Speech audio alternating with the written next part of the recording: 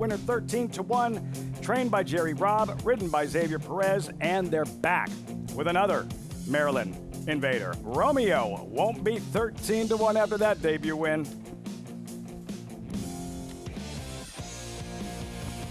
Great to have you with us on Fox Sports 2. Another gorgeous afternoon in upstate New York. The Spa on a Thursday as the excitement builds at Saratoga for the Belmont Stakes.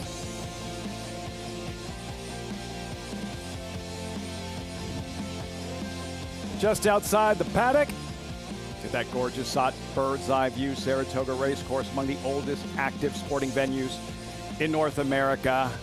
And here just outside the paddock, welcome everyone, I'm Lafitte Pincay. In less than 10 minutes, the Tremont for 2-year-olds, first of 10 races, and not the only stakes race for 2-year-olds this afternoon. Race 3, the Astoria 3-year-old fillies, plus the Pick 6 carryover, 55,000 plus, and everything you'll need to know leading up to the 157th Belmont Stakes. Today's race is brought to you by Claiborne Farm, 100 years doing the usual, unusually well. That Tremont starts the early Pick 5. Pick 6 sequence starts in the 5th.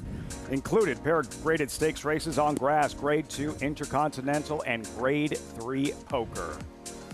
I've been looking forward to this. This is going to be fun as I welcome in my co-host. He's a Breeders' Cup winning trainer, Frank Lyons, New York Racing Association analyst, Andy Serling. Frank, been a while. How you been? Yeah, it's been a while. Had the COVID. So, for a couple of years? Yes, for a couple of years. Long COVID, Andy, it's a thing. Yeah. Apparently for Well, we're Frank. kicking off with the oldest 2-year-old stakes race in New York, the Tremont, which goes back to Man o' War, actually won this race back in 1917. Andy? Okay. Yeah. I mean, I don't go quite back as far as you, no, but I I know. do know Bold Forbes won it. Yes. Foolish And Pleasure you know who won it. wrote Bold Alligator? Forbes? Who wrote Bold? Vince Braccielli. No. I don't know. Lafitte Pincay. And he still won. Wow.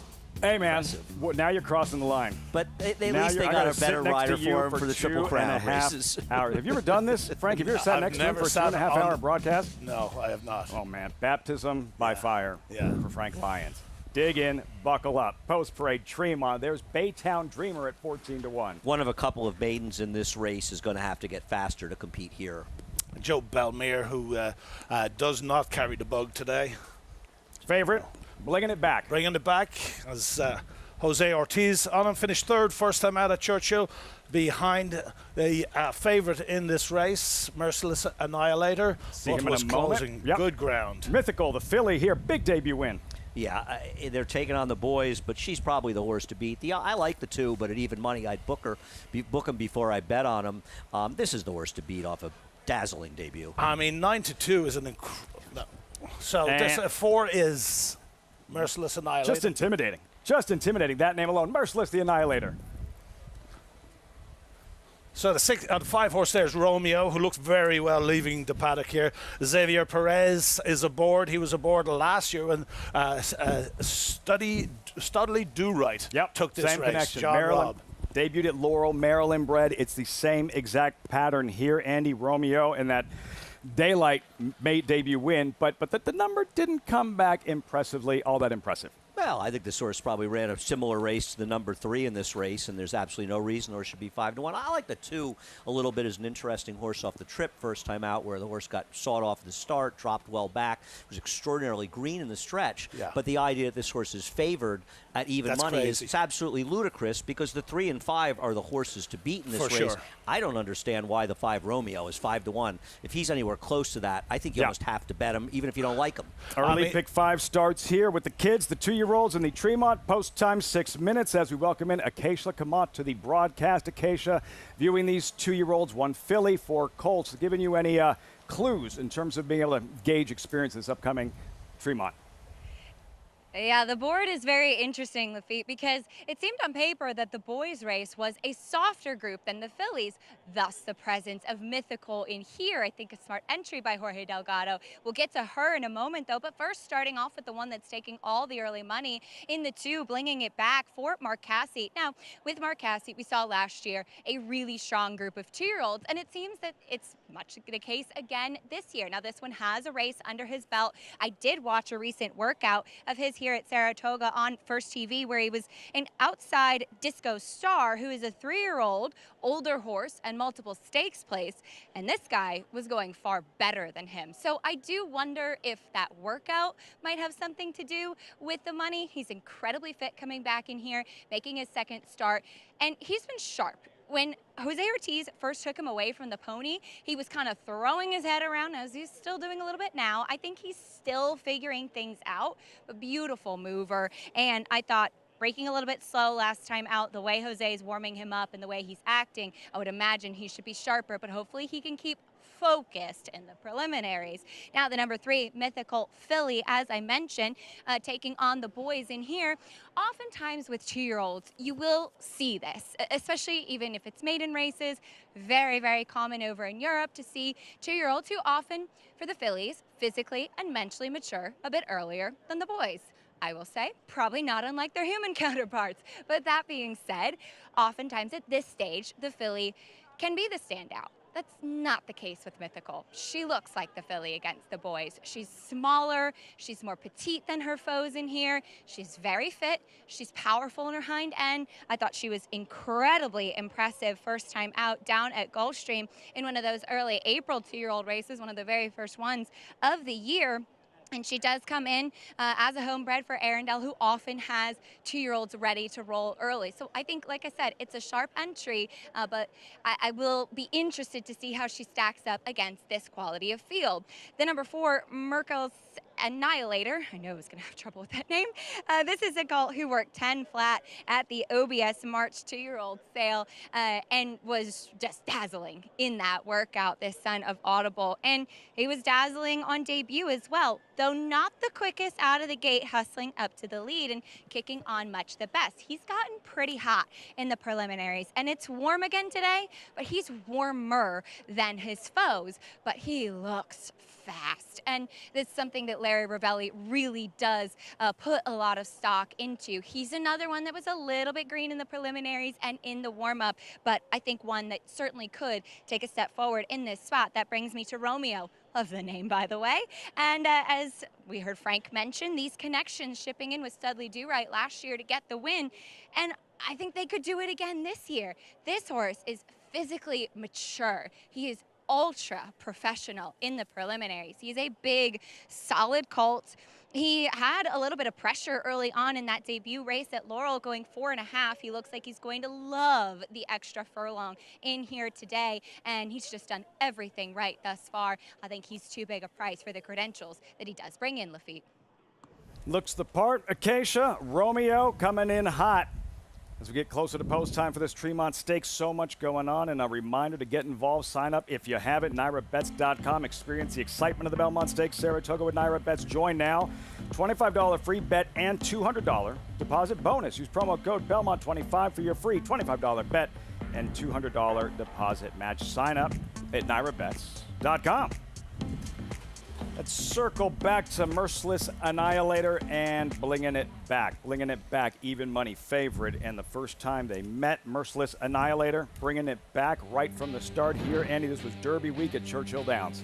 Right, let's ignore this horse being a preposterous even money for the moment here, because betting this horse even money is an absolute joke, but is completely steadied out of the stars. You see the gray with the pink silks, and just gets lost in the race while the horse who won, Mercantile, whatever, Annihilator's in front. And it's not just the start, it's also the incredible greenness by this horse. I mean, giving Jose fits, right? Lugging in, turning the head, Frank, and trying to do it, yet still finishing pretty strongly. Now, there is a question how good this race was. And there's the old saying, there's no trips in slow races. Yeah. This is an interesting horse at 3-1 or 7-2 here. Yeah. This is a bet against it, even money. I agree 100% with you, Andy. Even though you watched the gallop out here, this horse galloped out so well, bringing it back, galloped out well in front of Merciless Annihilator. But you can never say how much a horse that wins has left in the tank. And this horse was a $330,000 Merciless Annihilator, $330,000 2-year-old purchase. So you know he was quick. He was ready as a cowboy's rifle that day. So I have a question for you. I have to stick with the 2 as a pick because Yes. I make the public picks. Why are you sticking with it as your pick if the horse is even money now? Well, because I put in the picks early on, but I wouldn't bet this horse at even money because there's no reason to say that this horse for sure is going to run like a mature racehorse today. And the 3 and 5 both ran quickly. I mean, I'm going to agree with Acacia's selection of the 5, Romeo, in this race. I just think that at the current odds, for instance, this horse is basically the same price as the 4 horse. I don't think the 4 has a chance to win this race, whereas the 5 ran very well first time out. I think the prices are wacky in this race, and I say that having picked the 2. Yeah, well, I agree with you. And the 3 Mythical, the 4 Merciless Annihilator, and the 5 Romeo, they're all very fast. They're going to show speed. They're going to probably... Well, that may be some of the thinking, though. Some of the thinking may be that there may be enough pace in this race that the race comes apart a little bit, and the 2 is the most likely horse to be picking up the pieces. He will also probably be a lot slower and more professional today. As you know, the difference from a first start to a second start is extreme. Touched on the history of this event. Bold Forbes, as you mentioned, Foolish Pleasure, Aladar, Gulch, some of the very best who have won this Tremont, and the synergy now here, Andy, with a reshuffled schedule, that this race could produce a starter or 2 for the Sanford, now not part of the Summer Saratoga meet, but 4th of July weekend. Right. I mean, you've got the Sanford and Schuylerville now moved to that weekend, some more time. And let's face it, everybody wants to get the Hopeful and Spinaway. They all want to get the Breeders' Cup. Absolutely. But right now, the goal is the Hopeful and Spinaway, the Spinaway for the girls and the Hopeful for the boys, as they are grade 1s at the end of the meet. It's post time for the Tremont. Even money. Blinging it back, Frank Miramati standing by with the call. The Tremont live on Fox Sports 2. Merciless Annihilator going in. And here's Romeo in the red.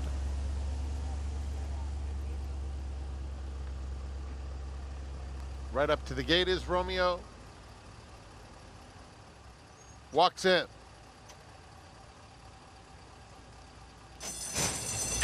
They're off in the Tremont, and Mythical rockets out of there once again. Merciless Annihilator comes away in good order, and Blinging It Back is a close-up 3rd down at the rail. Romeo asks for a bit more speed in 4th, and 2 more back to Baytown Dreamer. So it is Mythical, and the filly takes them into the far turn, passing the half-mile pole with a 1.5 lengths advantage.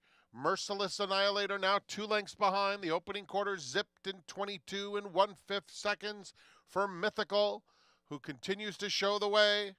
Blinging It Back now moves into 2nd. Merciless Annihilator losing ground 3rd. A hard-ridden Romeo is 7 lengths off the lead, and Baytown Dreamer there at the top of the stretch. And it's Mythical with a 2-length lead, chased intently by Blinging It Back. These 2 dominating as Baytown Dreamer moves into 3rd. Final furlong, Mythical still full of run. Mythical 3-length lead over Blinging It Back, and that's how they'll finish. Mythical beats the boys and wins stylishly. Blinging It Back was 2nd. Romeo in a photo for 3rd with Baytown Dreamer. Just too much Mythical.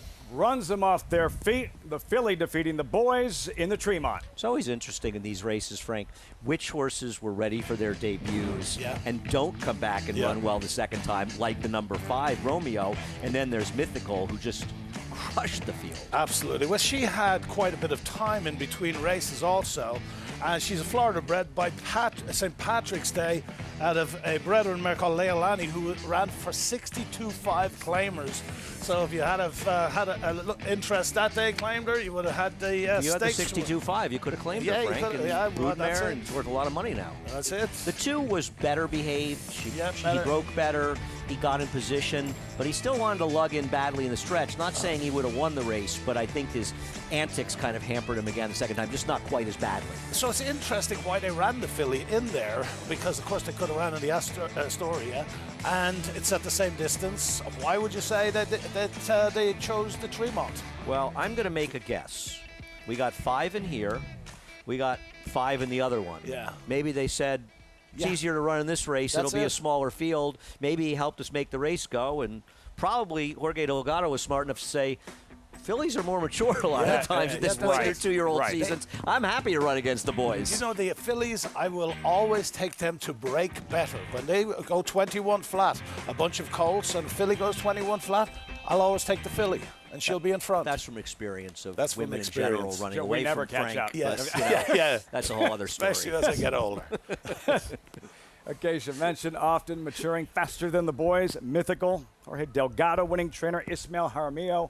And you could see this coming at the top of the stretch. Jaramillo was still, while all other riders were encouraging their boys, the Colts, to try and keep up. She's just better than these, Yep. and the two lugging in. And I have a question. I wonder if this is Jaramillo's first win in Saratoga. I mean, I could be wrong. He could have a plethora of Yes. wins, but I don't feel like I've seen him here too much, Frank. He's excellent rider in southern In Florida. Really good on speed horses. He was good on this one Good today. on that He was one. good on You that know, one. I think you could have probably ridden this one today, the way she won. Yeah. Arendelle homebred, the Florida-bred filly, Mythical.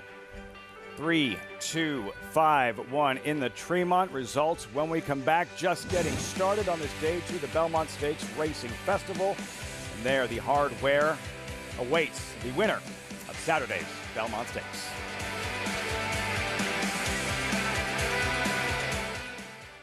Bet the Belmont Stakes with a $25 free play from Naira Bets. Naira Bets is the official betting app of the Belmont Stakes and is available in most states. Naira Bets makes it easy to get in on the action with streaming HD video, weekly promotions, and a state-of-the-art betting interface. And they're off in the Belmont Stakes. If you're betting the Belmont, your best bet is Naira Bets. Scan now for your free $25 Belmont Stakes bet, plus a $200 bonus for new members with promo code Belmont25.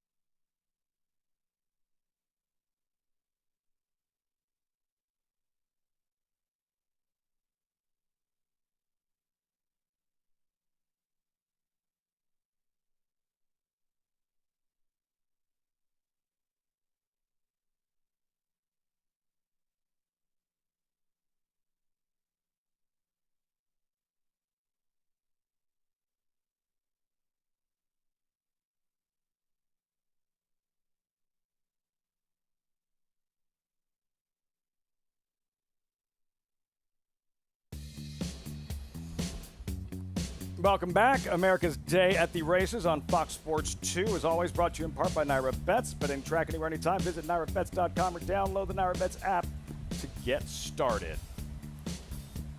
Off and running.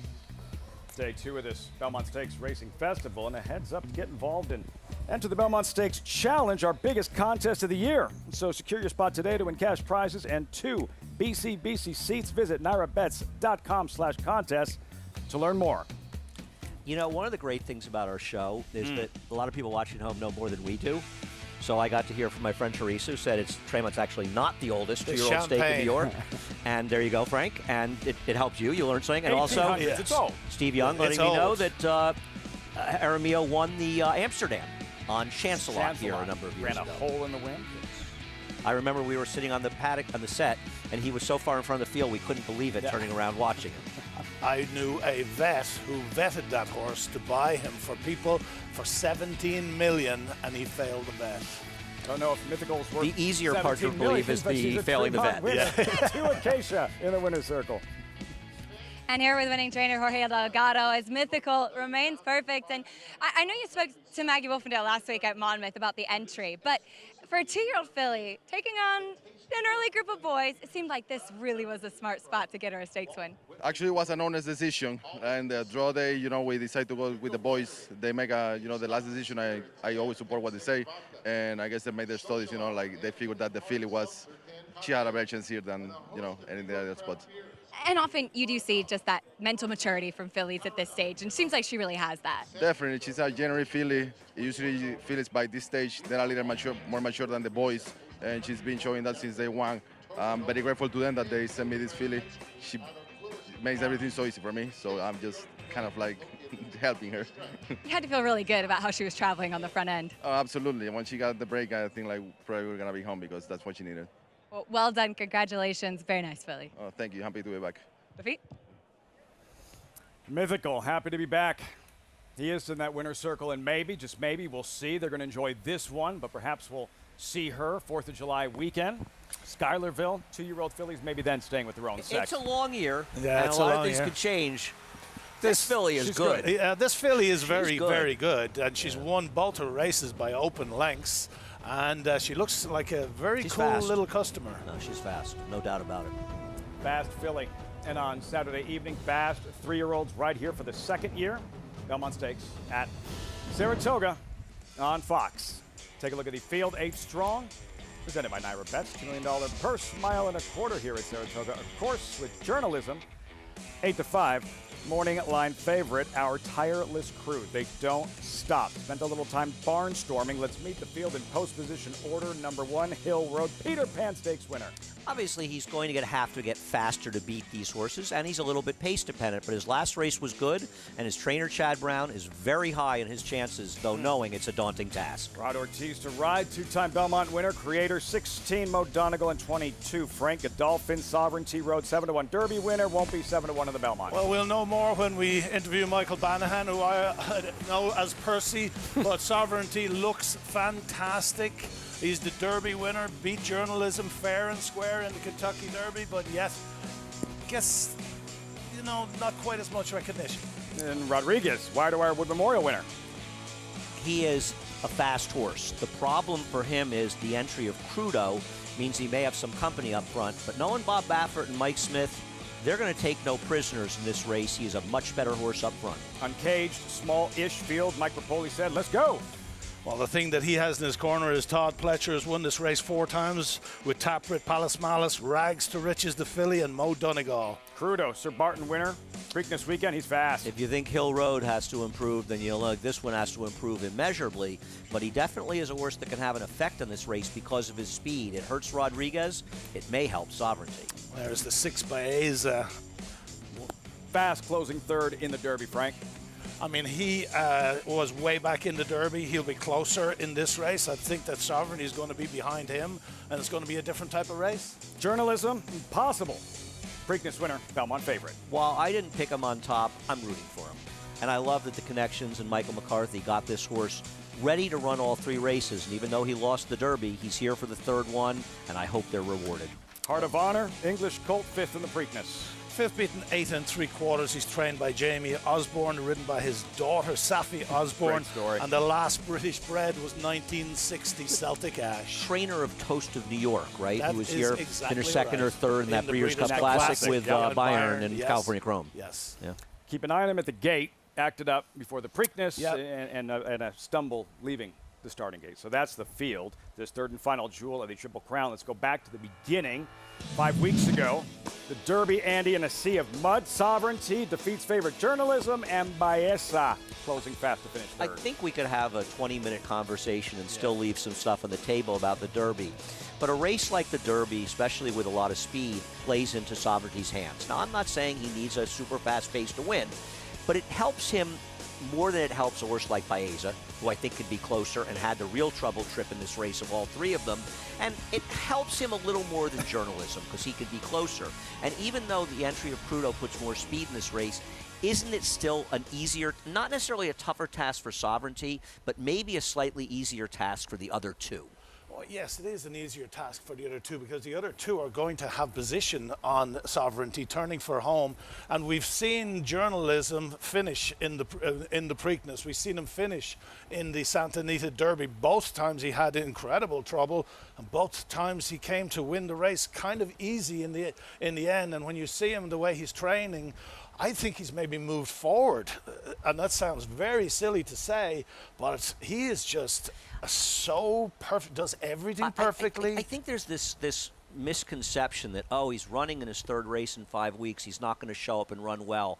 I mean, I just think that's ridiculous. We've seen so many horses that seem to get better as the Triple Crown goes on. So you want to bet against him, that's fine, but I don't think betting against him because you think this is going to catch up to him. I think that's flawed reasoning. I think that was general consensus at first. That was the narrative, yes. A fresh Sovereignty versus perhaps a more fatigued journalism. But every clocker, everyone who's watched him here in the morning has said, like, that doesn't look like a tired horse. No way. I mean, this horse is just you look at him, you look at his eye when he's standing there. You know, he's got that faraway look in his eye. He's got no concerns at all, I think, about regressing from the Preakness. Now, you can say that, but then when they race, they might regress. He might, but he might not. I mean, look at the race that Real Quiet and Victory Gallop both ran the Belmont, having participated. Frank, go ahead, Andy. This was just one of the kind of special performances by a horse in a big race. Well, it was very, very special, and you know, I always say when horses barge through a hole like he did that day and bounce goal oriented and bounce the other horse, that Clever, again down on the rail, and they were all fighting to stay in their position, but they bounced off journalism, just showing how strong he is. I think the incredible thing about that race is that Sandman. Now, Sandman is a good horse. He's not as good as the top ones, but he's a deep closer, and he had a full head of steam on the outside, and he's actually ahead of journalism. Journalism's like who's basically from zero. Yeah. He's basically at a standing stop. And he just, like, once he got clear, he blew by Sandman like Sandman was a 10-claimer. This was an incredibly impressive performance. I think sometimes people don't realize just how good that win was. Well, that's right. And also in the Derby, journalism kind of moved, maybe, I mean, no fault of Umberto Rispoli. It's his running style. He had to be closer than Sovereignty. That's it. And so Sovereignty came to him being in, like, he was basically in front in the Derby. Sovereignty came to him and went right by him.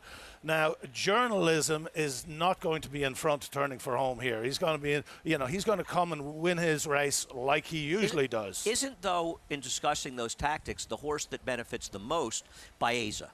Because he also had trouble in the Derby, but also I think Flavien was so aware that I don't want to be too close because the pace is too hot. So he ends up making the last move.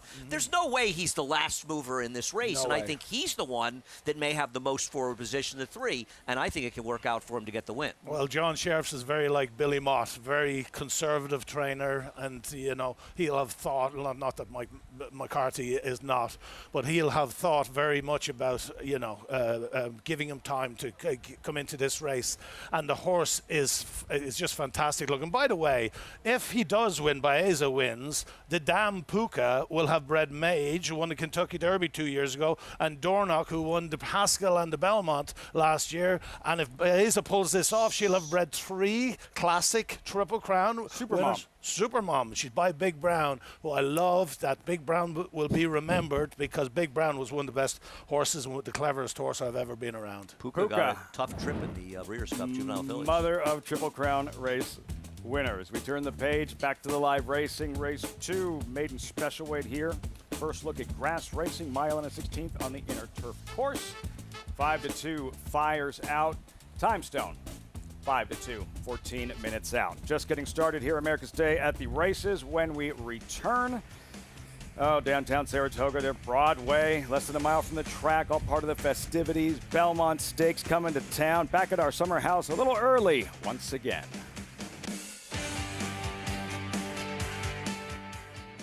At the Keeneland September yearling sale, the premier thoroughbred auction venue in the world, Mandy Pope of Whisper Hill Farm signed the ticket on the $5 million sale topper by Curlin, bred by Stone Street Thoroughbred Holdings. He was one of $5 million plus yearlings by Curlin to sell. no fewer than 55 of his yearlings fell to the auction gavel, averaging nearly $600,000, making Curlin the #1 sire of yearlings in 2024. Curlin, the classic sire. As a lifestyle guard, I help people live their best day in the sun. That means keeping the games going. Coming to the rescue when the floaty is too floppy. And delivering high noon when the cooler's empty. Oh, do you have any peach? High noon, sun's up. In this sport, it takes just one special horse and a lot of people that believe in him. By Champion Arrogant from the family of Broodmare of the Year, Better Than Honor, rose to prominence in the Grade 3 Peter Pan, displayed power in the Grade 1 Belmont, cemented his 3-year-old championship in the Grade 1 Travers, defeating a champion 2-year-old, Kentucky Derby, and Preakness winners. And the Eclipse Award goes to Arcangelo. Arcangelo, standing at Lane's End. Saratoga season passes are on sale now and include free admission to the special July 4th Racing Festival. Enjoy 4 additional days of Saratoga for the same price as last year.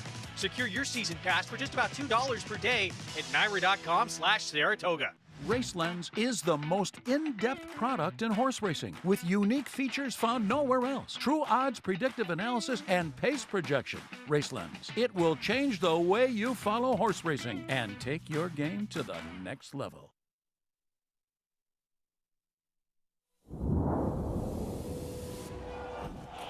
And they're off. Oh, and the filly bobbled at the break. Rags to Riches stumbled coming out of there. There are certain things, the storylines are really easy. The funny side in Empire Maker, it's as old as the Bible. It's David against Goliath. Curlin against Rags to Riches is as old as biology. Boy against girl, colt against filly. Curlin against Rags to Riches. And Curlin was a terrific horse. On the inside is Curlin, just inside of the filly Rags to Riches. He had every chance to beat that filly in the stretch. It was an unadulterated, head-to-head, who's better, you or me? Who's going to win the battle of the sexes? And at the top of the stretch, a filly is in front of the Belmont, but Curlin is right there with her. These two in a battle of the sexes in the Belmont Stakes. It is Curlin on the inside, Rags to Riches on the outside. A desperate finish. Rags to Riches and Curlin, they're coming down to the wire. It's going to be very close, and it's going to be a filly in the Belmont. Rags to Riches, the filly defeating Curlin, and we didn't see it there, but as emotional as I've ever seen Todd Pletcher right after the race and what that Belmont Stakes meant to him. I'm actually sitting very close to him for that Belmont Stakes, and it's understandable. That was a thrilling moment and a remarkable performance by a very good horse who unfortunately never really went on from there. She ran one more time and lost, but her Kentucky Oaks and her Belmont were both brilliant performances. They were a fantastic performance. Also, she's a half-sister to Jazzle, who also won the Belmont. Yeah, Jazzle's telling people that he's a half-brother to Rags to Riches. That's right. She's That's exactly not right. really talking about that with many of her friends. For trainer Todd Pletcher, and this weekend for the Belmont Stakes Racing Festival, yes, of course, represented in the Belmont Stakes, but he also trains the mighty Fierceness. Perfect at Saratoga, where he debuted 3 for 3 last summer. Jim Dandy win, the Travers, a champion at 2, and the headliner in the Met Mile. I think the remarkable thing about him, and Todd Pletcher and his crew have to get so much of the credit, he was a completely different horse in the Alley Sheba. He used to be a horse that he needed a clean trip outside, you know, he didn't like getting dirt, he didn't want to get any trouble. He rated comfortably behind horses and just buried the field. Now, obviously, this is a much tougher spot, but I think it's impressive how much more mature he's gotten. And not only is he maybe the most talented horse in racing, but he's gotten a lot more mature, which makes him incredibly dangerous. Well, his race that he ran in the Breeders' Cup Classic was unbelievable. To be up there 44 and still fighting back at the end.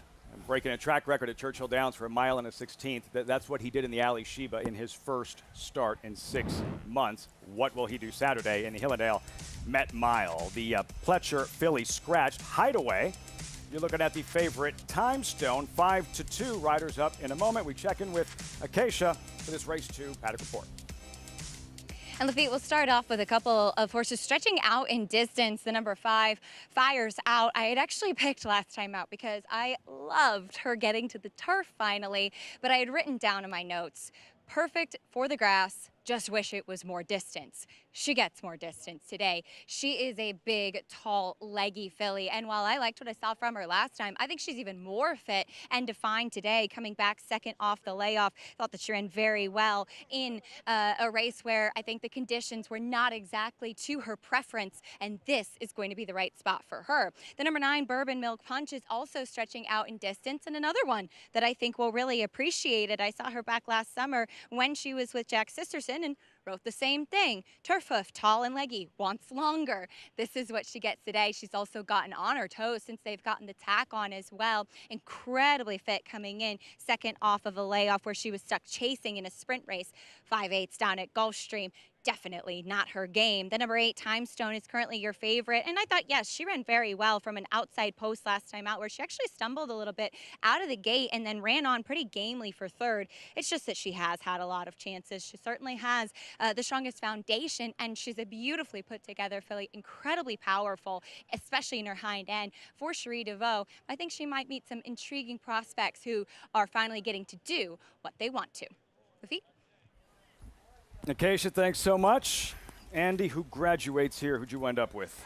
I went to the number 9 in this race, Bourbon Milk Punch. Frank and I were talking a little off camera, and the real question, obviously, is whether or not she's going to be efficient going long. But I think she can be the speed in this race, and I'm not going to ignore switching to Tom Proctor, who, while he's been working on the farm, I believe, for Glen Hill, going back in training, he's a pretty good trainer, and I think it's a substantial trainer improvement here, and this horse has a chance to wire the field. Yeah, definitely. I mean, the distance a question. Well, the distance is a question. Of course, she goes 2 turns for the first time.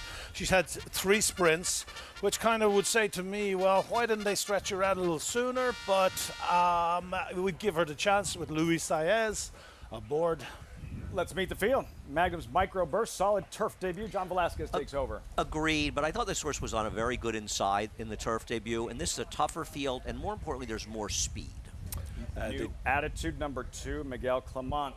Emotional moment saddling his first winner yesterday. Yes, that's congratulations to Miguel. And this filly is an Irish bred by New Bay out of the Warfront mare In My Life, bred by Russell Jones. Fires Out, first race running long. I don't like this horse at 5-2. The trainer does not have good numbers stretching out, and while this horse is impressive closing last time, I'm concerned about this one stretching out. Number 6, Ratu Jawa, second start, turf debut. Last work was at Prairie Meadows, so I don't see why Douglas Seiler probably sent this filly up here if he wasn't a little confident that she was going to handle the grass. Would be a shock, 31-1. Number 7, Key Actress, showed speed and tired in her debut. I think she's an interesting horse out of this race. That race kind of fell apart. Second place finisher runs later on today's card, and she's a pretty generous price, 6-1, Frank. Yeah, that was Chad Brown, Speightstown, that beat her last time out. Time Stone is the 8 Cherie DeVoe. Trains this daughter of American Pharoah 4-year-old who has raced 7 times with 1 second place and 2 third place finishes. Not the most dependable. You'll hear from Cherie DeVoe in a moment. Number 9 here, Bourbon Milk Punch, Luis Saez, aboard at 9-2. I'm hoping Luis is aggressive with her and she can clear the lead and hope she can get the distance. I'm taking a shot. And Curlin's Angel, the Parkland Thoroughbred first-time starter. Yeah, 4-year-old making her first start out of the Scat Daddy there. Mare Sabrina's Angel gets Lasix for her debut. Dylan Davis for Georgia Brew, who wins at 10% with first-time starters. Early pick 4 starts here. These maidens winding up. Fillies and mares, mile and a 16th on the inner turf course. 5-2 on Time Stone. Trained by Cherie DeVoe. Standing by live with Acacia. That's right, Lafitte, as this filly is now second off of a layoff. And Cherie, given the trip and the post she had last time out, she ran very, very well. She did run well. You know, kind of not pointing to the spot. We had faded jeans that we had penciled in, and when they split the race, we decided to put her in here. It made sense. She had trained forwardly out of the race. So looking forward to getting her out here and seeing what she does. She's a horse that's been right there, kind of knocking on the door. Do you think a little bit of the time away and coming back this year's maybe made a difference with her? Yeah, most definitely. You know, like I said, she's trained forwardly. She looks great, and she ran a great race off the bench. So, you know, definitely look forward to see what she does. I wanted to ask you about one of your stable stars coming up in the Grade 1 New York tomorrow, and She Feels Pretty. What have you seen from her coming in off that Modesty win? you know, we really didn't have her cranked and ready to go. We were just hoping that she was fit enough to run a great race and something we could move forward to. And boy, did she. You know, broke the track record and looks fantastic coming out of it. So, you know, she looks tough in there. Like, she is definitely the one to beat, but I don't, you know, don't really take it for granted at all. She has to run her race, but she did come out of that race in great order. She looks fantastic. She's training great. So, you know, it's just special to have a horse like that. And it's so much fun to run them. But I get excited for the Jacksons. I think that they're pillars of the sport, and to have a filly like that, it really is an honor to be able to have something like that and to work with them. So it's been really fun. It's been a joy to share that. Very well said. Well, best of luck today and this weekend as well. Thank you so much. It seems like all systems go with the talented She Feels Pretty Lafitte. With all the stars of the sport running this weekend, Andy, She Feels Pretty, one of the brightest stars in the Grade 1 New York. No, she's been terrific throughout her career, and really only a couple of mediocre trips cost her wins last year, or she really could be sort of going this race on a big winning streak. She's very, very good and much the horse to beat in the New York. What do you make of her competition in the New York presented by Rivers Casino? I think that the interesting horse, I mean, we're hoping we don't get any rain, but there is a possibility of some rain. And Forever After All on the rail ran a gigantic race on a very boggy course down at Keeneland. So I think, unfortunately, if we should get some rain, Forever After All is the kind of horse that might really appreciate the ground, because otherwise beating Feels Pretty is going to be very hard to do. And it certainly doesn't hurt when you have Irad Ortiz with a morning line at 10-1. But I kind of like this 3, give me another, for his brother Jose Ortiz, who's this filly. She's the South African filly, and she was undefeated in South Africa. I believe she was 7 for 7. Came up here. She didn't run so well last time, but I give her another chance. Rad Ortiz, 9 Grade 1 races this weekend, has mounts in every Grade 1 event. That is the Grade 1 New York. Here, this second race, these are just maidens. Someone's going to graduate, maybe Fires Out, her latest last month Aqueduct in a turf sprint. Andy Fires Out here, operating in tight quarters inside with Joel Rosario. Yeah, and you see on those sort of reddish silks with a blue, light blue cap. And that's the way Joel has been so successful in turf sprints, saving ground. He does get out towards the end. Yeah. The winner wire of the field for Mark Hennig seemed pretty good, and I have no knock on the race she ran. I think she ran well in there. My problem is the trainer is 3 for 30, stretching out from sprints to routes on the turf. 2 for 15 with maidens, low ROI, and to me, she's the kind of horse that's getting bet based on a race that she's not running in today. And I know I took a horse to sprinter as well. My horse, I think, may be more likely to stretch out. I'm hoping that's the case. I disagree with you 100%. I think this filly is more likely to stretch out. Fires Out. She's by Flame Away out of a Sky Mason mare. Full to Dreamfire, who won the Surfer Girl, Grade 3 out at Santa Anita, ran in the Breeders' Cup. Didn't run so well, but does she look like a sprinter, Andy? It's not really my game. I stick to the things I know, and what I know is that she's a bad bet at 5-2. Doesn't mean I won't be right. More Acacia's department. I think that both of them will stretch out effectively. I completely understand what Andy is saying, but I really do think that the 5 in Fires Out, from a physical perspective, will love more distance, and feel the same way about the 9 Bourbon Milk Punch. Now, taking a look at some long shots after talking about the favorites back in the paddock, well, not too big a price for the 7 Key Actress, second time out, who showed speed first time out and just kind of faded. She's certainly one that can move forward to that. A beautifully put together filly, Fort Belmont, that I think is maybe getting lost in the shuffle a little bit. If she shows that speed once again, it will be interesting what Bourbon Milk Punch, who's stretching out, does do tactically.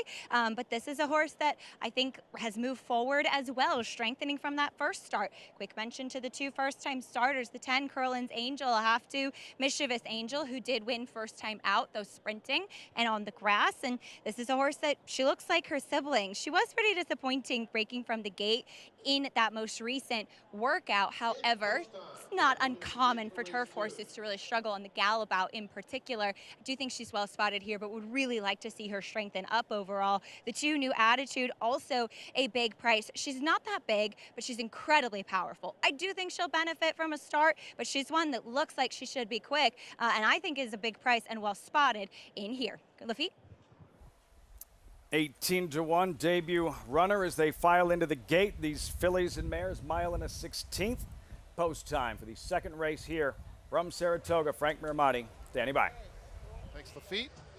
Here are the Great Silks of the Glen Hill Farm as Bourbon Milk Punch takes up her spot.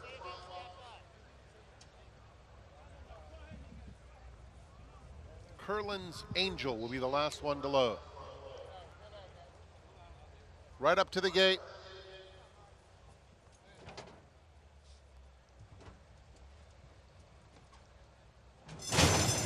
And they're off. Bourbon Milk Punch is very quick from the outside. Fires out, has early speed. And on the inside, it's Magnum's Micro Burst, who's quickest and takes command. Key Actress is settling just behind the top trio, down on the inside, hugging the rail, and moving up to be a joint second. That group is followed by New Attitude, who's 4 lengths off the lead. Then Curlin's Angel, who did not have the quickest of beginnings, now just 6 lengths off them. The 2 trailers are Timestone, and Ratu Jawa is at the back. The opening quarter went in 24 and just under 2/5 seconds. It's Magnum's Micro Burst, the narrow leader toward the half-mile pole. Prompted by Key Actress, 2 lengths clear of New Attitude, who's on the inside of Fires Out. Those two are racing side by side as they move toward the far turn. Curlin's Angel keen on the inside of Bourbon Milk Punch. That pair followed by Timestone and another half dozen to Ratu Jawa. Into the far turn, through a half in 49 seconds flat.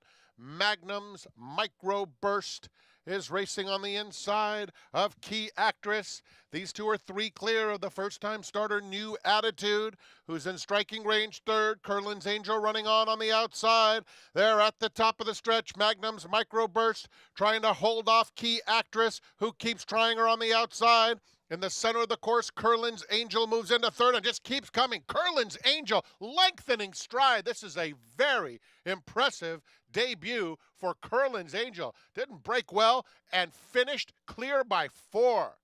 Very nice. Photo finish for the minor awards in behind, including Timestone, New Attitude, and Key Actress. In ambush late by this first-time starter, Curlin's Angel. Wow, what a debut. Just getting started inside the final 16th. She's a half to Mischievous Angel who's running later in the poker today, and this one's a Curlin, so there's a little more influence for distance. And Frank, she not only buried the field, nobody really made up any ground in this race, and she just swallowed them up. She absolutely swallowed them up.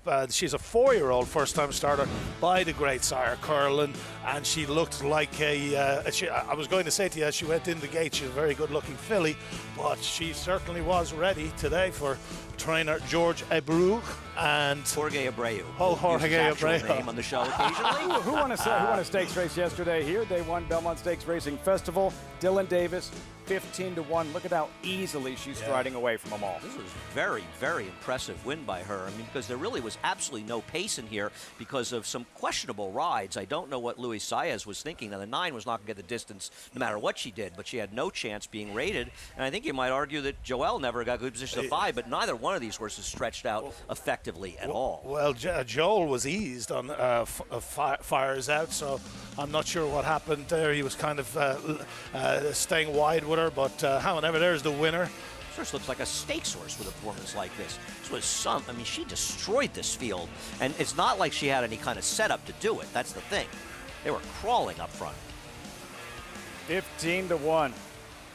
Parkland Thoroughbred debuting filly, homebred. Curlin's Angel, remember her name. 10-8-7-1 to kick off this early pick 4 at Saratoga. Curlin's Angel. Results, reaction, much more. When we come back, Rod Ortiz getting ready for a big weekend. 9 Grade 1 events this weekend at Saratoga. Well mounted in every one and seeking a 3rd win in the Belmont.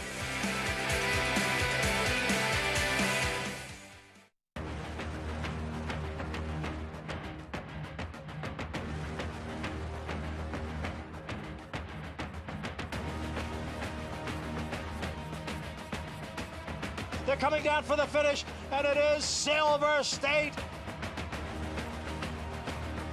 10:25, 10:25, at 25:35, 335,000. Grade 1 winner Silver State, standing at Claiborne Farm.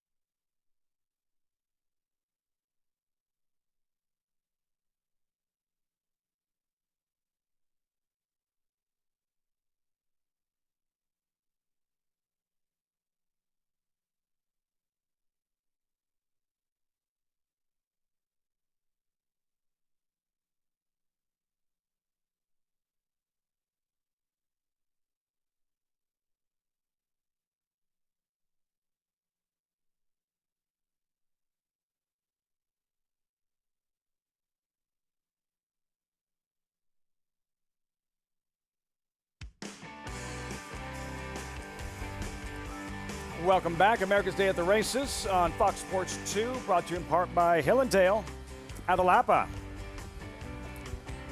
She makes an impression, doesn't she? Curlin's Angel, blindsiding her opposition and blindsiding the handicappers at 15-1 in her first career start.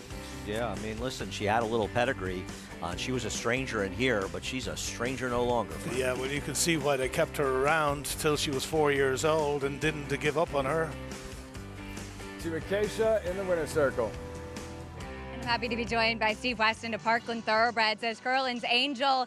Worth the wait for that debut, Steve. Oh, it sure was. It sure was. As a 2-year-old, we were hoping, she would run, and she got hurt. And at that point, I had to make a decision, either breed her or give her time. And we gave her 2 years, and TT said she's training outstanding.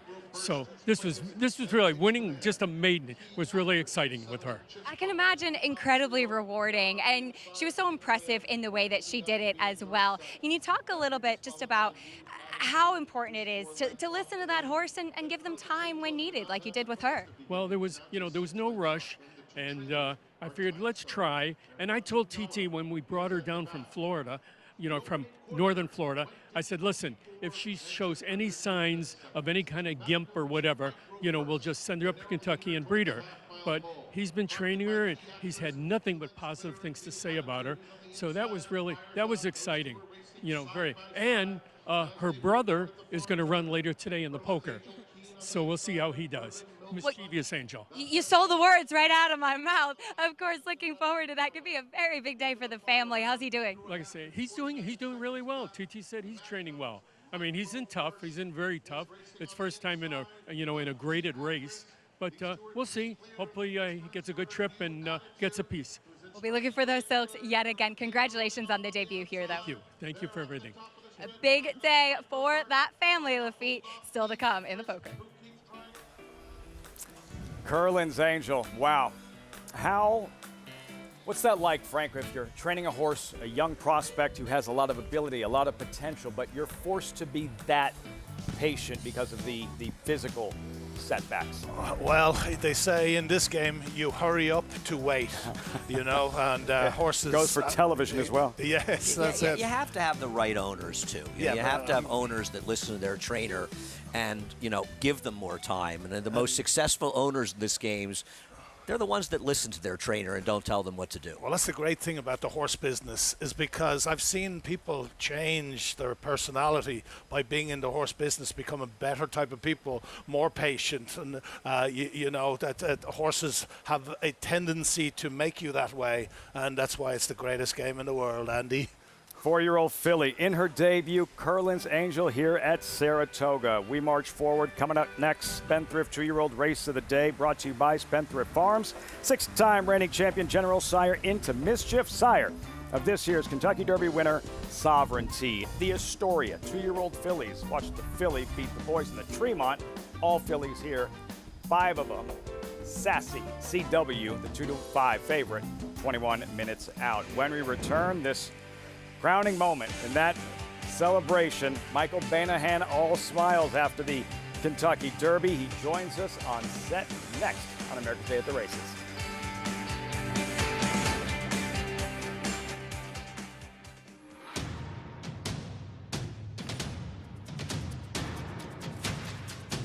Drain the Clock will win and win by as much as he wants. Drain the Clock will bound home the winner. Drain the Clock, Jackie's Warrior, Drain the Clock by a head. $120,000. $100,000 to the back. Watch and wager this summer at Laurel Park. Enjoy the best thoroughbred racing in the state of Maryland through June 29. And don't forget, turf racing is back with full fields and outstanding wagering opportunities. Play the early and late value Pick 5 and enjoy one of the lowest takeouts in the country. Laurel Park is the place to play and win. Racing Friday through Sunday, first race 12:10 p.m. and free admission every day. For more information, visit laurelpark.com. Laurel Park, the player's track. A dynasty in motion, reshaping the sport's greatest tradition, channeling the legends of his line and surpassing them. 4 of the last 6 Derby winners carry his genes. A Golden Sun, a Horse of the Year. Another chapter written beneath those iconic spires. Derby dreams fulfilled for the titans of our industry. From authentic to sovereignty, a legacy both real and supreme. Into Mischief. Racetrack Television Network brings you every race, from every track, on every screen, every day. With monthly packages starting as low as $5, RTN gives you great value and access to more live HD streaming and race replays than anyone. Visit RTN.tv today to sign up and watch on almost any device, including Roku and Amazon Fire. RTN has packages that start at $5 per month.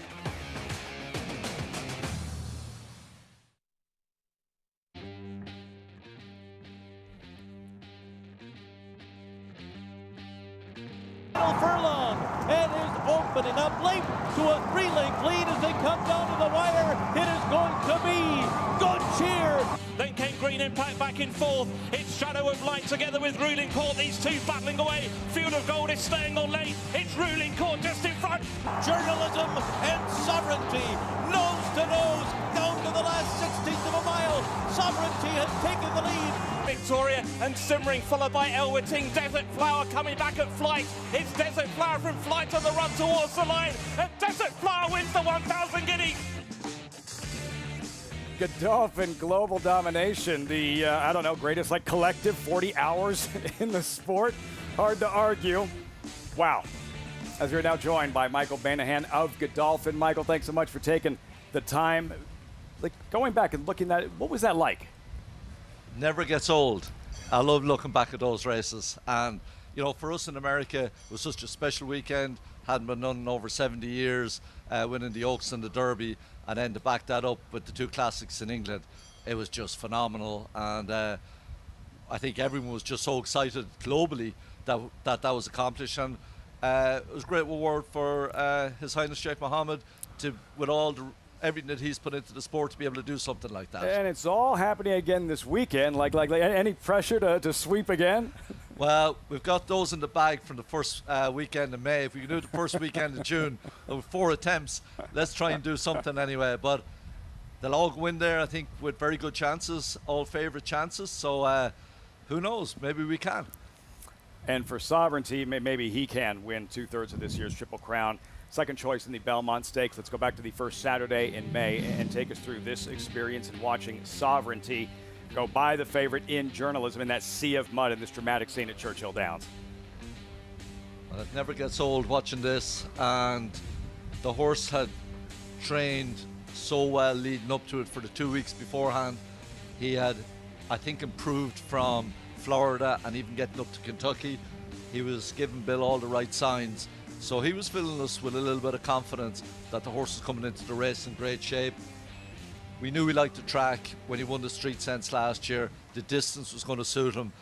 So we were going in there very, very hopeful that we had a really nice horse, and knowing that Journalism was the top horse from the West Coast, and you couldn't have asked for any more than the two of them joining up at the furlong pole to run down to the wire and see who was the best one on the day. Not to pry too much, but what can you share with us about the conversation that led to bypassing the Preakness Stakes and pointing at the Belmont? Well, our goal all along, and as everyone knows, is well documented, that the Godolphin goal was to try and win the Derby, and that was our focus all year long. When we had, 4 nice horses that had won those preps last fall, that the Derby was the goal, and so we never really talked about anything else but trying to win the Derby. And after that, we felt like from the Fountain of Youth to the Florida Derby, he did well, but maybe not quite as well as maybe with a little bit of extra time. And we saw what that 5 weeks did from the Florida Derby into the Kentucky Derby and how well he responded to that. So what we're trying to do is have a career. The Triple Crown is a wonderful institution. Everyone would love to win it if they had a chance and the opportunity. But we felt he's a lightly raced horse, still to come back and try and win some big races through the year and try and have a career as well, and maybe have an opportunity to race next year if everything pans out like that. Can I ask a two-part question? One is, there's been a lot of criticism for you guys not running in the Preakness. Did you feel any sense of responsibility to run him back in the Preakness? And also, how likely do you think he really is to race throughout his 4-year-old season? Well, the first one, I think the great thing, I don't do any social media, so I didn't feel all the criticism, but I heard about it. And our responsibility is for the horse and what is the best thing for him. And we genuinely thought that the best thing for him to try and have the best career he can have, or the best year he could have, was not running back in the Preakness. It wouldn't be something that Bill Mott would be known to do, to run his horses back quick like that as well. So we felt it was the right thing to do for the horse, and we'll see what happens on Saturday, and maybe we'll find out if it was or it wasn't. And as far as next year, we'll make that decision later in the year.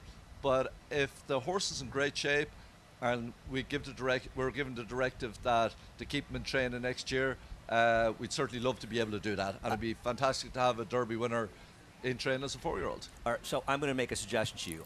If you don't run him next year, definitely stay off social media. Okay. Now listen, talking about this year and this Belmont, how's the horse physically doing today, this week? Yeah, he's doing great. Bill has been very happy with him. Had a great workout 10-12 days ago when he was in company with Arthur's Ride, and he was very happy with that. Came back last week with a little solo work and did it very well. And he seems like he's been a better workhorse since he was in Florida, and he's picking up and just getting more mature and turning into a racehorse now. So I think we've given all the right signs for coming into the race on the weekend. Excellent run with 3-year-old fillies in recent years. Pretty mischievous. Winner of the Kentucky Oaks. She, in New York, here won the Acorn as well. Good cheer, undefeated in 7 starts. Looking for a second Grade 1 win in the Acorn. Your thoughts on her performance in the Kentucky Oaks and how she's coming into the Acorn on Friday, tomorrow? Well, she was pretty spectacular in the Oaks, I think. Luis gave up plenty of ground on her, but I think he felt he was on the best horse in the race, and wanted to make sure he didn't get in any trouble going around the racetrack. And he's so much confidence in the filly, he was able to do that.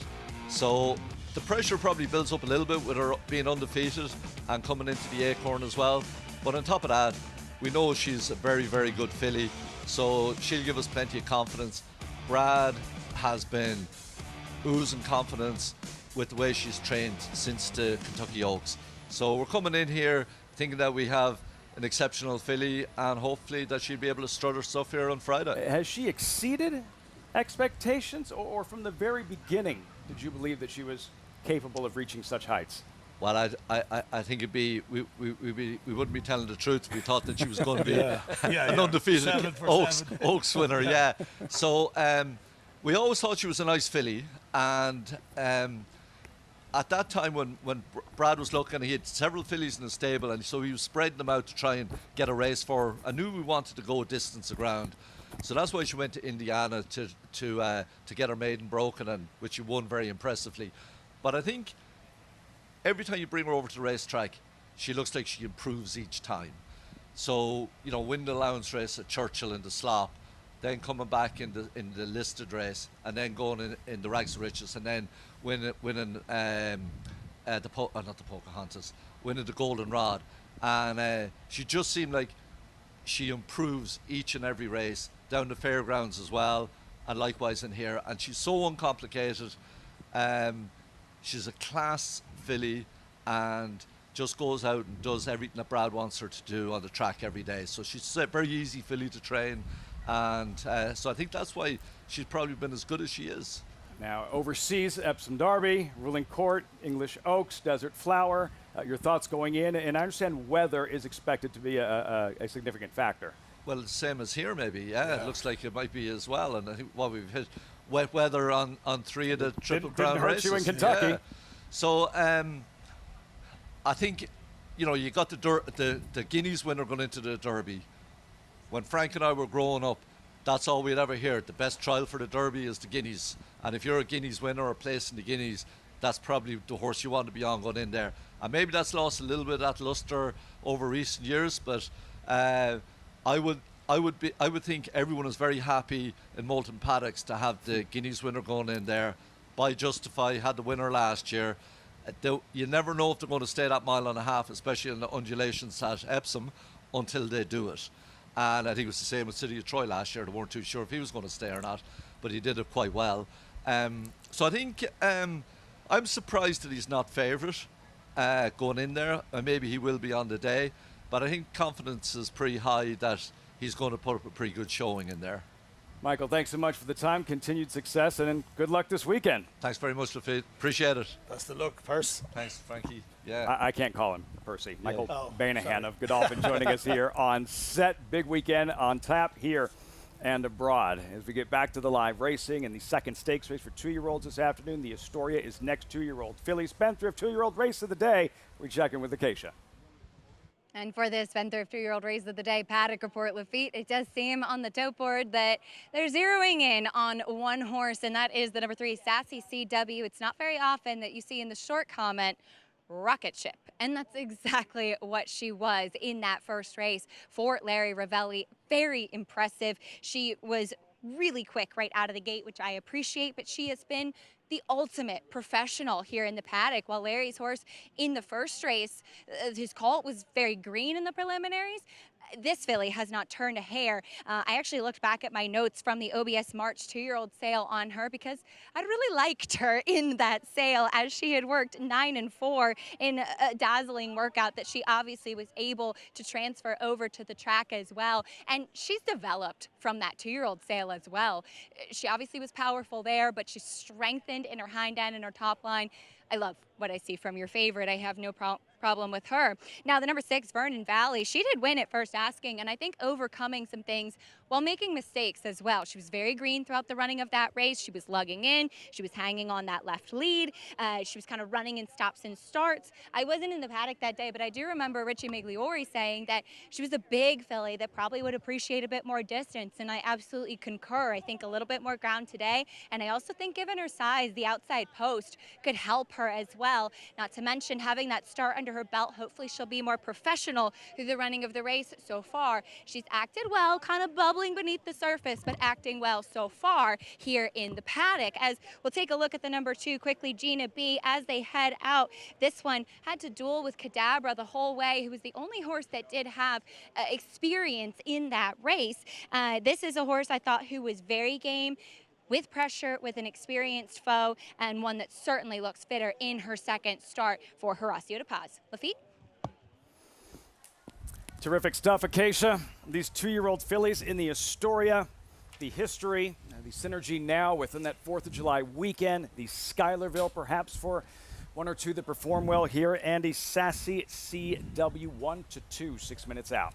Well, I think that all the fillies were looking around the paddock and saying, oh, thank God Mythicals decided to run against the boys. Yeah. So we'd all be running for second. I think the odds discrepancy between the 2 and 3 is preposterous. You know, you only very rarely see a comment in the racing forum that says rocket ship. Yeah, you don't see that often. You don't see that they should very look often. for trouble occasionally in their chart comments as well, as opposed to glorifying things that don't matter. Post-parade, Veronese picture with Luis Saez. Well, is a rank outsider for a reason. She's actually not, and she seems like she has to get much faster. Louisiana-bred debut winner at Evangeline, number 2 here, Gina B, and Kendrick Carmouche. Well, she finished second at Keeneland by a neck to a filly that had finished second to Patrick Biancone's. Aqueduct. She ran at Aqueduct. Aqueduct. So she finished second to Patrick Biancone's filly who won the Royal Palm. Sassy CW, the rocket ship. Yeah, I mean, listen, obviously she's pretty good. Whether she's better than Gina B remains to be seen, and I think 1-2 is a bit of an underlay, but she's obviously got some talent. Ticket to Ride, first-time starter for Live Saratoga Connections. Well, Melanie Giddings is the trainer of this one with Sean Bridge behind the board, and Melanie actually finished second to Vernon Valley in the last race, an authentic 2-year-old, so she has a pretty good line on the form. Looks to kill out Vernon Valley in, as Acacia described, that big filly, impressive debut winner in the mud. Left us speechless. Well, she's an even number, Vernon but I'll fill in. I don't know why she's taking so much money. She's got to get a lot faster on her debut. She was green as grass first time out. Lots of room to improve. We'll see how she performs in this upcoming Astoria. 4 minutes out.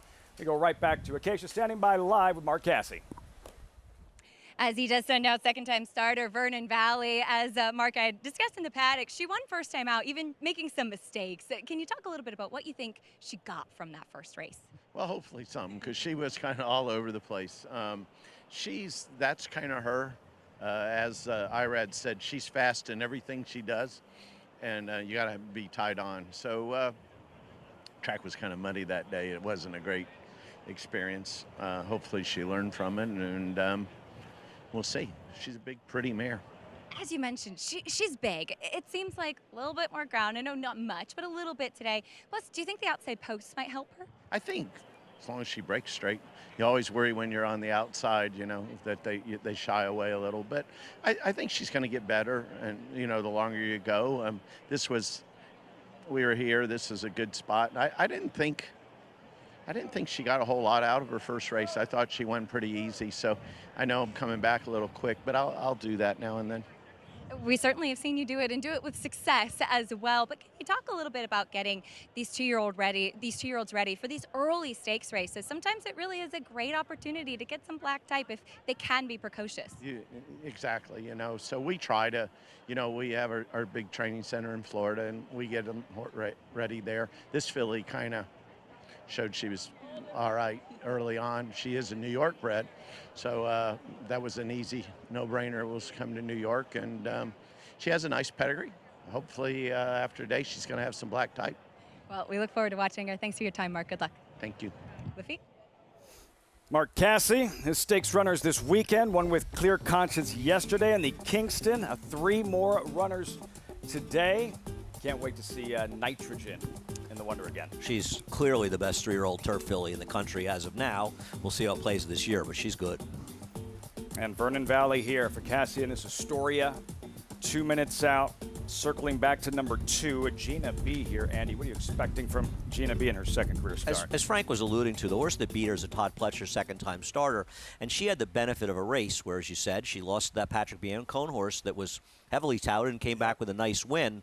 And Gina B gave her all she could handle in there. Now, maybe the winner didn't run quite as well as she did first time. I don't know. I think she ran well, and I thought Gina B ran extremely well. The race came up fast. It's absolutely fast enough to compete with the 3, and it's faster than the race the 6 ran. And I'm not saying she's going to win, but to me, 6-1 is a preposterous overlay. Well, she was 2-1 on the morning line.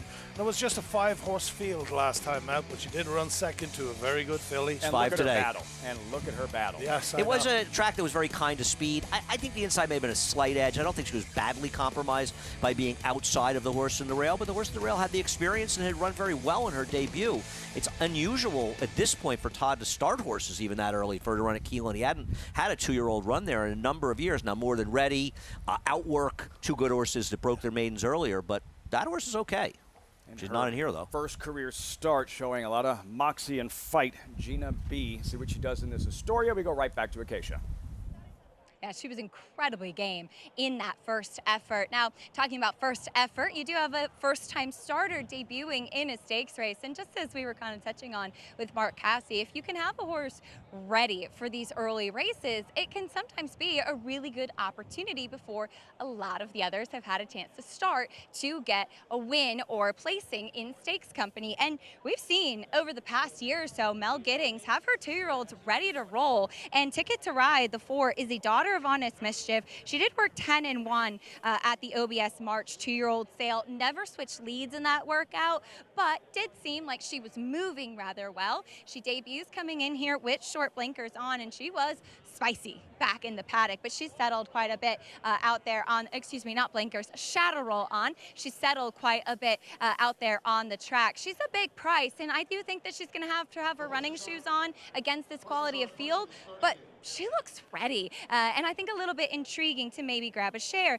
The 4, Veronese, very slow figure, obviously, at Evangeline coming in from out of town, but this one does come in for Chassis Pommier. You've probably seen her quite a bit on our show if you've been watching with Free Like a Girl and what she's done with her. She's a horse that I do think would need to take a step forward from a physical perspective. Does look a little bit as the outlier versus these, but she's incredibly fit coming back here, and she won as easily as she possibly could in that first effort. Louise Saya is going to be aboard her in here at a big price, and I saw Chassis in the paddock, and she said, my babies are ready. She was obviously ready at first asking. We'll see if she is at second, Lafitte. Can't show up here running in a stakes race in Saratoga against 2-year-olds and not be ready. You better bring it. The board is funny to me. Mel Giddings' horses really run well here. This first worked 10 1/5, the 2-year-old sale. But the idea that the 1 is twice the price of the 2 and not 20 times the price of the 2, I find mystifying. Maybe I'm completely wrong with the 2, but I think she's a great bet at 6-1. Well, Casey Premier is just 2 for 61 on the year. This one did win very easily at Evangeline at 13-1. I imagine they had $1 or 2 on this one. And as they're loading in, Sassy CW odds on 2-5 Spendthrift 2-year-old race of the day. Post time for the Astoria. There's Frank Mirmati. Vernon Valley will be the last one to load. Father of Vacoma right up to the gate. Just hesitates momentarily. She won her debut from off the pace. Now, you know what? If I don't go forward... It's a little nudge, and she's in. We're set for the Astoria. Are you still there? Yeah. If I don't go forward... And they're off in the Astoria, and Vernon Valley broke very alertly today, as did Gina B. There's a real battle, and Sassy CW splits them and is quicker than both, so Sassy CW sprints to the half-mile pole with a 2.5 length lead. Vernon Valley is a clear-cut second, and now Gina B is back to third with 5 lengths to make up. At the rail, Veronese and Ticket to Ride is at the back of the field. 21-4 for Sassy CW, who blazes the way to the quarter pole with an expanding 3, make it a 4-length lead. Vernon Valley maintains the second spot at the top of the stretch, and Gina B angles to the middle of the racetrack for her run. They're at the top of the stretch, and Sassy CW continues to pour it on with a 4-length lead. Gina B gathering momentum on the outside of Vernon Valley. They come to the 16th pole, and Sassy CW by 4. Gina B a solid second. Sassy CW all the way in the Astoria. Wrapped up late to score by 3 lengths. Gina B was second, Vernon Valley third. Veronese picked it up a bit late for fourth. Just too much. Sassy CW wins comfortably in the Astoria. I think a very interesting race because even though the 2 ran second, she didn't run anywhere near her first start. And blowing the brake, still being able to get the lead, she's obviously very, very quick. But to put it to a comparison, they came home in over 7 seconds the last 16, and this race was over 2.5 seconds slower, I believe, than the race earlier today. Wow, yes, it was. That is about 12.5 lengths.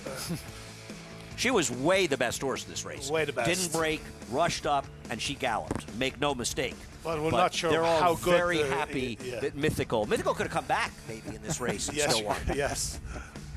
This race, I mean, you can't ask a filly to do any more than the Sassy CW did.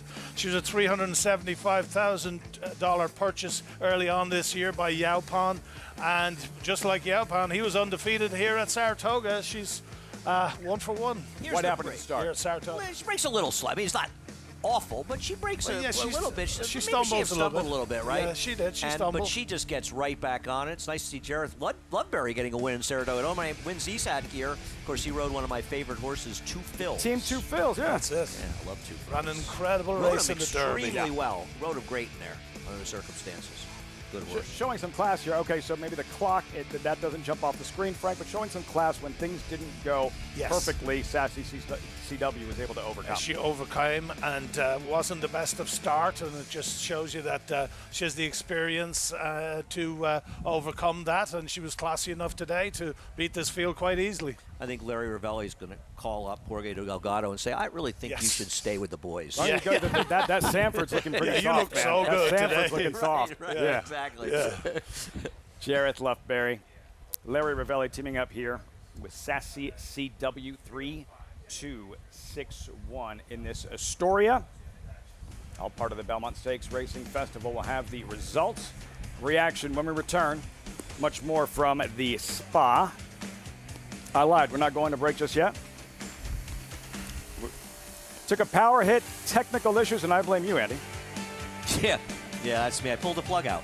You stop messing, of course, pulling plugs, man. What are you doing? 3-2-6-1, Sassy CW in the Astoria.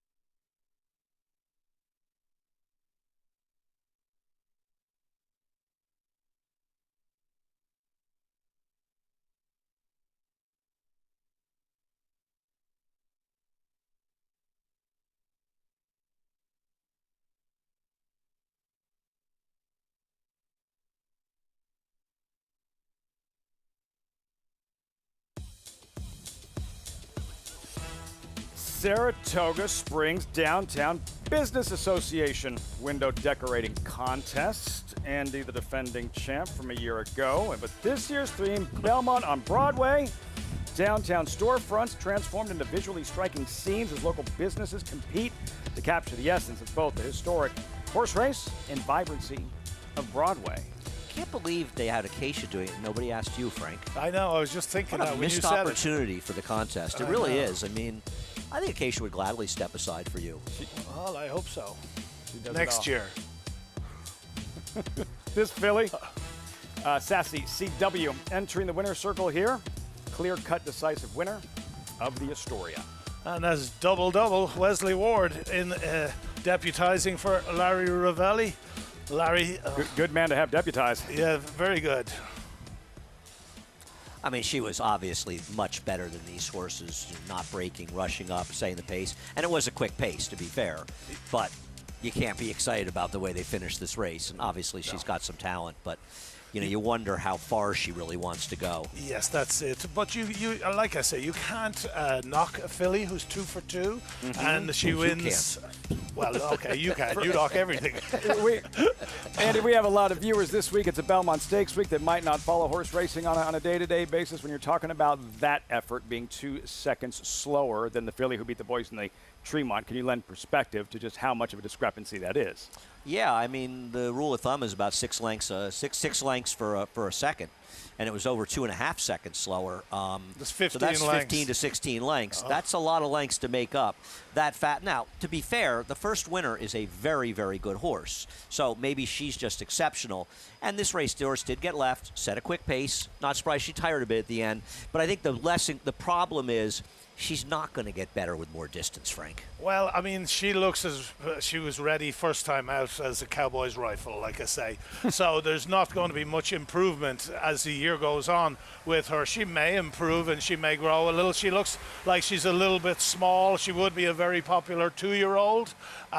You know, probably the plan was this, and the plan has been executed. So. What's that Cowboy rifle line? I want to get that again. What was that? She was as ready as a Cowboys rifle. Okay, good. They're usually is that ready. an old Irish saying, or is that like There's not too many that's from your cowboys in day. Ireland. Yeah, those are cowboy Yeah. days out in Yeah. California. You might see that in the comment line after this race. Ready The as a rocket cowboy. ship last time Rocket ready ship. as a Cowboys No, rifle. we this have time. different chart callers here. They actually notice trouble here.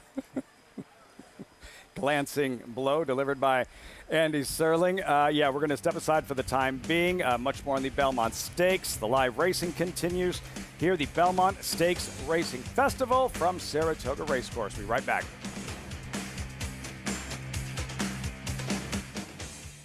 The only colt ever to win 3 one-mile Grade 1s on dirt. Ran the fastest buyer of the year. That's him, 6 wide, streaking clear. Here comes Cody's 2 more Grade 1s at 7/8. Here's his forego, also running a 112 bite. That's 5 Grade 1s all told. No other son of Sire of Sires Curlin has so many. They say, be careful what you wish for. We agree. Bet the Belmont Stakes with a $25 free play from Naira Bets. Naira Bets is the official betting app of the Belmont Stakes and is available in most states. Naira Bets makes it easy to get in on the action with streaming HD video, weekly promotions, and a state-of-the-art betting interface. And they're off in the Belmont Stakes. If you're betting the Belmont, your best bet is Naira Bets. Scan now for your free $25 Belmont Stakes bet, plus a $200 bonus for new members with promo code Belmont25. Galley to the outside, Elite Power coming down the center. Nakatomi's fourth, then the chosen run. Elite Power to the front. At the 60 pole, Galley is second, but Elite Power does it again in the Breeders' Cup Sprint. These particular horses, Elite Power, I feel like these are horses we want to see in the breeding shed if we want to develop the thoroughbred breed. The power of Juddmonte. Enhance your handicapping with AI Fast Facts, exclusively on Naira Bets. Open your Naira Bets app, click View Runner Details, and a stat-driven fact will appear for all U.S. thoroughbred racehorses. Download the Naira Bets app to start using Fast Facts today. Saratoga Sunday, great racing continues from the Spa. The day after the Belmont Stakes, join us for America's Day at the Races on FS2, the Belmont Stakes Racing Festival at Saratoga. Watch and play Sunday on FS2.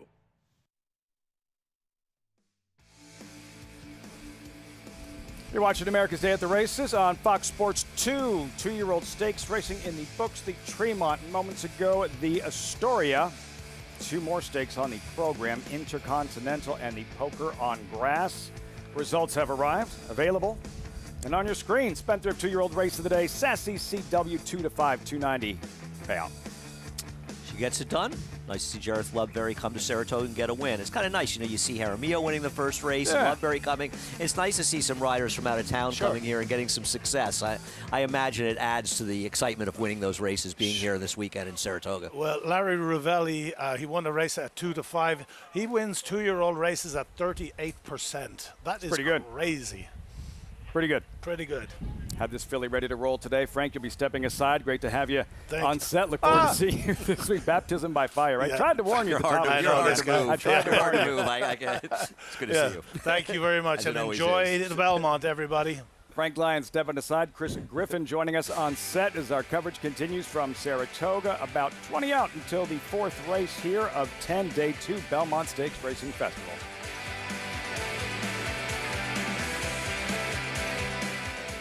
Bucaro, any day. Book 'em, Dano. Prince of Monaco in between. It's going to get very close. Book 'em, Dano. Any track. 결승선 끝까지 사전 사승. 최고의 꿈, 최고의 꿈, 최고의 꿈. Any surface. And it's Queen Maxima in a one-horse race. She is absolutely brilliant. Queen Maxima. Bucaro, a leading sire of stakes winners on every surface from coast to coast and around the globe. Standing in New York at Iron Horse Stallions.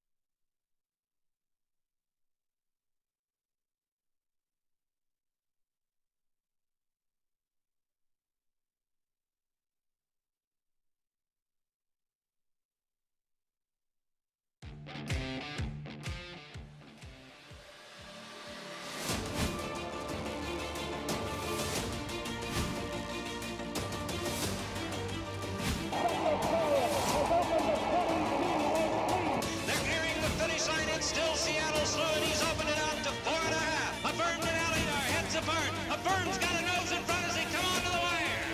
It's a New York easy goer in front. Rags to riches and column, and it's going to be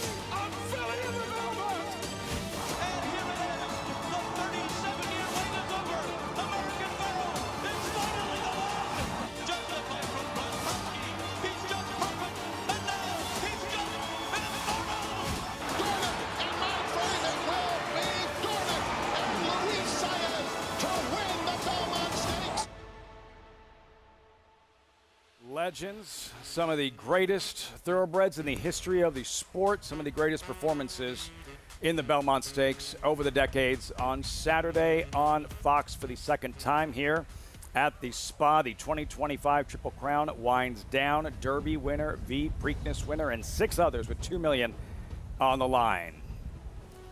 And here at Saratoga, where we are now joined by Chris Griffin, track announcer, the voice of Aqueduct, and as soon as he jumps in the cockpit, we have a power outage here, Chris, at Saratoga, so we have like 10 minutes to kill. This is all on you, my It's friend. one of those things that you have to be prepared for in this industry and in this business, right? Different things can happen. A lot of great racing. It's nice for me to be able to get out of the booth and to be able to enjoy things a little bit and be down here and see some of the horses that I get to call and have the opportunity to call throughout the year, through the winter and into the spring. So really looking forward to a fantastic Belmont, all the great stakes races coming up, and of course I get to sit next to Andy for at least an hour. I mean, that should have been at the very top. You're right. I should have led with that. I should have to. led with that, actually. Calling Aqueduct for free for a couple weeks. So what are we going to do? For 10 minutes? Yeah. I don't know. I suggested Sergeant Reckless. That was shot down. Not by me. I guess it we wasn't. could. Not by me. I said twice Sergeant Reckless back to back. Here, I'll ask you a question, Chris. Is there anybody in any of the big races coming up tomorrow or Saturday you're particularly like to bet on or excited about seeing? Other than the Met Mile, which obviously is a great race. Yeah, it's a good question. With all the different races, different opportunities you do have from a wagering standpoint, and I'm looking for the value. I got to find somebody that's going to be outside of the favorites. I thought the Belmont itself is interesting from the lead up. So we talked to Umberto Rispoli yesterday, and I started looking at the post positions and where everybody's going to end up. But there's horses we're going to talk about for the Belmont and how the race is going to shape up. It doesn't look like there's any chance that the Wood Memorial winner Rodriguez doesn't get to the front end when he's got 2. Even though there's a horse in the race that's faster than him. But I think towards the inside, I just think he gets that rail position and he's going to be on the front end. I don't see a chance where Hill Road or Sovereignty is going to push the tempo but out no, off they're of the not inside. speeds, but Crudo's a speed. And Crudo is, if you look at pace figures, Crudo's faster than him. Okay. And Crudo's outside of him. And keep in mind, they start the race at the 8th pole, so it's not like they don't have a lot of time. Now, listen, maybe they'll ride him aggressively, but to say there's no chance he doesn't get the lead, Crudo's a very fast horse. Okay. If they both go after one another and get in an embroiled pace duel, we could see that. John Velasquez towards the outside, I just see a stalking type trip. I don't see it to where he's going to go head and head and he's going to try and put a nose in front of Rodriguez to set the pace. Now, everybody in behind, that's what they want to see. And I do think it's interesting. Well, it doesn't have to be a speed duel. He could, Crudo could be in front of him. I mean, pace figures suggest he's faster than him. Not saying it's going to happen. And maybe that's where my vantage point is, calling the Wood Memorial and seeing Rodriguez alone on the front end, doing it so easily, seemed to just kind of take him right around there, powerhouse away for a nice victory. Yes, he had a little bit of the hiccups coming into the race. He's got the nice workout coming into the race. Again, things we're all going to talk about later, but when you have a power outage, you can kind of rehash some of these. The guy who was he on just before, sat down. You be nice. The guy who was on before will give you 100 to 1 on Rodriguez if you like him. 100 to 1. Do you have the cash? Can you put the cash up? If I were you, if you're betting more than $1, I'd make sure he's putting the money up. But the ground-saving journey that Rispoli seems to like to take with journalism, is that going to happen in the Belmont? I think that's going to be an interesting part for me. From the 7-hole, from an outside draw, he's going to have all those main contenders inside. Is he going to be behind his main contenders and saving ground to the inside? I don't see that type of trip. I see a different type of trip for him in the Belmont. I think that shapes up for an interesting race. I think the Met Mile, field of 5, but look, everybody in there has an opportunity to win that race, and they can really assert themselves. Castle Chaos, particularly, think he's sneaky. You can be sneaky. I mean, different things can happen in a 5-horse field, but it's going to be an exciting race. So looking forward to that, and I guess there's an update. So much to look forward to, yeah, especially when they get the power back on. Acacia, what can you tell us? Well, I finally was able to reconnect into being able to hear this show, but an update here from the paddock due to the power outage, which I'm told is in the whole Saratoga area. So it's not just us here at the track, but the whole town, in fact. So as a result, here at the track, we're on the backup generator right now while waiting for everything to reboot. So as a result, there is a delay here for race 5. Frank Miramati just announced that the new post time for this race will be 2:31. So there's about 20 minutes to post here here in the paddock. The horses are already here. So far, everybody doing okay, but it is pretty hot. So the connections are constantly using the water, the hose here to keep those horses as cool as possible. So like I said, everybody doing okay as of now. Keep my eyes on them, but certainly taking advantage of being able to hose them down while we wait here with the delay before this upcoming 5th race, Lafitte. Acacia, just to follow up, for the horsemen, what is the primary objective here that you just briefly touched on as far as things not going as scheduled and having to wait a little bit longer in order to make sure that for the horses they're as comfortable as they possibly can be as they have to wait a little bit longer until go time? Absolutely. It's certainly not ideal with horses here in the paddock already. Also, horses for the next race that are assembling towards the receiving barn area. It really does kind of back up everybody because as a horseman, when you're in your barn here at Saratoga, it's nice everybody walks over from their stall, whether it's on the main track or across the street on the Oklahoma training track side. But you do kind of work back from where your post time will be. So these horses came in at the scheduled time before that delay was announced. So the main key thing that they're going to be doing is trying to keep the horses as settled as possible without expending any excess energy, especially because of the warm temperatures. Keeping them moving, everybody is just walking. Like I said, so far everybody's acting very, very well here in the paddock. The hosing off will certainly help with sweating, help keep a horse's body temperature on the cooler side. I would love to take part in that as well in here, but it certainly will help to keep a horse as calm and settled as possible. So all of the steps and things that the horsemen and women here in the paddock are going to do to keep them from expending too much energy before the race actually takes place, Lafitte. Really good stuff, Acacia. Appreciate the insight. So we'll continue to monitor the power outage, not just here at the racetrack, but in Saratoga. So we wait about 18 minutes to post until this 4th race and a chance to go back to the conversation of the reason we're here, the 157th Belmont Stakes and this Triple Crown journey where it all began 5 weeks ago in Louisville in that sea of mud. Most exciting 2 minutes in sports, right? Top of the stretch, it came down to the top 2 journalism, the favorite, Sovereignty, and Baeza, who was somewhat trapped. Once he finds a seam, he really comes running. No, Sovereignty's connections have to be very happy, the addition of Crudo, because it guarantees it's at least an honest pace. And he is a horse with the talent to close into paces that aren't lightning fast. He doesn't need an absolute setup. But a race like the Derby is so much better for a horse like Sovereignty because it features a contested fast pace where his last to first running style is very effective. It's not going to be the same kind of situation. Even if Crudo and Journalism hook up a little bit, I don't think you're going to, it's not Journalism, Rodriguez, I don't think you're going to see Mike Smith get into a big situation with John Velasquez, but it's going to be at least an honest pace. And I think it helps him a little bit, but I still think Baeza and Journalism, horses that can be more forward, benefit from this race more than they did in the Derby, and it gives them a real chance to turn the tables on Sovereignty, who's very good.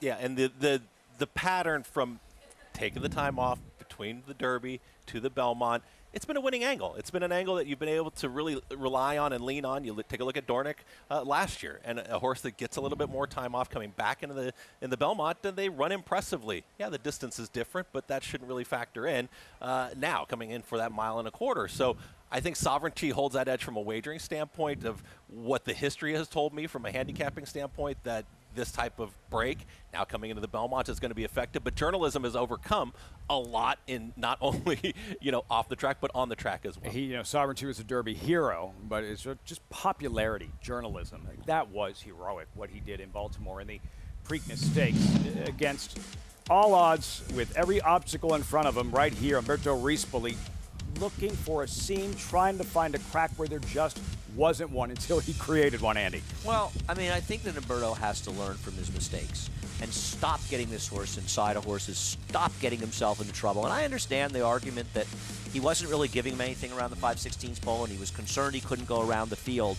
I think at this point, Umberto needs to have more confidence in his horse and be confident that he will give him the finish when he asks for it in the stretch. And one of the jobs of a rider is not. There's very few races the top rider is going to win on the second or third or fourth best horses unless somebody else makes an error.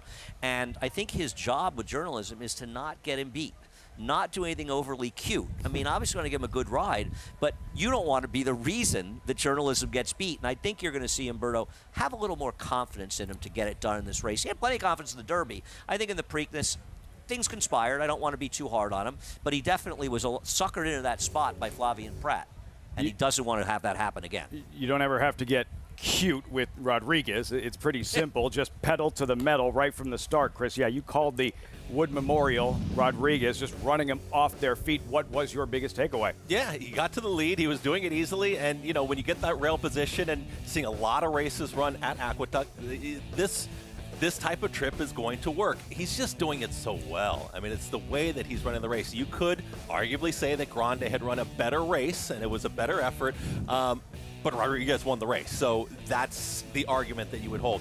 Is it going to be the same type of trip and journey? And he's thinking Crudo's going to be able to push, maybe be in front of Rodriguez. That's going to have to change the tactics up a little bit because I think they're going to want to be very, very forwardly placed. If Rodriguez is not in front, okay? If Crudo is in front of him, are you confident he can deliver his best effort, not being in front and not controlling? No, I don't think that Rodriguez. I think Rodriguez is a Jekyll and Hyde. I think when he's able to control, he's been controlling in 2 of his races, distance 2-turn races. Both of them got 100+ buyers. His other races, nowhere close. He has no chance to compete with these horses unless he's able to control. And I think that Bob knows that, and Mike Smith knows that. So they may go a little too fast to secure the lead in order to get the lead. The question is, in going too fast, will that mitigate his chances? Because the reality is the big 3 in here, and that's not just Journalism and Sovereignty, but Baeza as well, they are unusually good. This is not a soft Triple Crown. These are very good horses they've got to deal with. So to step up and beat all 3 of these horses is a bit of a Herculean task, in my opinion. Is it safe to say that for a Belmont Stakes without a Triple Crown on the line, is this one of the most highly anticipated Belmont Stakes in recent memory where a Triple Crown was not at stake? Well, you know, we like rivalries, right? I mean, we can go back to Sunday Silence and Easy Goer. I go back to Affirmed and Alidar. And rivalries are what get people excited, I think, more so than good horses. And the fact that these horses are developing a rivalry out there and doing what they're supposed to do, which is settle it on the racetrack, makes this Belmont extremely compelling. And you throw in Rodriguez, you throw in Hill Road, not bad horses, maybe not quite good enough. This is going to be one hell of a Belmont Stakes. And you throw in it's East Coast, West Coast, that always elevates everything. And I use the word fellow rubber match, Southern California and native I had to Griffin. fix that. Yeah, it's a rematch. I mean, it's Journalism and Sovereignty, but there are other horses in the race, and even the connections have reminded us that Baeza is not far off of Journalism. He's right in this as well. Can't wait. 157th Belmont Stakes on Saturday evening, only on Fox. Today we mentioned the stakes racing, 4 of them, 2-year-olds early. Tremont and Astoria, the poker. Andy, take a look at the field. Grade 3, 300,000 on the line. What is it? We like discussing themes of horse races. What is the theme of today's poker? The theme of this race is the scratch.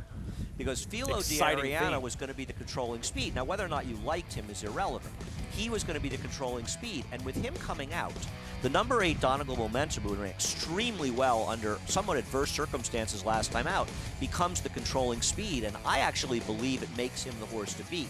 While he was my second choice and I didn't change it, I think they all have to catch Donegal Momentum. He's got to show he's good enough. He's a little bit cut below these, but he's an improving horse that ran well last time. I like Cameo performance, but Donegal Momentum is dramatically helped by the scratch of Filo D'Ariana. Yeah, it is going to be interesting where Donegal Momentum does sit in that trip, because you take a look at that last effort. Big Everest said, let's go. And that changed the tactics up a little bit for Donegal Momentum, who was actually on the inside, moved to the outside, had a stalking trip. Sherlock's Jewel, it was kind of an interesting rundown of Donegal Momentum, because Donegal had put away Big Everest, looked like he wasn't going to power away for a victory, but he just got caught in the finishing strides by a horse that just kind of collared him late. It wasn't really that, you know, Lost really Horse got a perfect trip. Down. Yeah, he did get got a perfect trip. And I mean, Big Everest is a very talented speed horse that Christophe Clement trained, and obviously Miguel will have him now. And he's a horse that if you let him cruise up front, he wasn't going to beat him. So Javier was sort of in that damned if you do, damned if you don't situation. And I believe that he did the right thing. I think it was the right move being aggressive. It ended up probably costing him the race, but it's also, and he couldn't know that Big Everest might not have run the best race he's run before. You can't know that going in. If you kind of knew he wasn't going to run his best race, he might have let him go a little slower and sort of stop behind him. He tried to beat him, and I'd rather have a jog. It's like what Richie always says. I want my riders to make a mistake of aggression. Being aggressive, not a being mistake passive. of being passive. In this case, it bit Javier in the butt, but I still believe he did the right thing. It just didn't work out. You don't want to. I want to save my criticisms when somebody does something stupid. Javier did the right thing. It just didn't work out. And in today's race with the scratch, there's nobody to run with him. That was the poker. Also on grass, the Intercontinental. Speaking of aggressive, Rafael Bejarano aggressive with Intercontinental back in that 05 Breeders' Cup Filly Mare Turf at Belmont Park. There is the field. Future is now 2-1 morning line favorite. Key to the Intercontinental, Andy. Well, I mean, the key is how much pressure does she get?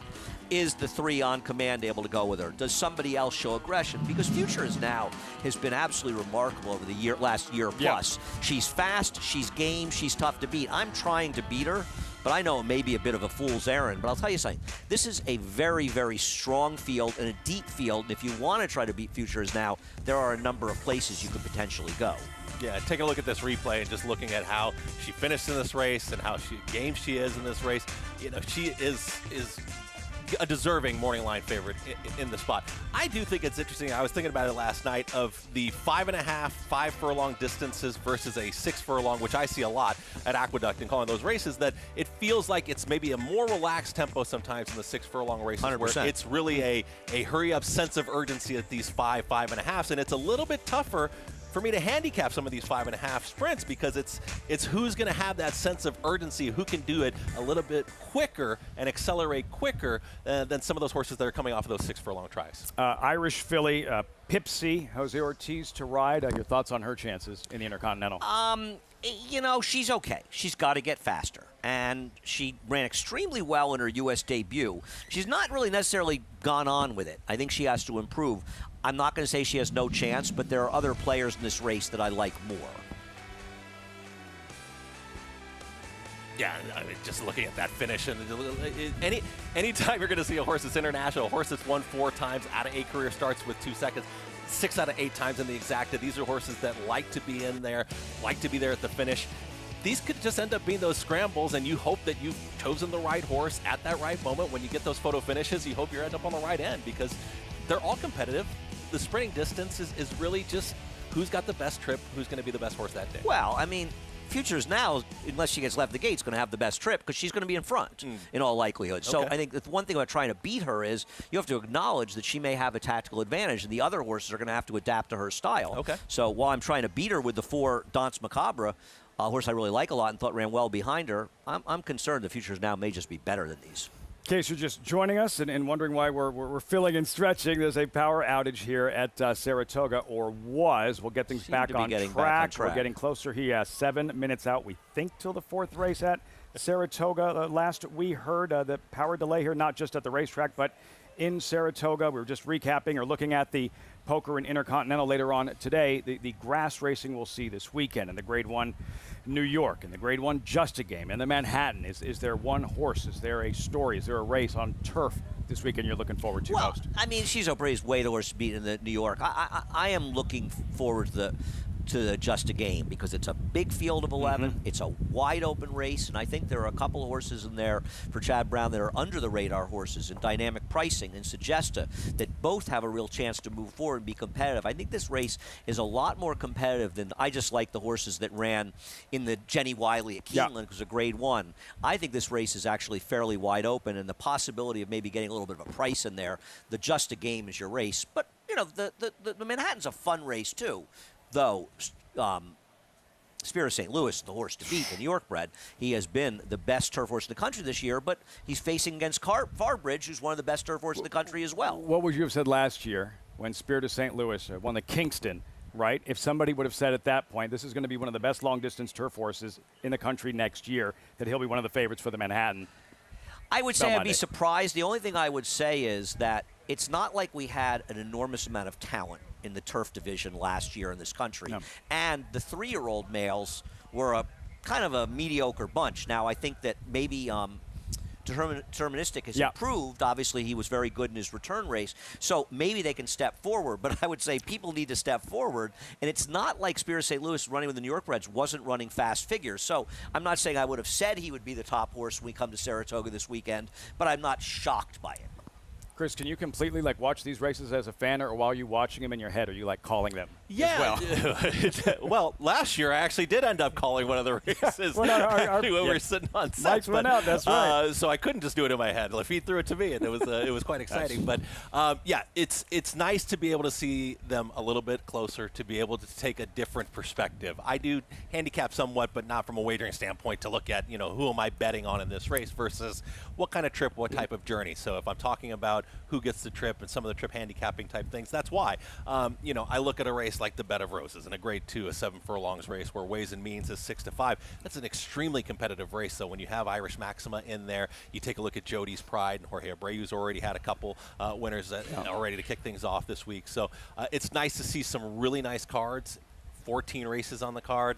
It's great to visit with my man Frank up in the booth and be able to spend some time with him. And yeah, we get some of these little quirks that do happen, but it's still good racing. It's quality racing. The horses are here, the fans are here, and let's find some winners. That's kind of the main deal. Quality racing at a standstill for now. A delay. We'll step aside, and when we come back, more on Todd Pletcher as well, as he is geared up for a big Belmont Stakes Racing Festival weekend. Be right back. Introducing a stallion, as top class as they come. In 22 career starts, he won or placed in 12 graded stakes, competing in 15 Grade 1s, earning over $1.7 million. His undisputed speed is evidenced by 7 100-plus Beyer speed figures, a 3-time Grade 1 winner, Raging Bull.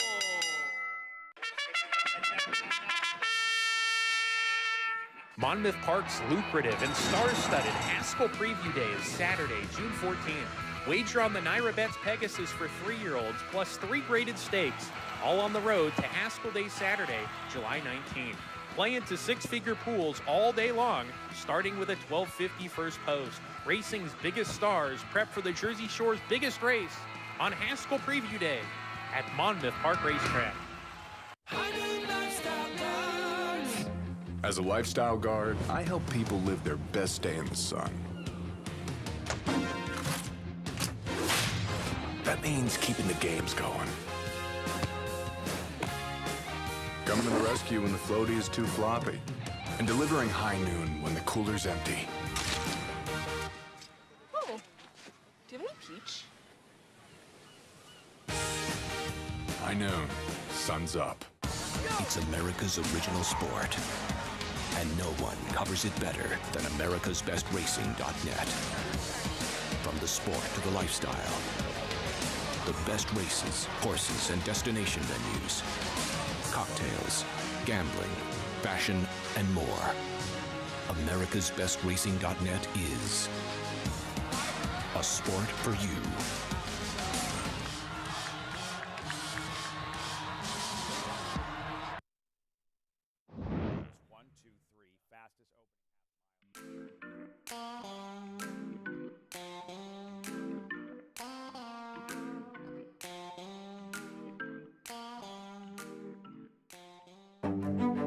We was at La Mesa Park in New Mexico, and he was 8 years old, and they had a horse sale there, yearling sale.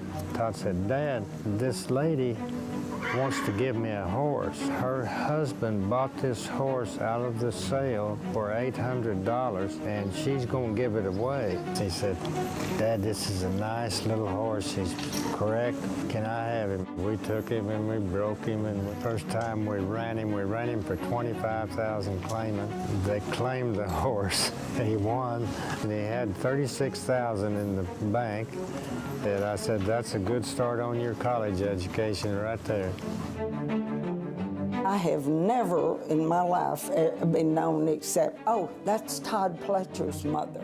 I have no identity. I'm just Todd Pletcher's mother. Todd Pletcher had the work ethic, he had the energy, he was articulate, And I guess I could say he's pretty handsome, too. But the big thing was he was a damn good horseman.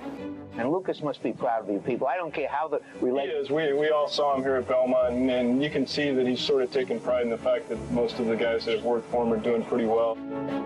I used to say, I'm going to have a name for you. You know, like all these big people have names, and, you know, Marvelous this, and this, Assessing, and this. I said, you're El Duro. He said, what does that mean? I said, El Duro is the person that is the tough one, the hardest one. The one that, like, if it's a group of people there and you point to them and say, that guy, he's El Duro. Obviously, he's a very unique guy. He's hands-on on everything. You try to go into the computer, believe me, it's not going to work. You know, Johnny and I were sort of coming along at the same time, so it just sort of evolved where Johnny was on the rise and our stable was growing. The shuttle, Spikestown, Uncle Mo, English Channel, forward, alley. Stay thirsty. Alice Mallett, Quality Road, left bank, cross traffic, lawyer Ron, wait a while, and it's going to be a filly in the Belmont. To me, Rags to Riches was always the most exciting and funnest win that we've had. The Derby with Super Saver was almost like a relief. With Always Dreaming, we really felt like we had a huge chance, and it was extra special to win it with Johnny. After all these races that we had won together, he had won the Derby with somebody else, I had won the Derby with somebody else. It felt right. It felt really, really right. We've had a lot of starters in the Derby. I think we've had 59. But one thing I'm proud of is I think 29 of those have gone on to win stake races after the Kentucky Derbies. And it's a vintage performance by Vino Rosso. All the grade ones, the champion horses, the number of wins, the money earned, 14 training titles at Saratoga. You know, he's won 14 in 25 years. The Lucas organization instilled early on is it's a team effort. I've been fortunate to have staff that has been with me for a long time and a good portion of the 25 years that it's taken to get to this point. Without them, you can't make it work, and I also appreciate that some of them who have worked for me have gone on to do very well on their own. So Wayne Lucas has a pretty impressive family tree. Our branch has done pretty well on its own also. The one thing I contribute to Todd's success is he's always known what he wanted to be, and Todd was a type that anything he set his mind to, he could do. The first text I sent to him was to Todd and Tracy, congratulating both of them, because it's an amazing team effort. Tracy's involved in the business. If Todd works 20 hours a day, she probably works 21 hours a day. She deserves as much credit as he does.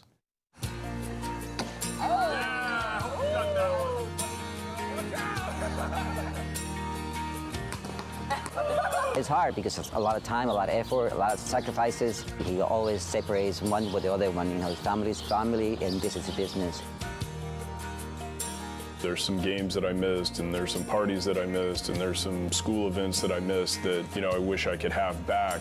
But on the flip side of that, I think the one thing that we get in this industry is the family can also share in a lot of the stuff that's going on. So, you know, the kids were able to spend summers working at the barn, and they were able to come in for the Derby and go to the big races. You know, it's not too often that your kids can come to your job, come to your office, and then share some of the big moments as well. A class act, Todd Pletcher, his runners and stakes races this weekend, among the best of his generation, and now his rightful place in history across the street at the National Museum of Racing Hall of Fame. What a career, and still lots of big wins in the future of Todd Pletcher. Nothing to add to that.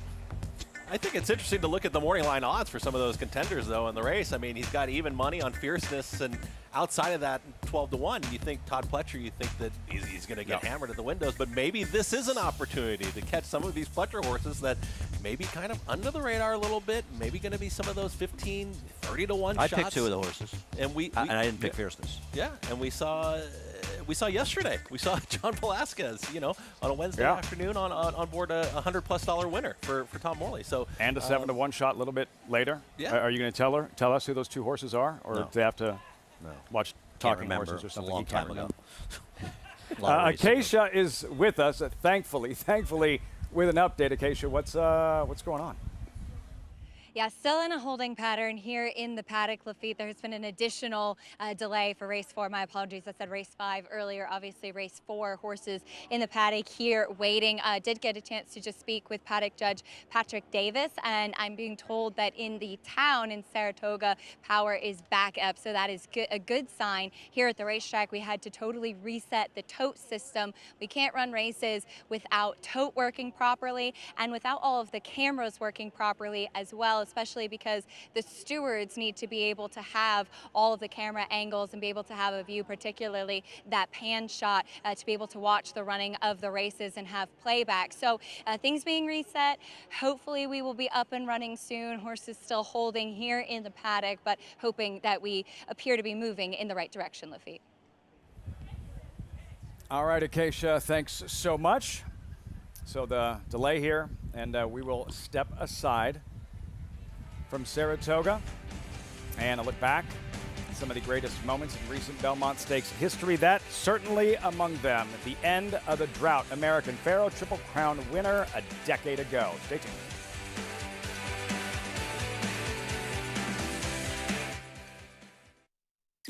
A dynasty in motion, reshaping the sport's greatest tradition, channeling the legends of his line and surpassing them. 4 of the last 6 Derby winners carry his genes. A Golden Son, a Horse of the Year. Another chapter written beneath those iconic spires. Derby dreams fulfilled for the titans of our industry. From authentic to sovereignty, a legacy both real and supreme. Into Mischief.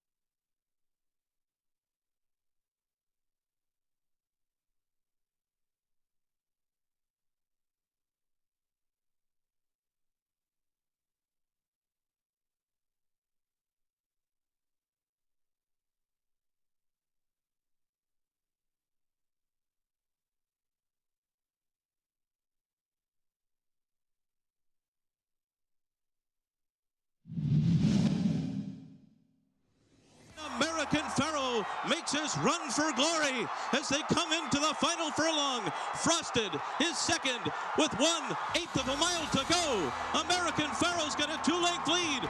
Frosted is all out at the 16th pole. And here it is.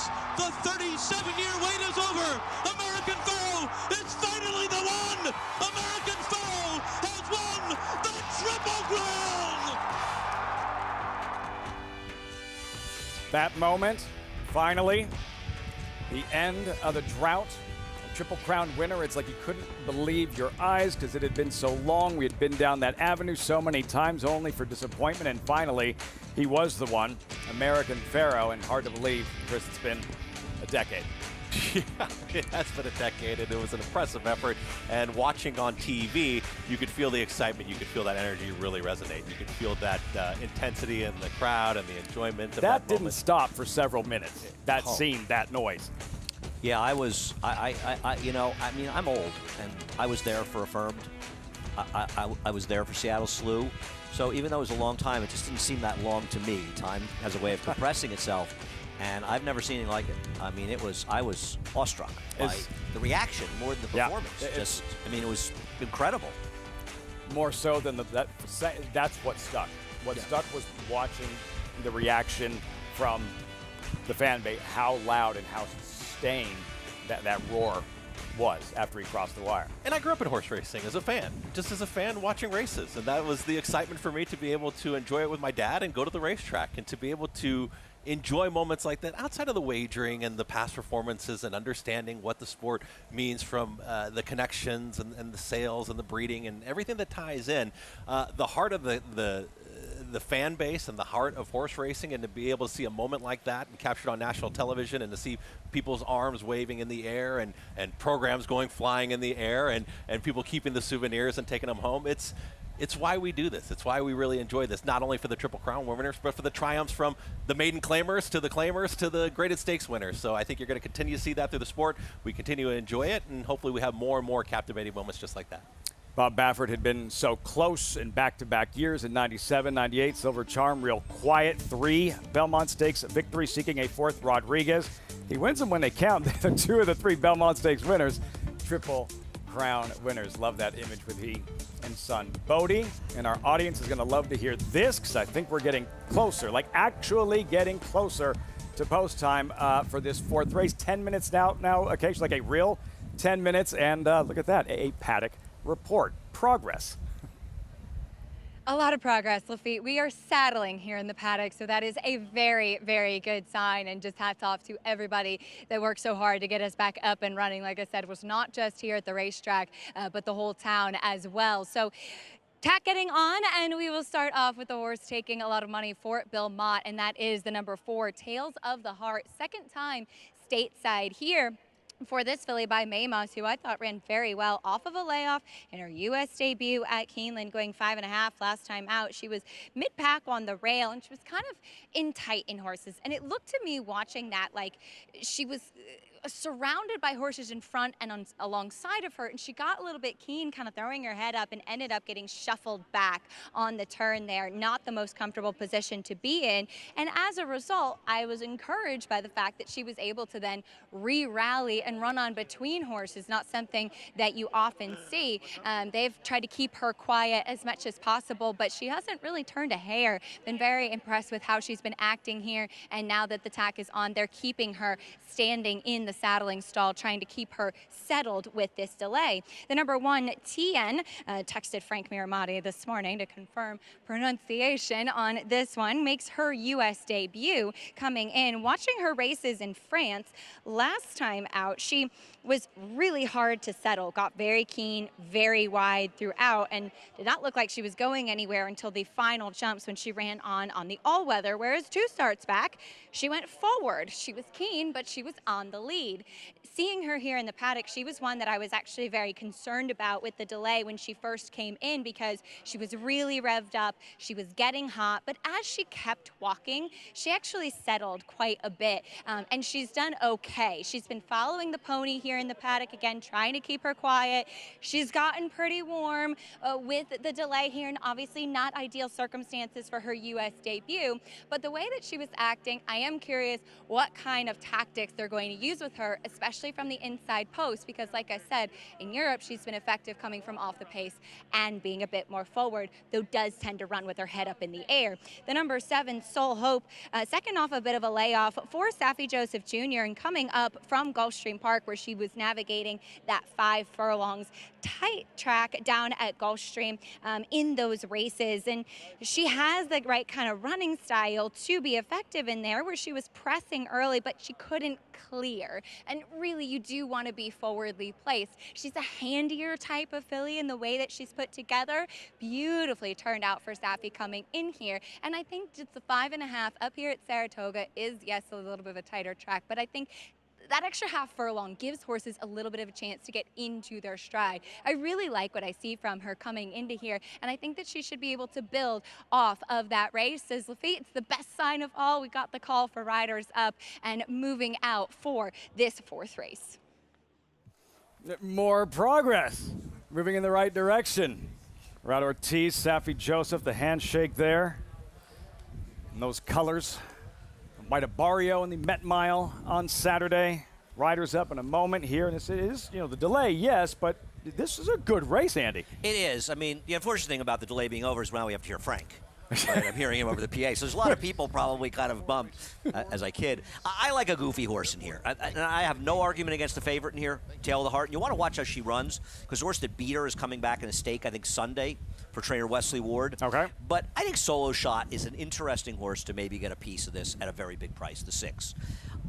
She's got turf races, turf sprints that are good enough to compete at this level. And in her last race, she's coming off a long layoff. She didn't run great, but she didn't run so badly that I don't want to give her a chance to improve second off. All due respect to Christopher Elliott, who rode her perfectly last time. He did nothing wrong. He's not Jose Ortiz, and getting Jose doesn't hurt. And Lilia Shimongol is one of these trainers, and Chris knows this from being at Aqueduct. She's a very under-the-radar trainer who doesn't have a barn full of horses that are going off at 2-1, but her horses outrun their odds with frequency. There's horses in this race that are exciting. You see the connections and whatnot. But they're also one-time winners. They've only broken their maiden. You've got horses in here that are multiple winners. Yes, they've done it at some different levels, and maybe, some of these up-and-comers are the type of horse that can tackle some of these older rivals and really show a strong, early foot. To expand on that, and you're right, is this is an allowance optional claimer, so you could run for the tag, like the 7, Sol Hope, who's got 6 wins. Solo Shot's wins came against New York breds. They're restricted races, so she's able to get in here not for the tag, but as an open non-winners of 1. I think it's a great point. And just to clarify, because so much gets lost in translation, saying Christopher Elliott is not Jose Ortiz is not a critique of Christopher Elliott. No, I think he rides very well. I'm a fan. Jose Ortiz, just to clarify, winning one of the best riders in the world. It's like seeing a rookie in the NBA and say, well, he's not Michael Jordan, so. Right. Christopher Elliott would say, I would like to aspire to be Jose Ortiz, and I think Christopher's an excellent young rider. Lots of potential, lots of talent. Okay, so let's meet the field here. There's a look at Frances Stanley and Dylan Davis. He had a 15-1 winner on the grass earlier. Yeah, 2 for her last 2, and she's really gotten good here for the Bill Morey barn. Gonna have to step it up. Does get a nice trip, though. Resolute Racing's Tails of the Heart, the favorite. You don't see... it's the 1, actually. Oh, I'm sorry. They went back to the 1. Sorry, Lafitte. The end. Is that how we pronounce it? Linda Rice. You don't see her with too many shippers from overseas. After all this, I'd at least go in order. I'm begging you, go in order. The favorite, Tails of the Heart. Paid attention. Tails of the Heart, talking about Tails of the Heart. It's going to be 9-5. I thought it was an okay effort. That second beat in the neck, it came in last time out. She's in a mood back to grass. I can relate. I'm in 1-2. She's going to have to get faster, but the trainer, her horses have ran very well yesterday, and they run well here. Jose Ortiz on Solo Shot, New York bred. Yeah, Andy's top pick and gets Jose Ortiz up for the mount off of Christopher Elliott. Does have those 3 wins, 2 second-place finishes against that state bred company. Sol Hope, contender. Yeah, she's run well at 5.5, so I'm not that worried about the switch in distance. And I don't really love her, but to dismiss Saffie Joseph, you do it at your own peril. Bedtime story there. She is back to grass. Quick mare. Yeah, 6-time winner, but it was a long time ago. You're talking about back in January 23, 24. Some of those efforts needs to improve. Only been on dirt twice, though, since she's come back. La Salvadorena, 4-year-old debut. Well, much like Melanie Givening's Ray Handel, glad to be back in Saratoga, where he had a tremendous meet last year. And this is a contender, and doesn't hurt to pick up Flavian Pratt. I don't care who's been riding you. Long shot, Call Me Penny, back to grass. A lot of minor shares, a second, a third. That was over at Finger Lakes. Is really going to have to step it up, maybe for a bottom end piece. And Romero Mirage in the saddle, then Bunchen, John Velasquez, Wesley Ward pictured. I think you give a little extra look to this horse because it's Wesley Ward, but the reality is she's not as fast on the turf. And on the outside, Hold Your Breath turf debut. You know, she's kind of an interesting one in here. You talk about that debut effort, and I know the connections of Wujikuja, who Hold Your Breath pretty much put away. They liked her a lot. She hasn't been on turf, though. There are some question marks. Kendrick, though, maybe sense from the outside. She has a very good second dam. Who's that? that? Horse that Bob Baffert trained named Silver Bullet Day. Oh, she was great. She was terrific. You know that? You remember that she ran the Belmont Stakes? Yeah. Yeah. After her, she won the Kentucky Oaks. Right? Won the Kentucky Oaks, she won the Alabama, she won the Gazelle, she won every race. She's a was that the horse. year Charismatic was bidding on a Triple Crown? I think he was. I think it was. I think you're right. 99, I think so. you're right. Mike you Pegram, think silver back to bullet bag. Bob Baffert, and you go back to the 1996 Derby. Yep. When he took a brutal beat with Cavanier, and many of us, myself certainly, I wasn't familiar with Bob. Yeah. And he wasn't Bob Baffert yet, and I remember him losing that race, thinking, "Oh, that poor guy." He'll never get back to the Derby. That's what one he thought. I can remember watching the game. I don't know anything about that guy, but I hope he gets back to the Derby. He said, at least I know what it feels like to win the Derby because I thought I won because chances are I'll never be back. And he lost to Editor's Note. Editor's Note. Grindstone. No, Grindstone. He was an entry with Editor's Note who came back and beat Skipaway somehow. Editor's Note was a funny horse. He was a horse that rarely showed up, but he showed up on some enormous days. Yeah, my old man was offered the mount for that Belmont Stakes and turned it down. Had some live mounts at Hollywood back in '96, and Skipaway. So yeah, Renee Douglas wound up riding. That's right. Wow, good Editors, call. Editors. Is that right? He was offered the mount. Yeah. Wow. So yeah, I was Dwayne. like, I'm good. I'm good. How was he good? How was he feeling around 7 o'clock that night? Not about as bad as he was after Charismatic won the Derby because he turned that one down too. He stayed in California to ride Event of the Year, Golden Eagle, and Richard Mandela. Good horse. Yeah, here. Good horse. Wrong One of those call, forgotten good horses, Lafitte. Yeah. All right, so segueing back to this race somehow, here's Frank Ramadi with the call post-time race for Saratoga Live on Fox Sports 2. Thanks, Lafitte. Bunchin going in. Hold your breath. We are back at the spa. Hold your breath goes in. And they're off. Call Me Penny has a very alert beginning, but there's a serious scramble for early supremacy. On the outside, Bedtime Story is flashing speed, and Hold Your Breath is quicker than all, so Hold Your Breath takes the lead. Tien is down at the rail. Francis Stanley is racing in between horses fourth. She is just behind Call Me Penny as they move into the far turn. Tales of the Heart and Bunchin are next to one another. Another two back to Solo Shot, racing on the outside of She's in a Mood. On the extreme outside, La Salvadorina is trying to launch a bid, has about 9 or 10 to make up as they come toward the quarter pole. And it's Hold Your Breath, the leader at the top of the stretch. Tien is down on the inside, trying to get off the rail now to chase. Down inside of her is Francis Stanley arriving on the scene. Out in the center of the course, Tales of the Heart. La Salvadorina is just outside of her. 3 lengths clear of Soul Hope. 16th pole, Hold Your Breath. And Kendrick Carmouche in front-running fashion. Blanket photo for second. Will end up going to La Salvadorina. Then it's between Tien and Tales of a Heart for the Shodo. We've had 2 grass races today. The first was a first-time starter, race 2, Curlin's Angel at 15-1. Now, Hold Your Breath turf debut and a massive upset in this 4th race at the Spa. And wow. I think, for people watching that don't watch as much as we do, turf sprints are the races where you see blanket finishes. Yeah. There isn't, winning a turf sprint by a half length sometimes feels like 2 lengths. Decisive. For this horse to blow this field literally off of the racetrack, this horse isn't much on the dirt. She is good on the turf. She destroyed this field. I do think also that Kendrick Carmouche did something that you really like. I think he dictated what he wanted to do exactly from out of the gate. I think he broke. He got to the front. He did, but she delivered. He got right over to the front. He said, I'm just going to be on the front end, let them catch me. And she absolutely did deliver, and she did it at a number, 29-1. I want to say something. I talk about the Timeform US pace projector quite a bit. The Timeform's pace projector had this horse as the clear speed, and they were right. And I'm not saying I would have liked her. I'm just saying the Timeform pace projector, I suggest people use it. It's part of the whole package with Formulator on DRF, and it's a great way to get an idea because sometimes we think our horse is fast enough, and you look and it's like the horse I thought was the speed was the 5th fastest horse. Those horses don't usually make the lead. And if you wanted the speed here, the pace projector puts you on a horse I could never have had. In control, and you're wondering this long shot, when is she going to stop? When is she going to come back to the field? And she just kept finding and widening.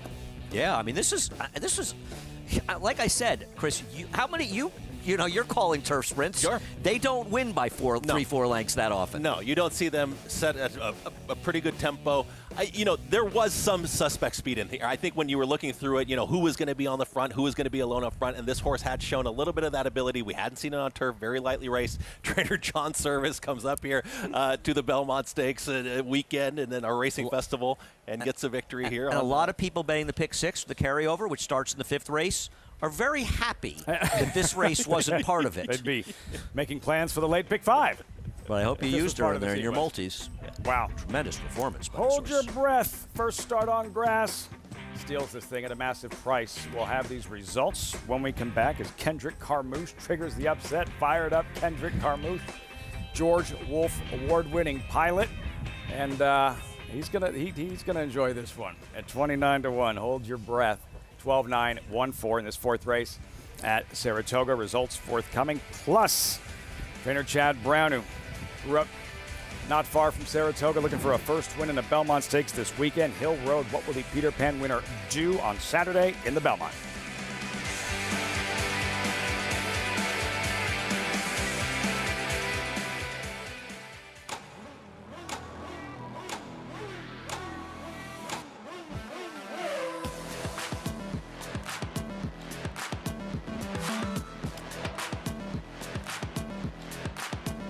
Prince of Monaco's Too Good for Moose, an impressive winner of the best pal. Miramondi's all hot, but Prince of Monaco Too Good. Prince of Monaco, standing at Claiborne Farm.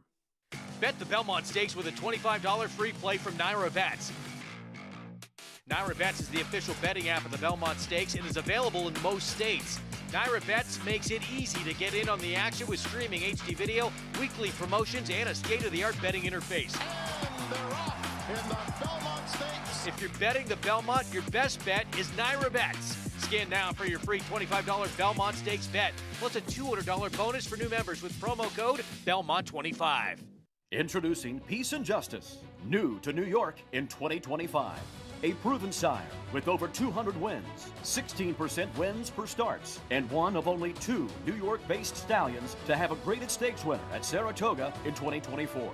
Now, with 3 different racing surfaces coming to New York, and with New York breds running for equal purses as open company, Peace and Justice is the sure choice for 2025. Peace and Justice, now standing at Irish Hill and Duchess View Stallions in New York. Racetrack Television Network brings you every race, from every track, on every screen, every day. With monthly packages starting as low as $5, RTN gives you great value and access to more live HD streaming and race replays than anyone. Visit RTN.tv today to sign up and watch on almost any device, including Roku and Amazon Fire. RTN has packages that start at $5 per month. Selling the best. Fasig-Tipton graduates won more Eclipse Awards in 2024 than any other sale company. Torpedo Anna, Moira, National Treasure, Sierra Leone, Soul of an Angel, Straight No Chaser. Fasig-Tipton, eclipsing the competition.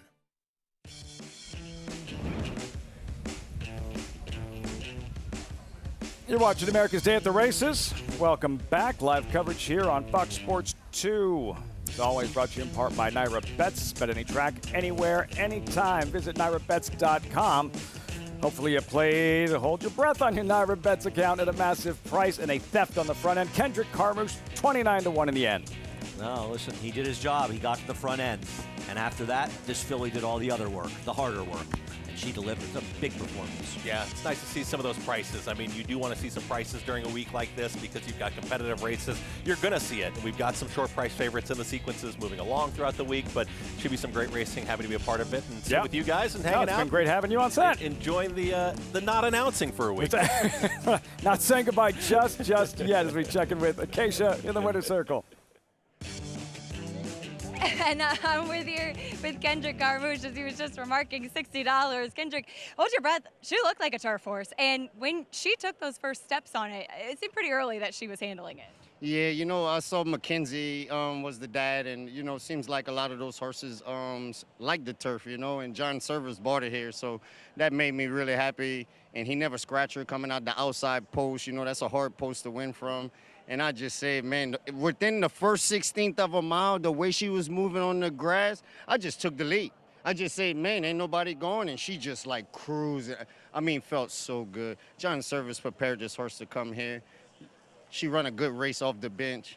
I'm just glad he came to the spot where us Philly boys can get our shine on, you know? Yeah, uniting for a win up here in Saratoga as well. But I wanted to ask you, because you were recently awarded the George Wolf Award. How meaningful is that for you to be recognized? You know, I just like to thank everybody in the jocks rooms that voted for me, and that means a lot. You know, I've been riding for 25 years. It just made me feel the best way to feel it, like it made my soul feel good. And that means a lot to me because I'm a happy-go-lucky person, and that just made me fill me up a little bit more, you know. And I'm so thankful, you know. This belongs to my dad and my mom, you know. I'm a living in progress for them and for myself and my family. And I love the way Santa Anita treated me. I like to say thank you to those people out there. They treated me grade 1. I had a good time. My wife and daughter had a good time. That means a lot. Thank y'all. Well, congratulations. Well deserved, and congratulations on the win here, too. Thank you, baby. Louisiana, baby. You know it. Getting his shine on, Andy. Getting his shine on, as he said. Here at Saratoga, out west, and the ultimate, the recognition of your peers and what that means to jockeys and previous recipients of the George Wolf Award. I wouldn't know, but I imagine it's a big deal. It's a big deal. I imagine it's. Your dad probably won it. 75. Wow. Long in 75? In 75. Yeah. Long, that was when I first saw him ride. time When ago. I first started coming to Saratoga. He was Me still too. I was he was born still that year. riding here. That's Really? when I first saw him I remember ride. you as a kid. You were actually very annoying. I remember you were crying in the backyard. I remember. Now When you bring it up. Andy Serling calls you annoying, it's time to end the broadcast. Just because I'm For annoying Chris doesn't mean you Griffin, can't be. For Andy Serling, I'm the Faithful Guy. The racing continues. Greg Wolf and the crew, they'll be on set as our coverage continues from Saratoga.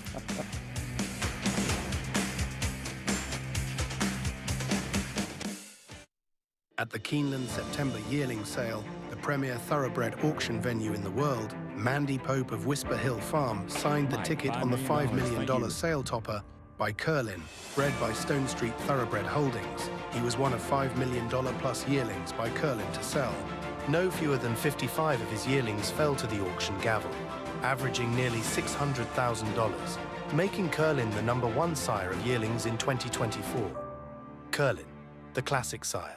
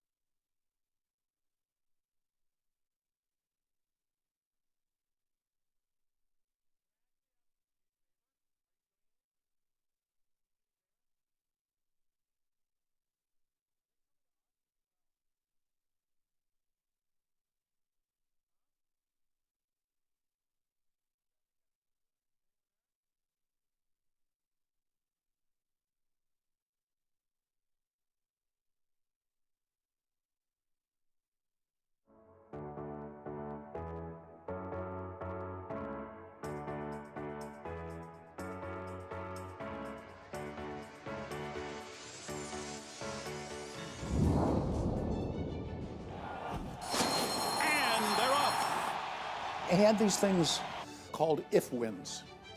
And for every horse in the race, I had an if win. And then Sarava's right alongside him. So Sarava, he was going to be a long shot, so I had to look up what was the longest shot ever to win the Belmont Stakes. Sarava has come on through to take the lead. So Sarava, that was a pretty simple if win. Here comes Sarava and Medaglia d'Oro, though, striding to the line together. Sarava on the outside. Medaglia d'Oro toward the rail. They're coming down to the finish. A huge upset is looming here. Sarava has won the biggest long shot in the history of the Belmont Stakes at 70-1.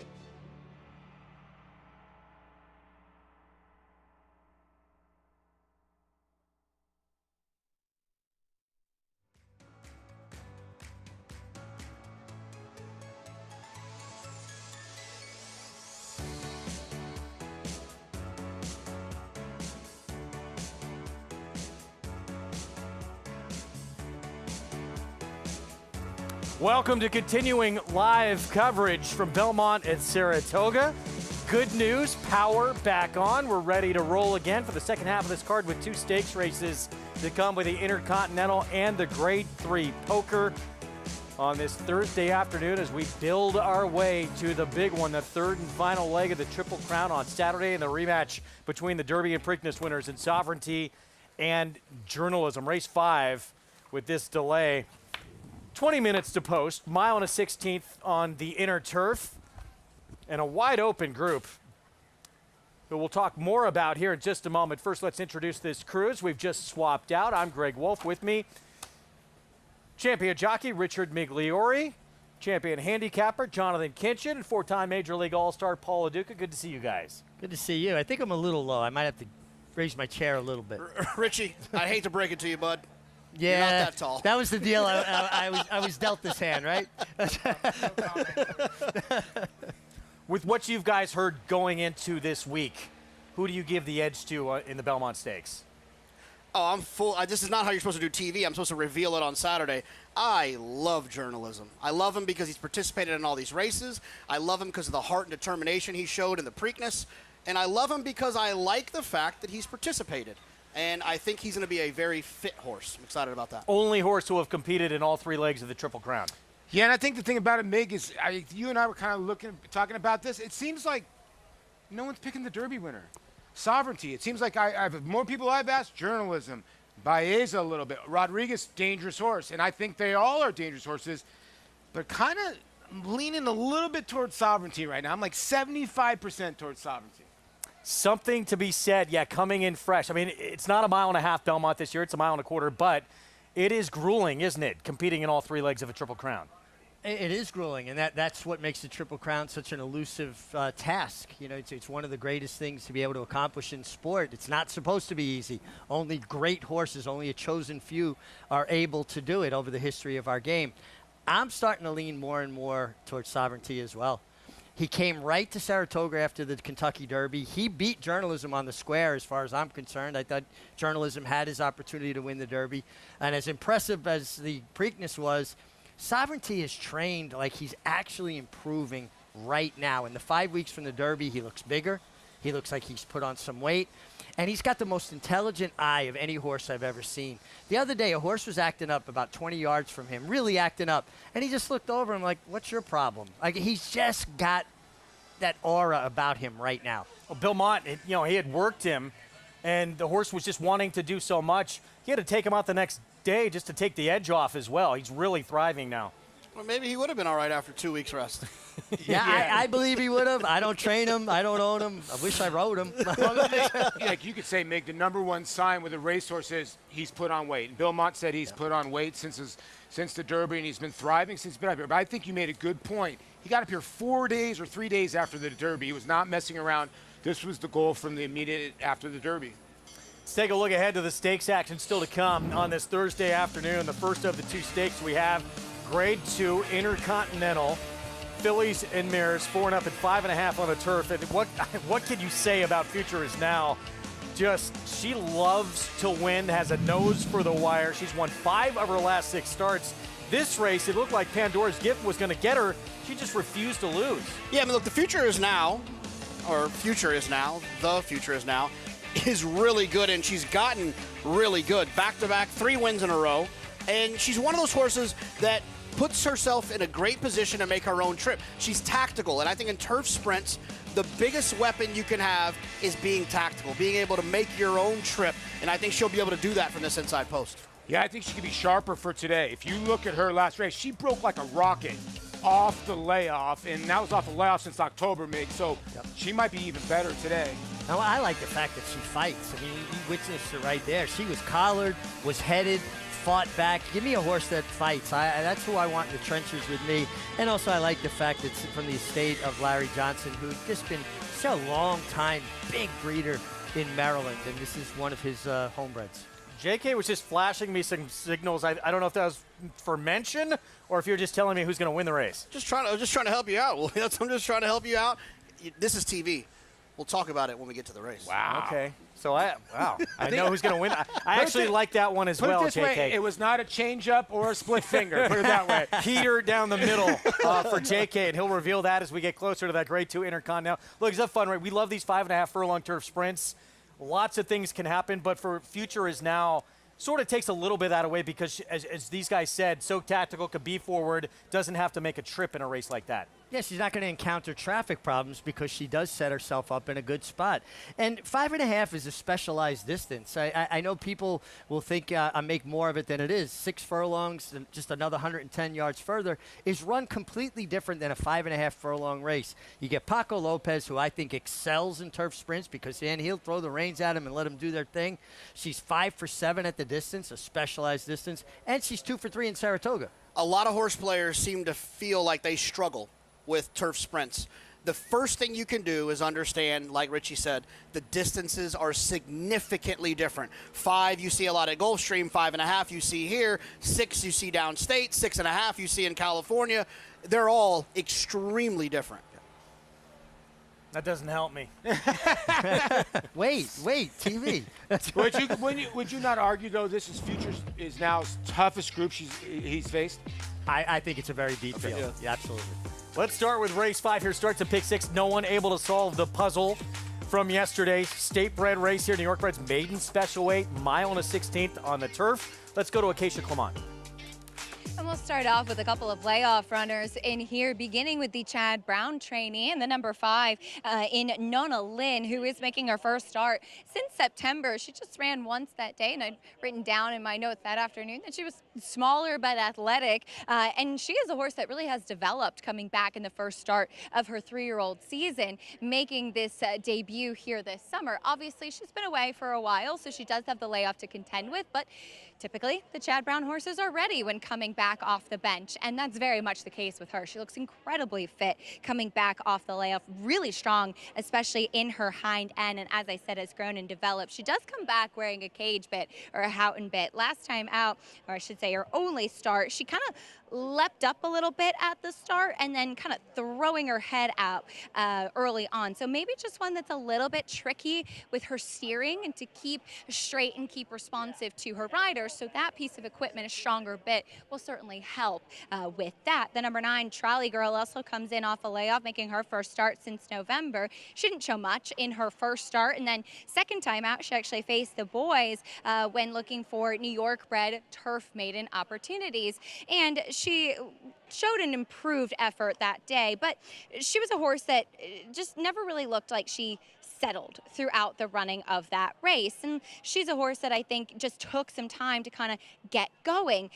There is in the pedigree as the second dam is Grade 1 place Caroline Thomas, who's also been a good producer. It's just so much pedigree for long on the turf. And she's a horse that I think is one of those types that she wants to go long and also probably needed a little bit more time to develop into herself coming back here. She's also quite fit off the layoff. We'll see. I think that that that's going to be the biggest key if she can settle and relax throughout the running of this race. Now, the number 4, Will of a Woman, who does finally get onto the turf for the first time. We saw Tom Morley with a new claim yesterday, but a first-time turfer blowing up the tote board. This one is a bit of a shorter price, but I have been waiting for her to A, get on the turf, and B, to get more distance as well. Wrote down in my notes last time, tall and leggy, and just really wanted to wait for her to get the opportunity to go on the grass. I also think that the distance is going to help her.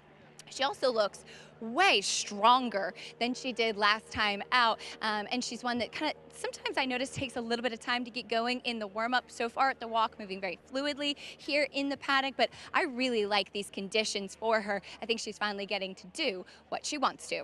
Greg? Tom Morley, of course, who trains Will of a Woman, with a massive upset yesterday, switching a horse to grass. $115 horse with a Hall of Famer on board, and John Velasquez, and that was a really big effort. That's what happens when you have these big fields at Saratoga where everyone wants to win. No one comes here to, for a setup race. No one's going to give one a run around here to set them up for later. When they show up here at this racetrack, the intentions are to win, and a lot of times that can lead to opportunities like this where you can catch some big prices. So 5-1, Will of a Woman. It's just a wide open race. Many of these turf races early on, these first day and a half of the meet, it has been chaos, an absolute puzzle. So we've had a 56 to 1 shot win yesterday on the turf. That's $100 and some odd winner. We just had a $60 winner on the turf earlier in the card, a $30 winner. So it seems like they're running the form on dirt, JK, but they are just a little scramble on the turf. That's turf racing, though, right? Yeah. It's meant to be that way because, you know, I think in dirt racing, typically the best horse on the day wins. We had a 2-5 get beat yesterday as well in the dirt. Well, the best horse on the day wins. Yeah. In turf racing, the best horse on the day doesn't always win. It's the horse who got the best trip on the day that wins. Did you hear Kendrick, by the way? Kendrick was just behind us and said, I bet you didn't have that last horse. He was on the 12. Well, thanks, Kendrick. Yeah, right? Well, I would have had him if you would have told me beforehand, Kendrick. 10 minutes away from this 5th race. Everyone will try again to try and solve this pick 6 coming up. As you guys look at this pick 6, did you feel like there was a race or two to lean in to try and narrow that ticket? I singled 2 horses. I singled Velvet Vortex in the next race, the 8, the E5 horse. And I singled a horse that I've been chasing since Derby Day, the 1 horse, Cameo Performance, who I thought his race down at Fairgrounds was outstanding. That's in the Grade 3 poker race that changed a lot with the speed of the race coming out. Filo de Ariana. Yeah, I do think the 8 in the next race will be the most singled. And I think people will take a shot with the Chad Brown runner here, the 5. You know, and then in the last race, I was looking at the last race, and good luck in that race. It is tough, isn't it? You guys surprised to see this Chad Brown filly, the 5, this short? That was not a strong race. No, but I think we'll all agree, because we've spent lots of time here, when Chad leads one over there, the public bets him because he wins a lot of races. And I think a lot of times we talk about it, it's a great time to have the conversation. You got to figure out when to Chad and when not to Chad here, because he's always going to be bet, and, you know, 40% of the time he's going to stuff you in a locker. Really? This is one of those times, though, it feels like they're just betting the name and not what the horse is capable of. Well, 3-year-old debut, gets Lasix, was bet first time out. And I will say this, do not look at the horse working at Monmouth. He had a lot of horses that working in Monmouth that he brought up here last year that won. For some reason, they do a great job. He's had a couple horses when I've been down at Monmouth that have really exploded on the turf. So I think this horse is going to give a better look this time. And she didn't have the best beginnings, too. Yeah, she did have a compromised beginning, and Yeah. she did make up some ground. And now she's a year older, so she should naturally get a little faster. Big upside with Night Jasmine with that pedigree moving to the grass by English Channel. Yeah, and the mare has produced 2 winners on the turf, and she was a 2-time winner on the turf herself. Rudy Rodriguez has Javier Castellano on the 2 Professor Grace. 3 starts for a tag. I saw nothing there that makes it make sense why this one's running maiden special weight now. I keep saying with a chance of meatballs when I say this horse. Cloudy Chance. Cloudy Chance now gets to the turf after showing speed sprinting. This horse should be forward. The Tom Morley runner getting on grass for the first time. Start number 3, Will of a Woman. I heard that yesterday. First time on the grass for Tom Morley. That's 60-1, I believe. Chad Brown favorite, Nonna Lynn. By Slumber was a compromise beginning last year in her first start. Slumber gets 17% with his turf winners, and deep pedigree stands in New York. Here's Bank on BB finally getting on grass. Yeah, not much running though.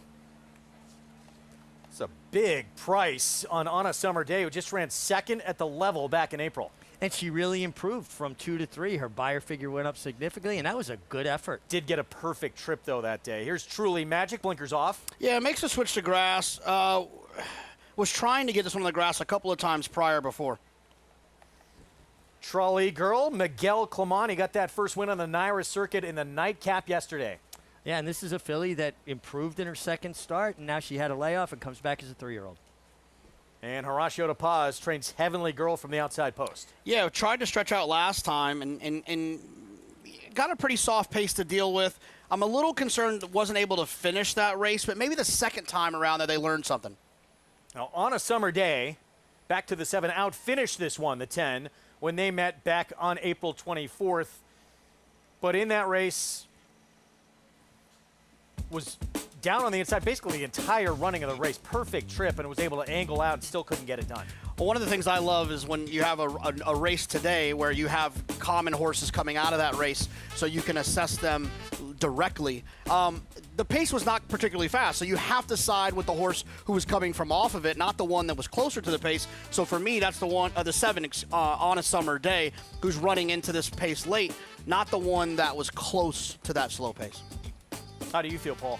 Well, Heavenly Girl, that was the first time she had stretched out to a distance of ground. She was a newly turned 4-year-old, and she kind of ran the same race that she's been running since she's been 2. So I don't like it.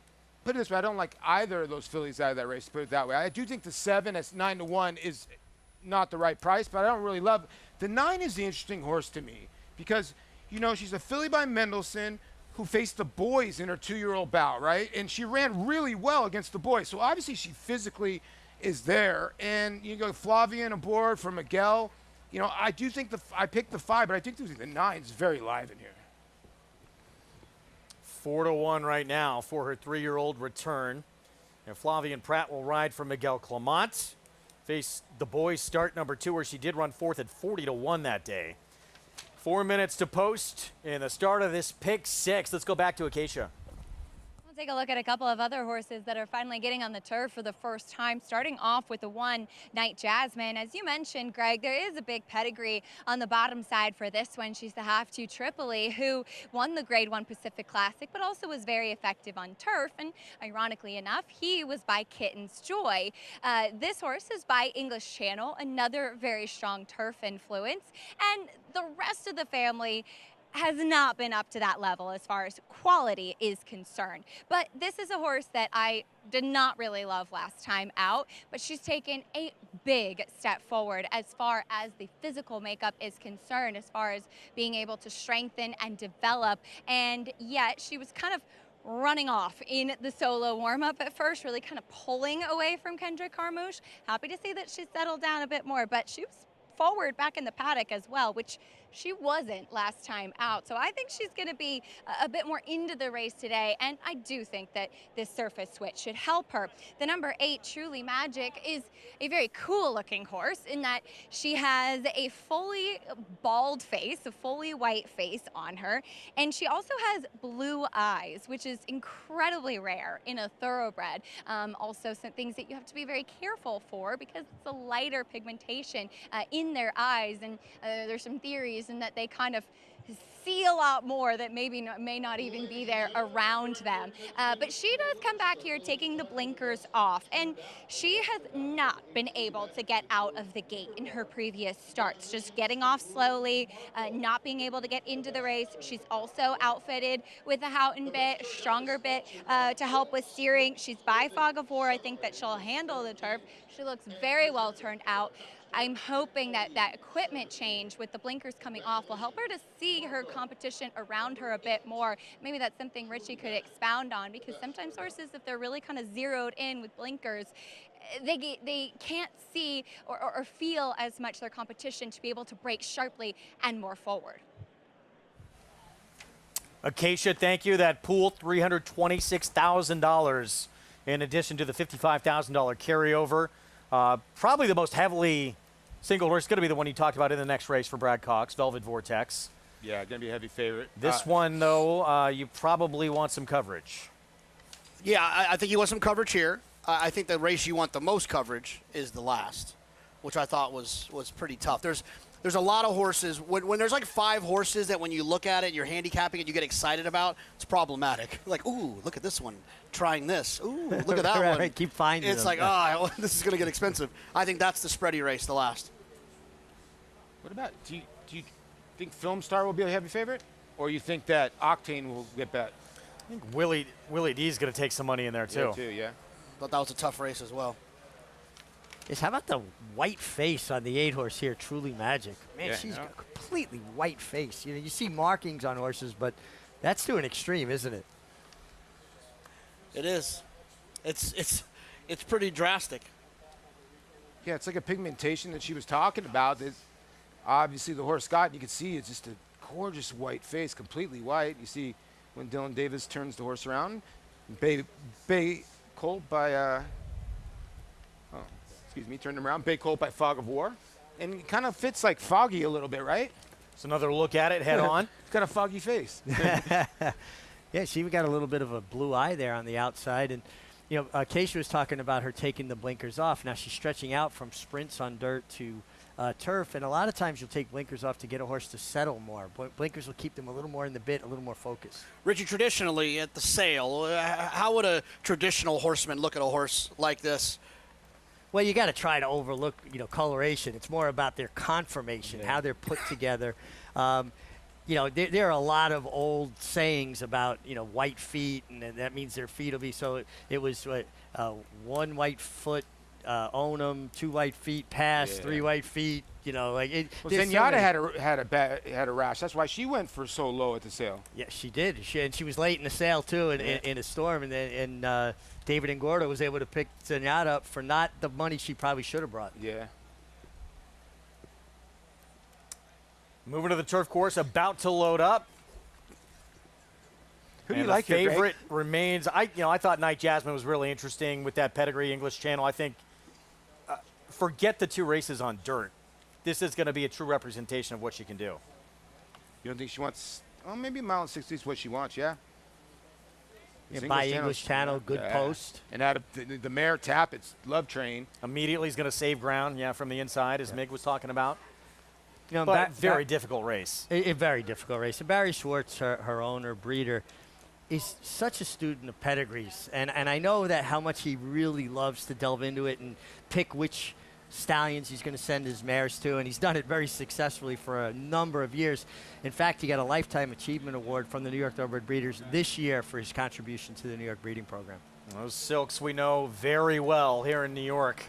Black and white of Barry Schwartz, including one of my all-time favorites, who won 4 times in a single meet at Saratoga. Voodoo Song?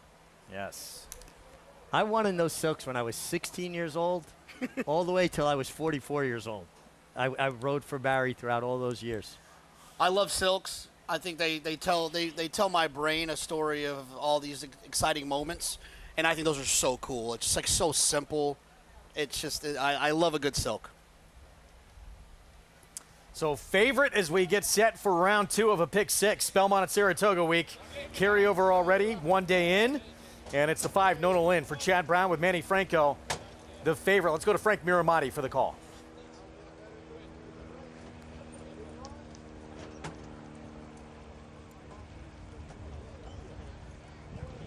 Will of a Woman goes in.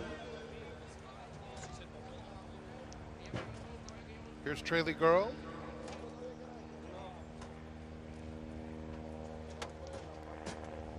Last one left to load. Heavenly Girl.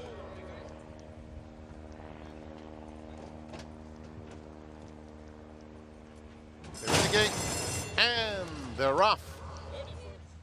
Cloudy Chance is very quick away from the gate. So is Trolley Girl, who moves into second, and Heavenly Girl keeps the pressure on the top pair, and Heavenly Girl is now in front. Just behind them, Will of a Woman is racing in fourth. On the inside of Bank Gun Bebe, who's 5 lengths off the lead, moving into the first turn.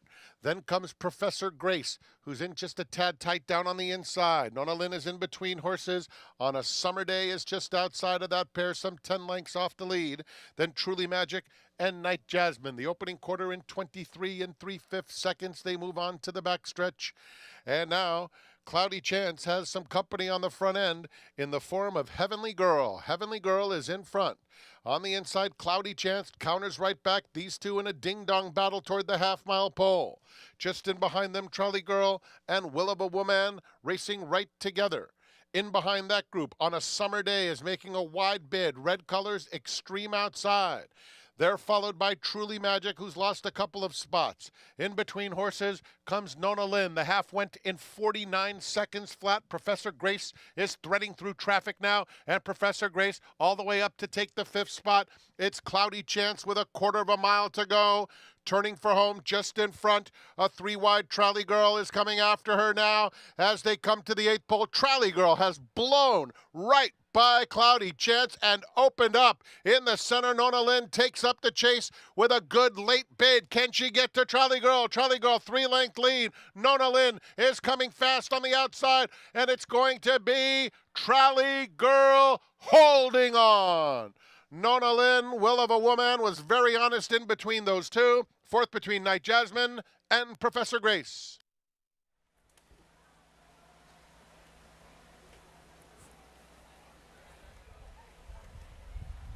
Trolley Girl in the 3-year-old debut. Another win for Miguel Clement. Flavien Prat aboard.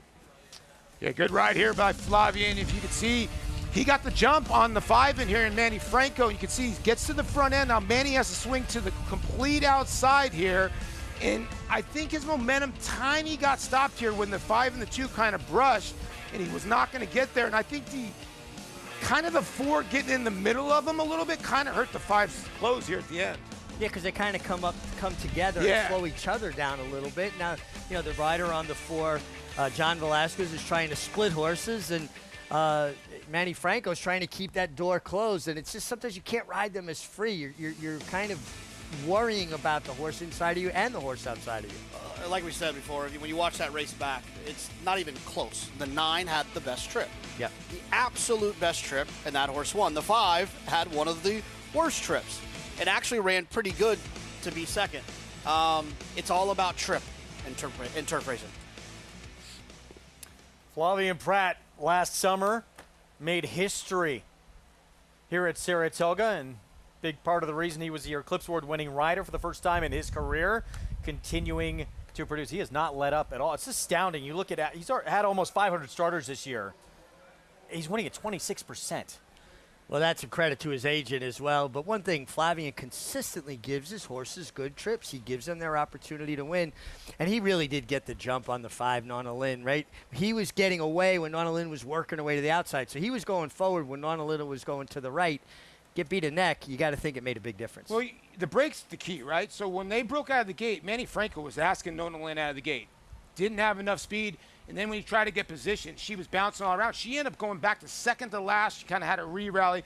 Thought she was giant in the race. But you cannot take anything away from this horse right here. The 9, who's, was off a little bit of a layoff since November. And there is Miguel with another winner. Had an emotional win, obviously, yesterday. But this one, a nice little cherry on top. Such an incredible loss for our sport. His father, Christophe Clement, a titan in this game, who was up for the Hall of Fame this year. He'll get there eventually, but his son now carrying on the mantle with the untimely passing of his father, and now 2 wins early on at this meet for young Miguel Clement here. Flavien Prat aboard Trolley Girl to kick off this Pick 6 carryover. We'll be back.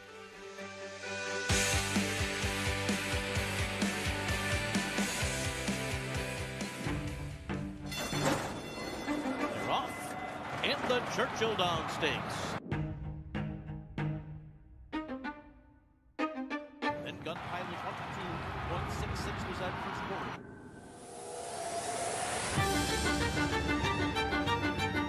But it's Gun Pilot and Christian Torres are going to win the Churchill Downs.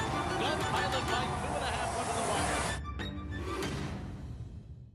Bet the Belmont Stakes with a $25 free play from Naira Bets. Naira Bets is the official betting app of the Belmont Stakes and is available in most states.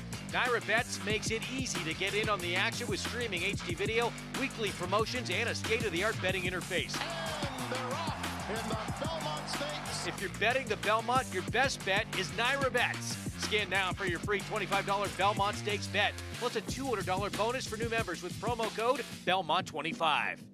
City of Light, multiple Grade 1 winner, who posted 7 triple-digit buyers, stands to continue the legacy of his sire, Quality Road, with graded stakes winners, Menti, Chop Chop, and Formidable Man. Sire of multiple Grade 1 winner and champion 2-year-old Fierceness. A powerhouse win. City of Light, a proven sire in the making, standing at Lane's End Farm. Get into the game with Bond Racing Stable. When you partner with Bond Racing Stable, the Bond team does all the work and you enjoy the experience. As a partner, you can watch morning workouts, come to the paddock for saddling, and cheer your horse down the stretch. Bond Racing Stable offers more than 30 New York-bred weanlings, yearlings, and 2-year-olds in a partnership program that gets you to the winner's circle. Whether on your own or with friends and family, make Bond Racing Stable your racing partners. Go to jamesbondracing.com today. Back with you on our Thursday coverage, Belmont at Saratoga, as we work our way to the third and final leg of the Triple Crown on Saturday. Our program brought to you in part where you can bet it all at Naira Bets. That man right there, living the good life. Reigning Eclipse Award winning rider after a historic year, Flavien Prat, with a win here for Miguel Clement on Trolley Girl. $9.30 for the win. Let's go to Acacia.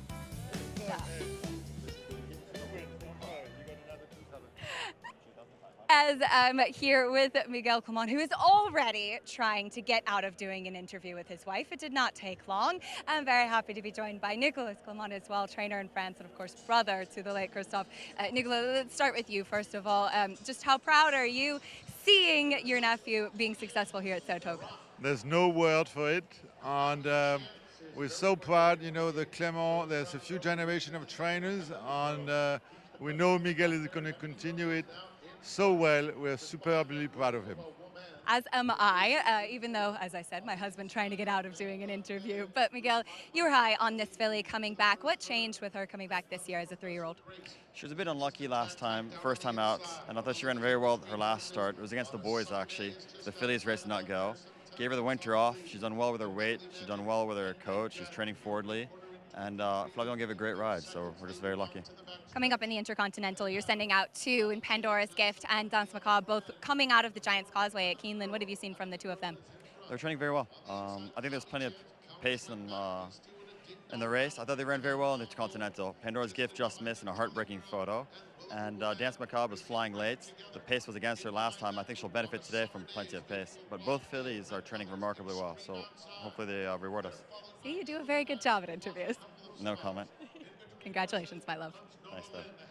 Greg?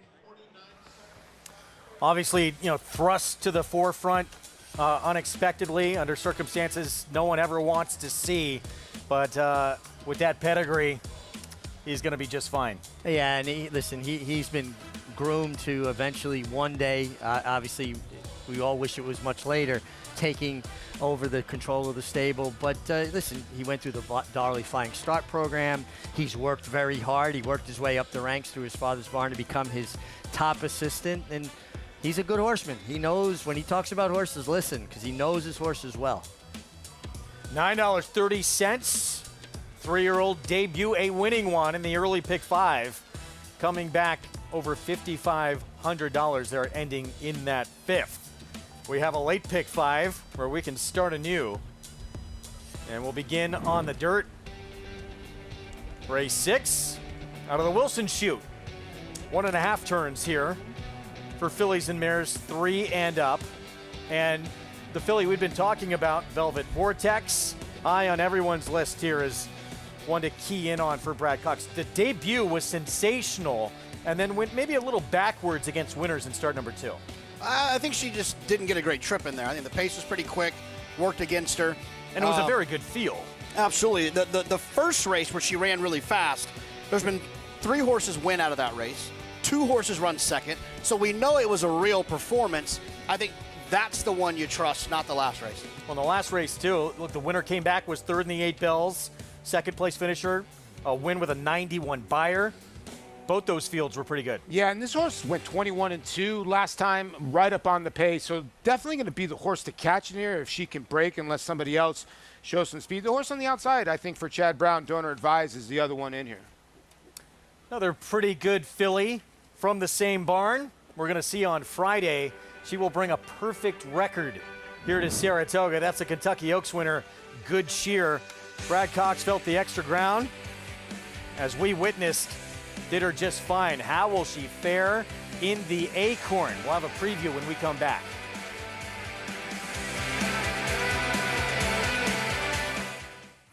(16-2), a big black colt. He's a horse that is built for speed. With Practical Joke, it really is a case of like father, like son. It's domestic product kicking clear and opening up here in the stretch. When he ran that speed figure of 106, we were under no illusions that we had a very exciting prospect on our hands. Domestic product just in front. Domestic product. When you see horses like that who are capable of replicating the success of their fathers, that have the look that Domestic Product does, it gives you great confidence.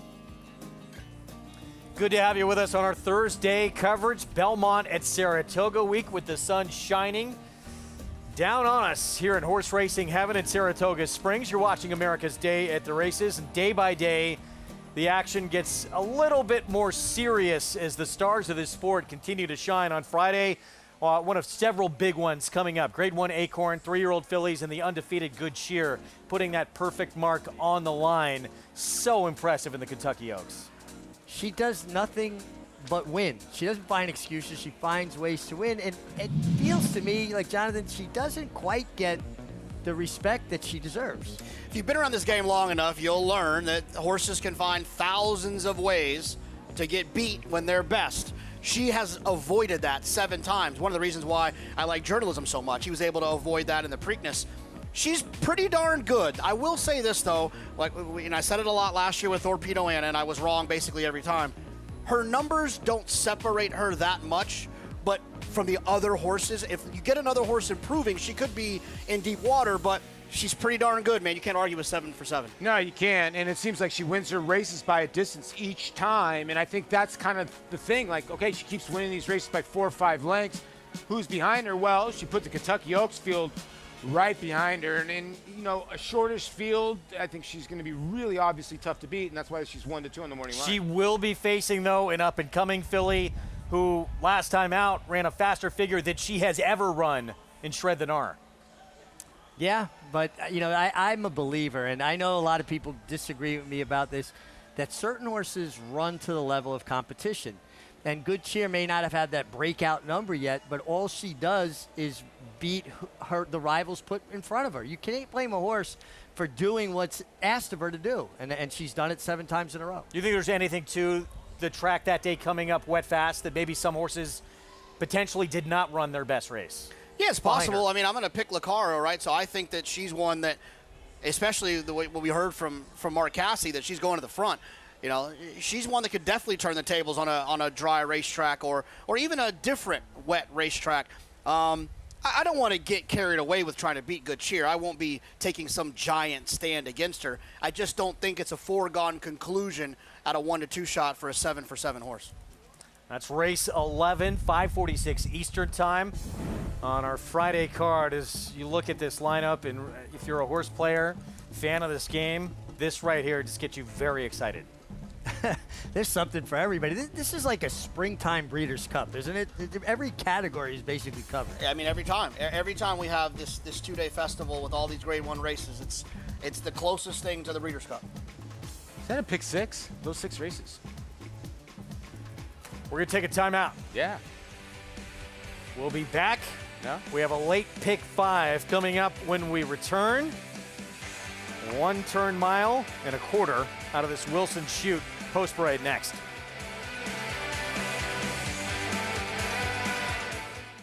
Say hello to Move.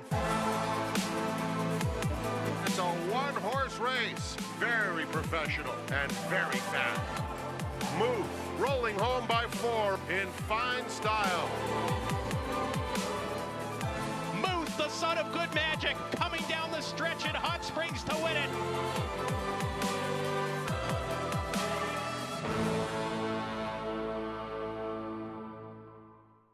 Watch and wager this summer at Laurel Park. Enjoy the best thoroughbred racing in the state of Maryland through June 29. And don't forget, turf racing is back with full fields and outstanding wagering opportunities. Play the early and late value pick 5 and enjoy one of the lowest takeouts in the country. Laurel Park is the place to play and win. Racing Friday through Sunday, first race 12:10 p.m. and free admission every day. For more information, visit laurelpark.com. Laurel Park, the player's track.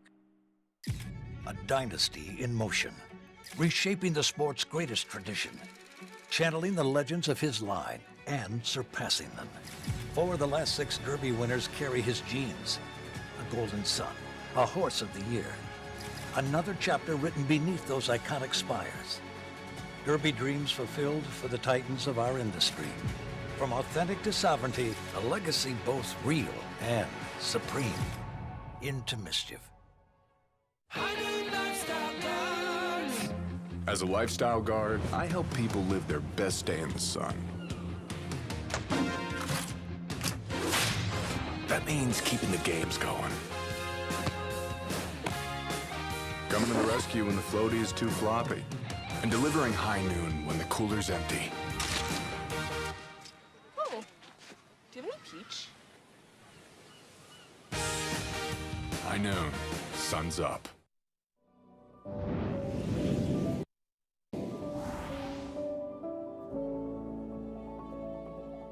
Touch Gold swings into action on the far outside. They're at the top of the stretch. It is Silver Charm, unwavering, holding on tenaciously to the lead. Freehouse is right there with him. Touch Gold driving on the outside in the final furlong. Silver Charm holding the lead. Here comes Touch Gold and Freehouse. Silver Charm has lost the lead, and Touch Gold will deny him the crown by a heartbreaking half length. How do you do that to Silver Charm? You get denied a Triple Crown by this guy right here, and then retirement You put him right back next to you. Put him in the paddock next to him, right? Yeah, look at this guy. I'm still having nightmares about him running me down in the Belmont. There's Silver Charm. Yeah, I wonder if they run against each other down the chutes and probably have some conversations. But yeah, Silver Charm looking white as ever. It's a must go to, by the way. Yes. Old friends, just like you get chills just walking around there, seeing some of the names, seeing some of the horses. Little revenge for Touch Gold from that defeat in the Preakness at the hands of Silver Charm, but denying, Triple Crown, and now I would assume they become good friends. I don't know. There's a bunch of jockeys I don't like that races. So. Race 6 again starts a late pick 5. Let's bring in Maggie Wolfendale.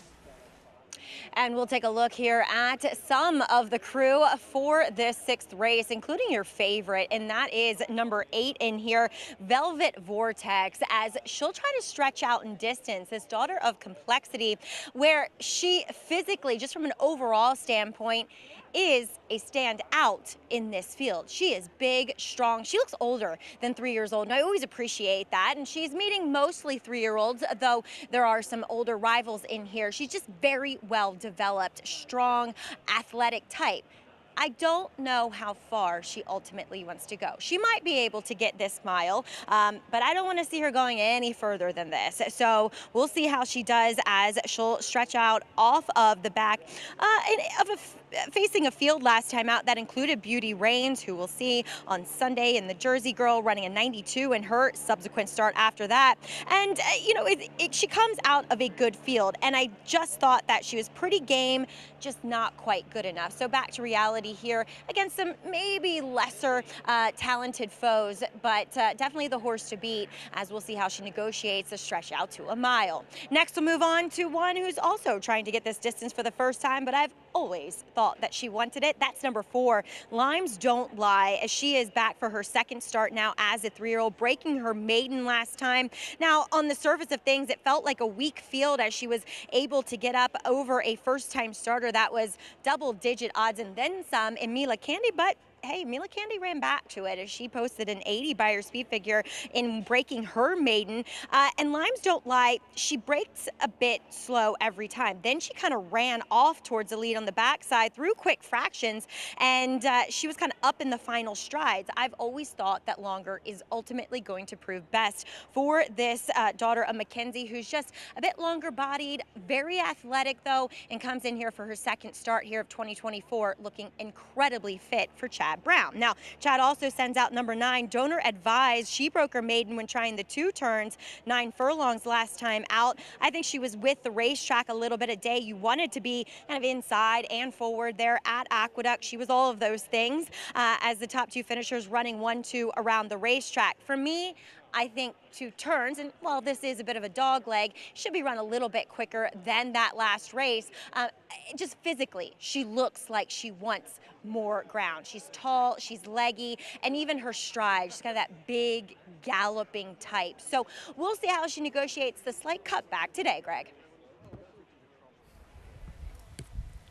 Maggie, thank you. Approaching the 10-minute mark to post here in the 6 as we look at Donor Advised, who faced Shred the Gnar, who will try and tackle the undefeated Good Cheer in the Acorn on Friday. Was a distant second to her first time out, and then stretched out to a 1 1/8 in start number 2 and was able to break her maiden as we go back to the favorite. She was 1-2, she was 25 cents on the dollar a day. She barely got the job done, but I think the stumble was a lot worse than look as you take a look at her right there. I mean, that's Velvet Vortex, your favorite. But the 9 ran a gallant race, but she's going to have to pick it up to beat this filly. She's a half to a Grade 1 winner in FISA, that Bob Baffert had. Like, I just think she's really good. I think her first race was the one that I believe. I don't quite believe her last. I think it was circumstances why she ran as poorly as she did. And I think we get some of my favorite silks in the winner's circle hill pretty soon. FISA was a 4-time graded stakes winner, Grade 1 winner for Bob Baffert. So some good family lines there. And she ran once sprinting, and then she stretched out. And that's what we look when the horse is doing something different, like stretching out in distance. How did their family, their siblings, their parents, grandparents handle distance? I think the distance is actually going to be helpful to her. Bill Mott, Junior Alvarado, Derby winning connections right behind us, and one of the greats of all time. Bill Mott, he does it all, gives a leg up to Junior here. Bill Mott, the youngest thoroughbred racehorse trainer to be inducted into racing's Hall of Fame. That's a pretty dubious distinction. You know, obviously with this new the chute that we have here for the mile race, I was looking last year. Dylan Davis won the most races out of the chute last year. Did he really? Wow. So I think there might be a little art to it. Mig, what did you think about it? Is a little bit of an art to it? Oh, absolutely. You know, you've got to make some decisions. Getting away clean is so important out of the chute because you run into that little dog leg and immediately you're going to the left. So position is always a premium, but even more so here. I always thought Dylan struggled a little bit when we were racing at Belmont coming up here, adjusting from riding at a 1.5 mile track. Last year he had his best meet ever here, but it was coming from Aqueduct. Yeah. And that's a 1 1/8 track like this track. So I don't think there was that adjustment period, and obviously not again this year, the same thing. Even money. And a lot to like here with Velvet Vortex. Were you guys as concerned with the distance and maybe the mile being the limitation, maybe as far as she wants to go here? I wasn't really worried. Were you, JK? No. You buy a well-bred horse like this and you give him to a future Hall of Famer and they make the decision that they can go a little bit longer, I'm going to go ahead and side with Brad Cox on that. Yeah, and the pedigree gives you confidence as well. Feza being a multiple graded stakes winner around 2 turns, going further. And looking at it from a physical perspective, you have to feel like up to the mile should be no problem whatsoever. And, I mean, how can you not root for E5 Racing? Because our friend Bob Edwards did bring us sushi to the set, fresh off of that he caught. Out of Montauk. Yeah, out of Montauk. I was honestly with him. There's so many great moments that have happened here at Saratoga. I'm never going to forget that sushi. Yeah, I'll never forget. Greg said it was the best sushi he's ever had. It was incredible. It was very Here's good. Luna Moth from the outside post for Wayne Potts. Yeah, on the trainer change, we're going to need to show some speed from out there. Table Flirt was just a distant third to Shred the Gnar, who'll be in the Acorn. Yeah, it was on the turf for a little while, went back on the dirt. Could be okay. Second back on the dirt here. Another Chad Brown runner, Limes Don't Lie, coming off a maiden win. I thought this horse was very dangerous here at 5-1. 49-1, Adelisa's Smile. Yeah, feels like 49-1 is about right. Jenna Antonucci of Arcangelo fame, Travers and Belmont winner a couple of years ago. Here's Feasible. Yeah, winner last time out of Philly by Practical Joke, and Ricardo Santana will be in the irons. Pure beauty. She drops out of the Grade 3 Gazelle on the road to the Oaks. Yeah, had to take a shot in there based off of her race 2 back down at Gulfstream. 4-5 now, odds on for Brad Cox's Velvet Vortex. Yeah, and I think she's going to take the initiative here, and she was really fast last time, and she might get away from this group early. We'll see where she lands late. Both these Chad Brown fillies at 5-1. Here's the other donor advised. Yeah, this horse has some tactical speed. I prefer the 4 Limes Don't Lie, but this one's not impossible. And Mersal, 2 starts back. That was a huge effort. It was against softer company, though. It was off a year layoff, though, and you'd think maybe the horse would have improved. Went backwards a little bit, so you might get a better effort today by the 5-year-old mare by Classic Empire. She is 11-1. You see that pick 5 pool? Over $600,000 in the pool. We welcome him now for the first time on our late coverage, the voice of the Melbourne Cup. Let's bring in Matt Hill. Jenna Antonucci, I'm absolutely proud to say, is with us 2 years after that spectacular win. And I think it was one of the great quotes I've ever heard on a racetrack. If there's not a spot at the table, make your own table. Can you believe it's 2 years? It's crazy. It's really flown by, and just so grateful for all of it, no doubt. What's changed in 2 years? A few more phone calls to the stable, and I'm tipping some young trainers that have been inspired by you. That's the part that you can't quantify, right? And so if we can make a positive impact for anybody, whatever career they're pursuing, if it's horses or whatnot, you just got to work hard and not cut a corner to do it. And we've had a little shift in some of the horses that we've gotten, so that's a great opportunity. And so the last couple of years, we've been developing a lot of those. We're going to take a swing tomorrow in the Grade 1 with Do-Gooder, and you just have to keep building and keep doing. And that's the part with this. You do something good, it takes a minute to bring the rest of the stock along that then you get the opportunity with. So we're so blessed to have the opportunities that we do have and continuing to grow young horses, and it's been a fun run, no doubt, yes. And Feasible in this race, is at a price, but was strong at Keeneland. Yeah, no, she was great, and we were kind of hunting a little bit for a spot for her. We were struggling, and so we finally found this spot for her, and hopefully she comes forward again in her 3rd start. It's quite a warm day out here, but she looked like she took it okay. Good luck. She did, thank you. Matt, thank you. I still feel like that story, what Jenna Antonucci accomplished, first female trainer in the history of the Triple Crown to win an event, did not get near enough attention. I mean, that's just remarkable how long it took, and she broke those doors down. Sure did. She didn't break them down. She kicked them down. Yeah. And then she ran it back in the Travers. Yeah. I mean, it was a pretty special time, and I'm very happy that happened for that horse, because unfortunately we lost his sire Arrogate, and now Arcangelo stands at Lanes End as an opportunity to kind of carry on what Arrogate was in the midst of doing. I think he's going to be a tremendous sire. I really do.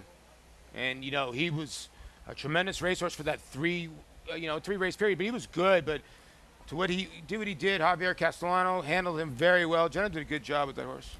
I love some of her comments, too, after that. If you don't have a seat at the table, bring your own table, right? I mean, obviously, it's inspiring for young people, especially young women, who might think it's too daunting, it's too intimidating to do it. There's a role model. There's somebody I could follow. We got Cherie DeVoe, obviously. We got her younger sister, or older sister, now training. We see Amelia Green. Yeah, we seen, like Brittany Russell bring horses in. Like, so there's the women training there's more women trainers, and they're good. Melanie Giddings almost shocked at a big long shot yesterday. Yeah, I mean, she's inspired a lot of young people to maybe go out on their own, a lot of young women. Now, with more on that Jenna Antonucci story and that sensational 3-year-old colt of hers, Archangel, let's go back to Maggie. Yeah, it was such a special, special moment that I think all of us are honored to have been a part of when Jenna became the first female trainer to win the Belmont Stakes. But you know what? Women are the backbone of this country. And you might say I'm just saying that because I am a woman. But it's true. And I think women have a special connection, particularly with horses, because they are empathetic beings. And, to kind of look into the eyes of a horse and understand and listen to them and let them tell you what they're feeling. I think women do have that innate nature to do so. And let's not forget that Arcangelo was picked up for the bargain basement price of $30,000. So it doesn't often take all the money in the world to be a big part of this game. Another horse that was purchased for just $30,000, the 10 horse in here. That's Mersal, as she has banked nearly $200,000 now in her career. She'll return third off the bench for Michelle Giangiulio. And I called up with her and I said, what happened last time? Because her race back was pretty big. And she said, look, did she react a little negatively to running so well off such a long layoff? Possibly, but also she said that she does not like being inside, and she was inside the entire trip going the 7/8 last time. Now she's drawn on the outside, and she has Kendrick Carmouche back aboard who knows her and knows, like Michelle said, she wants to travel with that bit up in her mouth. She wants to feel the rider, connected to her. So I think she looks fabulous. Whoa, the 5 horse acting up really badly. Big long shot. But Mersal, I just think that you're going to see her get back to that better effort that we saw back on March 28th. Now moving on to another 3-year-old in this crew, number 7, Pure Beauty, drops out of the Grade 3 Gazelle, in which she is a one-figure horse. Only her race 2 back makes her any sort of player in this field. But I will say that less ground, I think, is better. She does get herself a little bit keyed up, and now Shug McGahee's kind of gone back to the drawing board, given her a freshener, and she looks great here. I like the fact that she's on her toes for this turn back in distance, and John Velasquez, the master, the five-star general, as we like to call him, climbs aboard, and he's another guy that just kind of has an understanding of how horses want to be ridden. So look for her at 12-1, maybe to get back to that good effort, Greg. Maggie, thank you. Pick 5 pool, it is getting up there, isn't it? Almost $800,000 here with a 4-5 favorite in Velvet Vortex, Pratt for Brad Cox. A lot of things to like here, including the bloodlines, but some other interesting runners. Of the 2 Chad Brown fillies in this spot, certainly donor advised, I would think would be the more highly regarded. Where'd you 2 land?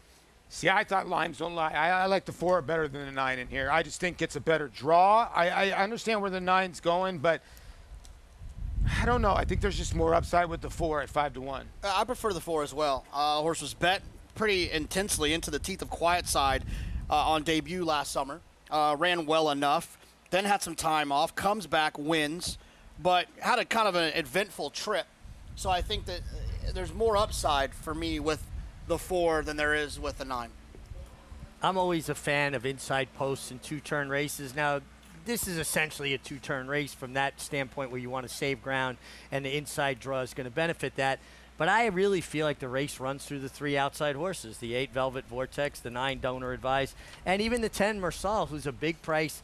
Yeah, she regressed after that big effort off the bench going a mile, gets Kendrick back, and she's the only 5-time winner in the race. Everybody else in this race won 1 race. It's a non-winners of 1 race other than. The reason she's eligible for the race is because she won claiming races. And we talk about how fast Velvet Vortex ran first time out. Mersal ran that fast at a mile distance. Yeah, and so, you know, it stands to reason her next start might not be as good, and now she's had that race to kind of get over if she bounced a little bit or just had, you know, regressed. Listen, it's a little bit of an ask, but at 10-1, I'll take a little bit of a swing. There you go. Take a swing. I also think the 1A, Luna Moth, is not a horse that should be 15-1. Yeah, I agree with you. I think that horse, I don't know, can win the race. Definitely hit the board here.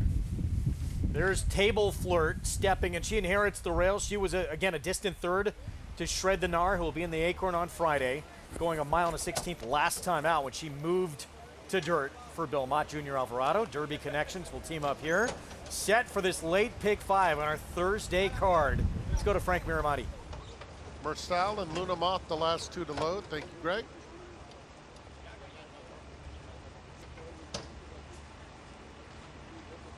Going in.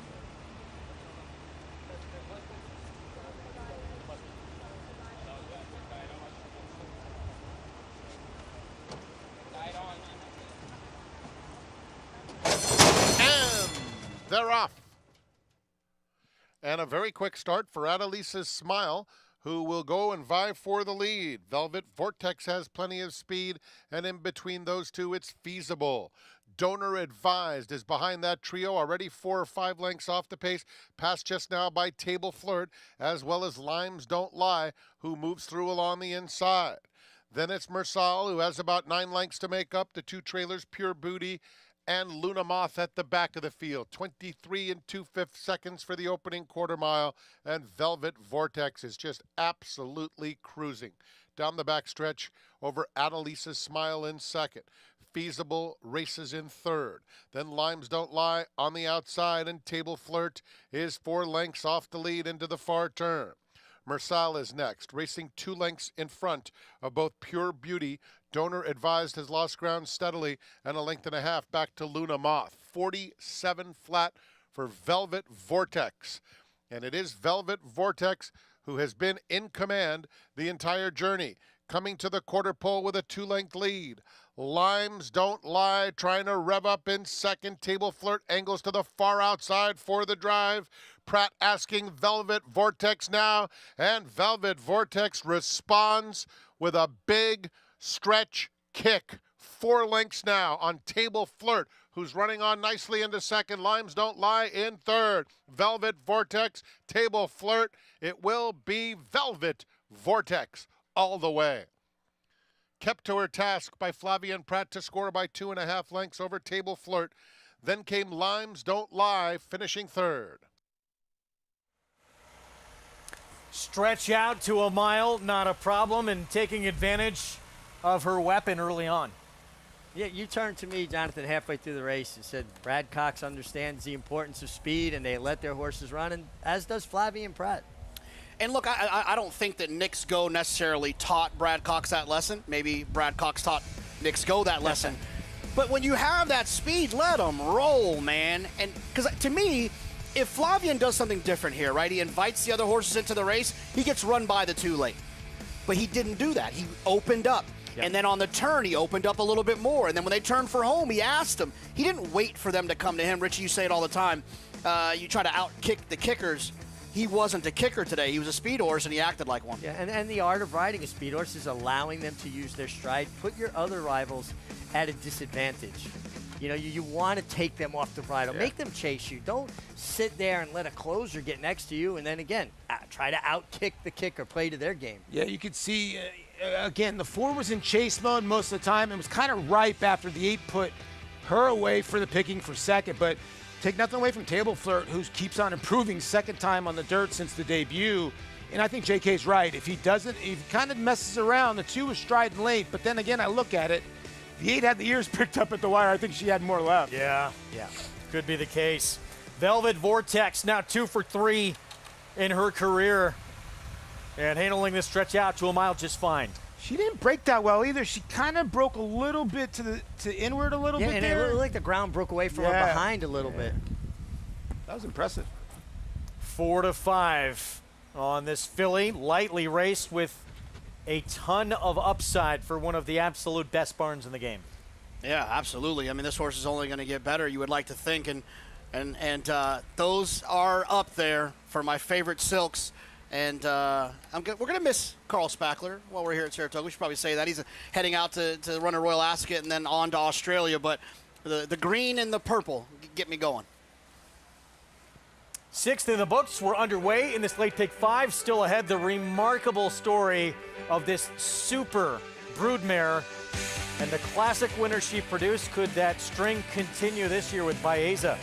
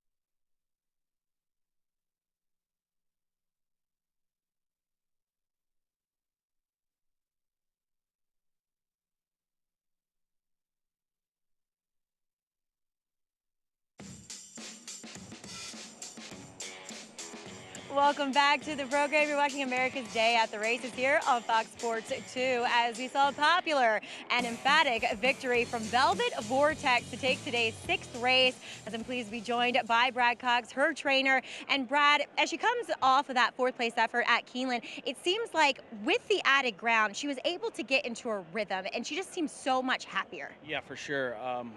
Flavian said that, she high cruising speed. We want to try her 2 turns at some point, and I thought this was a good step. Last time at Keeneland, she was kind of, no knock on the jock, but she was just in a bad spot the whole time and just didn't really get a favorable trip. Kind of had to rush.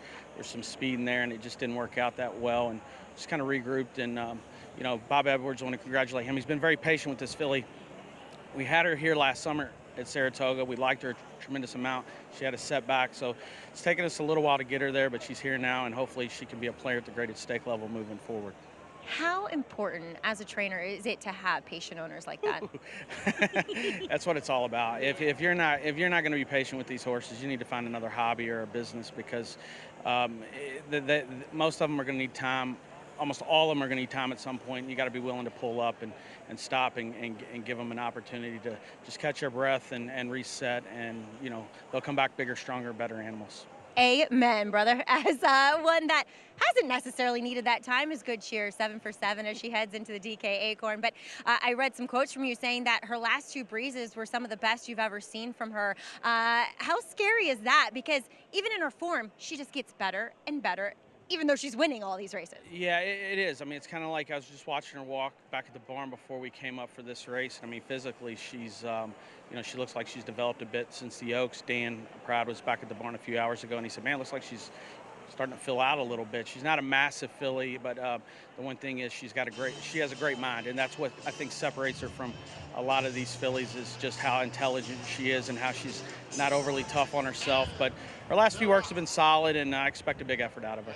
We are all looking forward to seeing her up here at the spot. Brad, congratulations here with Velvet Vortex, though. Thank you. Guys.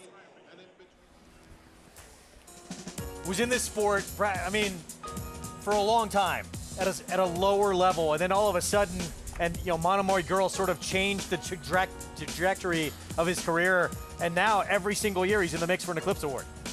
And he's got a well-rounded stable. He still claims horses occasionally. So from lower-level horses to champions, he's got in the shed row. Here we go, graded stakes action. First of 2 still to come on the card. Grade 2, Intercontinental. 5.5 furlongs on the grass for fillies and mares 4 and up. And the sensational Future Is Now. She's won 5 of her last 6 starts. She won this race last year. She opens up at 2-1. She's the horse to beat. I mean, listen, when you've won 3 in a row, 5 out of your last 6, you could be the speed here. You've won 2 races here out of 3 at Saratoga. She's the deserving horse to beat. Well, the dream in this sport all begins well before there is even a horse at all. It begins in the breeding shed and thinking of a mating that will create potentially a classic winner. It's an inexact science, to say the least, unless, of course, you decide to mate to Puka, who has a chance to produce a Triple Crown winning colt for the 3rd time in 3 years when Baeza lines up in Saturday's Belmont Stakes. Puka was in the juvenile. She was a half-sister to Finnegan's Wake. She checked all the boxes. She had the pedigree. She was a talented individual. She was a bold gun runner. She wasn't cheap, but we got her for what we thought was a fair price. My partnership had bought 3 shares in Good Magic. Good Magic's in front. Good Magic pulls away. Good Magic had won the juvenile. Well-bred, handsome horse, turn of foot, fit this mare. She was a lovely big mare. Mage was a nice foal. He wasn't totally remarkable, but he was athletic. Mage digs down deep to win the Derby! I can't say we were smart enough to know it was going to produce a Derby winner, but it was a good mating. The next year, Dornick, he was a little better looking yearling at the time. Dornick, and my friend, it will be Dornick! And Baeza, we changed sires because we had bought a share in Mackenzie. He was a wow-looking foal. He was a wow-looking yearling, and he takes your breath away when he comes out of the stall.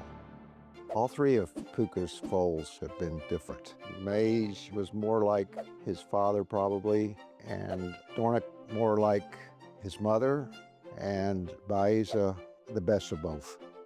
She'd be described as a blue hen. She's had 4 foals, all stakes horses, by 3 different sires. You know, you have to ask yourself, is she ever going to be worth more? And John Stewart made us an offer, and he bought her. Puka was pregnant at the time, carrying a full sibling to Mage. He's a fantastic physical. He probably takes a little more curling. He's probably closer to Mage physically, but would be in between Mage and Dornoch, I'd say, size-wise. He has classy fighting attitude that his mother clearly puts in to her offspring. We've partnered up with My Racehorse. They've taken 25% stake in him. You know, to have an individual like that and then to follow on suit and get a full sister. In my opinion, I think she might have been the best foal that we've had this year. You know, she's just overall just a perfect print that you could just dream of. And especially being a full sister to Mage and Dornoch, and of course the yearling colt as well. As of now, I believe she'll most likely stay within the Resolute Bloodstock division and carry forward the legacy that her mother has set out so far. My appreciation for Puka is hard to describe. I mean, it's a breeder's once-in-a-lifetime dream to breed a Derby winner. She's remarkable and, you know, quite right broodmare of the year this year. So I'm pinching myself to have owned Puka. What an incredible story. Puka's already made history. First mare to produce runners in 3 consecutive editions of the Kentucky Derby. And should Baeza win, she would again make history. Baeza, of course, 3rd to Sovereignty in the Derby. And she's a tremendous broodmare. Now, you know, she's already established her value, and she's had 3 colts. She has a filly on the ground. Now, that filly's worth an incredible amount of money just because of her pedigree. And a yearling also. They're both by Good Magic. The yearling colt is named Preaky because that's the one Triple Crown race they've not won. That's great. Well, I'm sure they'll knock that out. Great stuff. Baeza's chances, what do you guys think going into Saturday? Obviously, would you feel had maybe the toughest trip of the big 3 in that Kentucky Derby? I do think he may have had, you know, he had to pause a bit at the 5/16 foal, but I also think that was a little bit of his own doing. And it's something we haven't talked a great deal about. Baeza has a tendency to want to lug in. And I think he was trying, Flavien Prat was trying to draw him out when journalism made that first run. And he had to wait because the horse didn't come out as easy as he would have liked. He didn't have that power steering, if you will. I just think he's going to be overbet.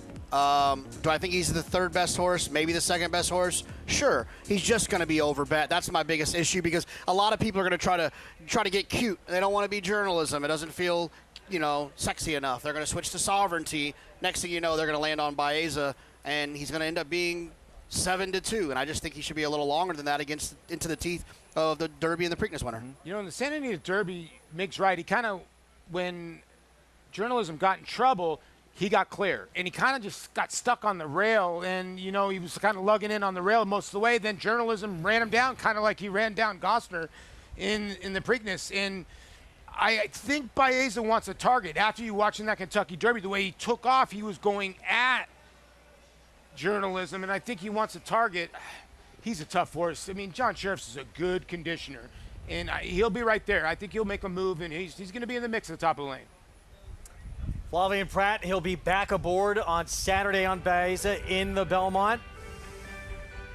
We're going to take a timeout.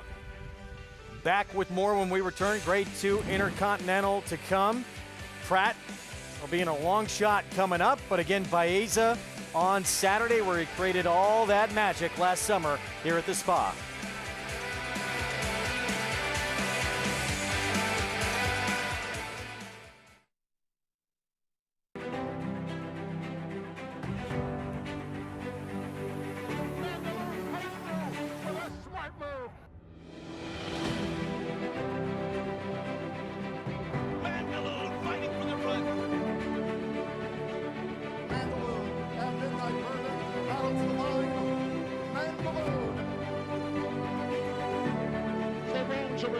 It's Mandaloun, and Mandaloun wins.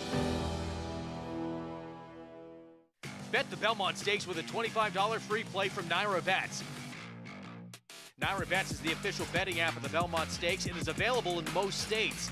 Naira Bets makes it easy to get in on the action with streaming HD video, weekly promotions, and a state-of-the-art betting interface. And they're off in the Belmont Stakes. If you're betting the Belmont, your best bet is Naira Bets. Scan now for your free $25 Belmont Stakes bet, plus a $200 bonus for new members with promo code Belmont25. The champion 2-year-old. one of 4 champion 2-year-olds in his immediate family. Essential quality at 2, undefeated. Essential quality, though, has opened up by 5. Devastating. His own first 2-year-olds race in 2025. If they're anything like him and you've got a mare in foal, just imagine. Racetrack Television Network brings you every race, from every track, on every screen, every day. With monthly packages starting as low as $5, RTN gives you great value and access to more live HD streaming and race replays than anyone. Visit RTN.tv today to sign up and watch on almost any device, including Roku and Amazon Fire. RTN has packages that start at $5 per month.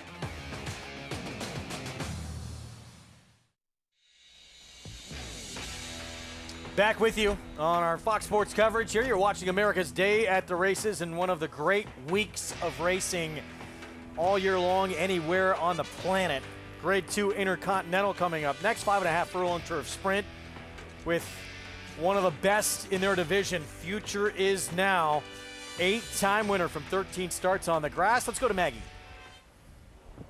Caught me in the middle of taking notes, Greg, as we'll take a look here at number 6, Pipsy, as she is second off of that break and second time out here as a 4-year-old, in which she was very impressive in that return race, I thought, at Keeneland. And, you know, oftentimes, we kind of saw it earlier on the card with a very impressive first-time starter for Jorge Abreu, who won by open lengths in a turf sprint, and even the John Service horse, I should say, in the turf sprint, won by open lengths. And I find that these races, it's hard to do that. It's hard to kind of gap out a field, and I felt as though she did, Pipsy, and she was holding her own as a 3-year-old filly in that 2024 season against, you know, some older horses in that Franklin Square. So only beaten 3 3/4 lengths by many of the same that she meets here today. But I think Pipsy is a bigger, stronger horse this time. She looks fantastic here for Will Walden, who's looking to get the weekend going here, sending out Bless the Broken in the Acorn as well. So I'm a big fan of Pipsy. I have been, and I just think that now as a 4-year-old, she's really truly meeting her full physical potential. As we'll move on to just to her outside, Flavien Prat looks to keep things rolling as number 7, Carew. Hopefully I said that right. She's coming back for her first start as a 4-year-old, and she's done very well.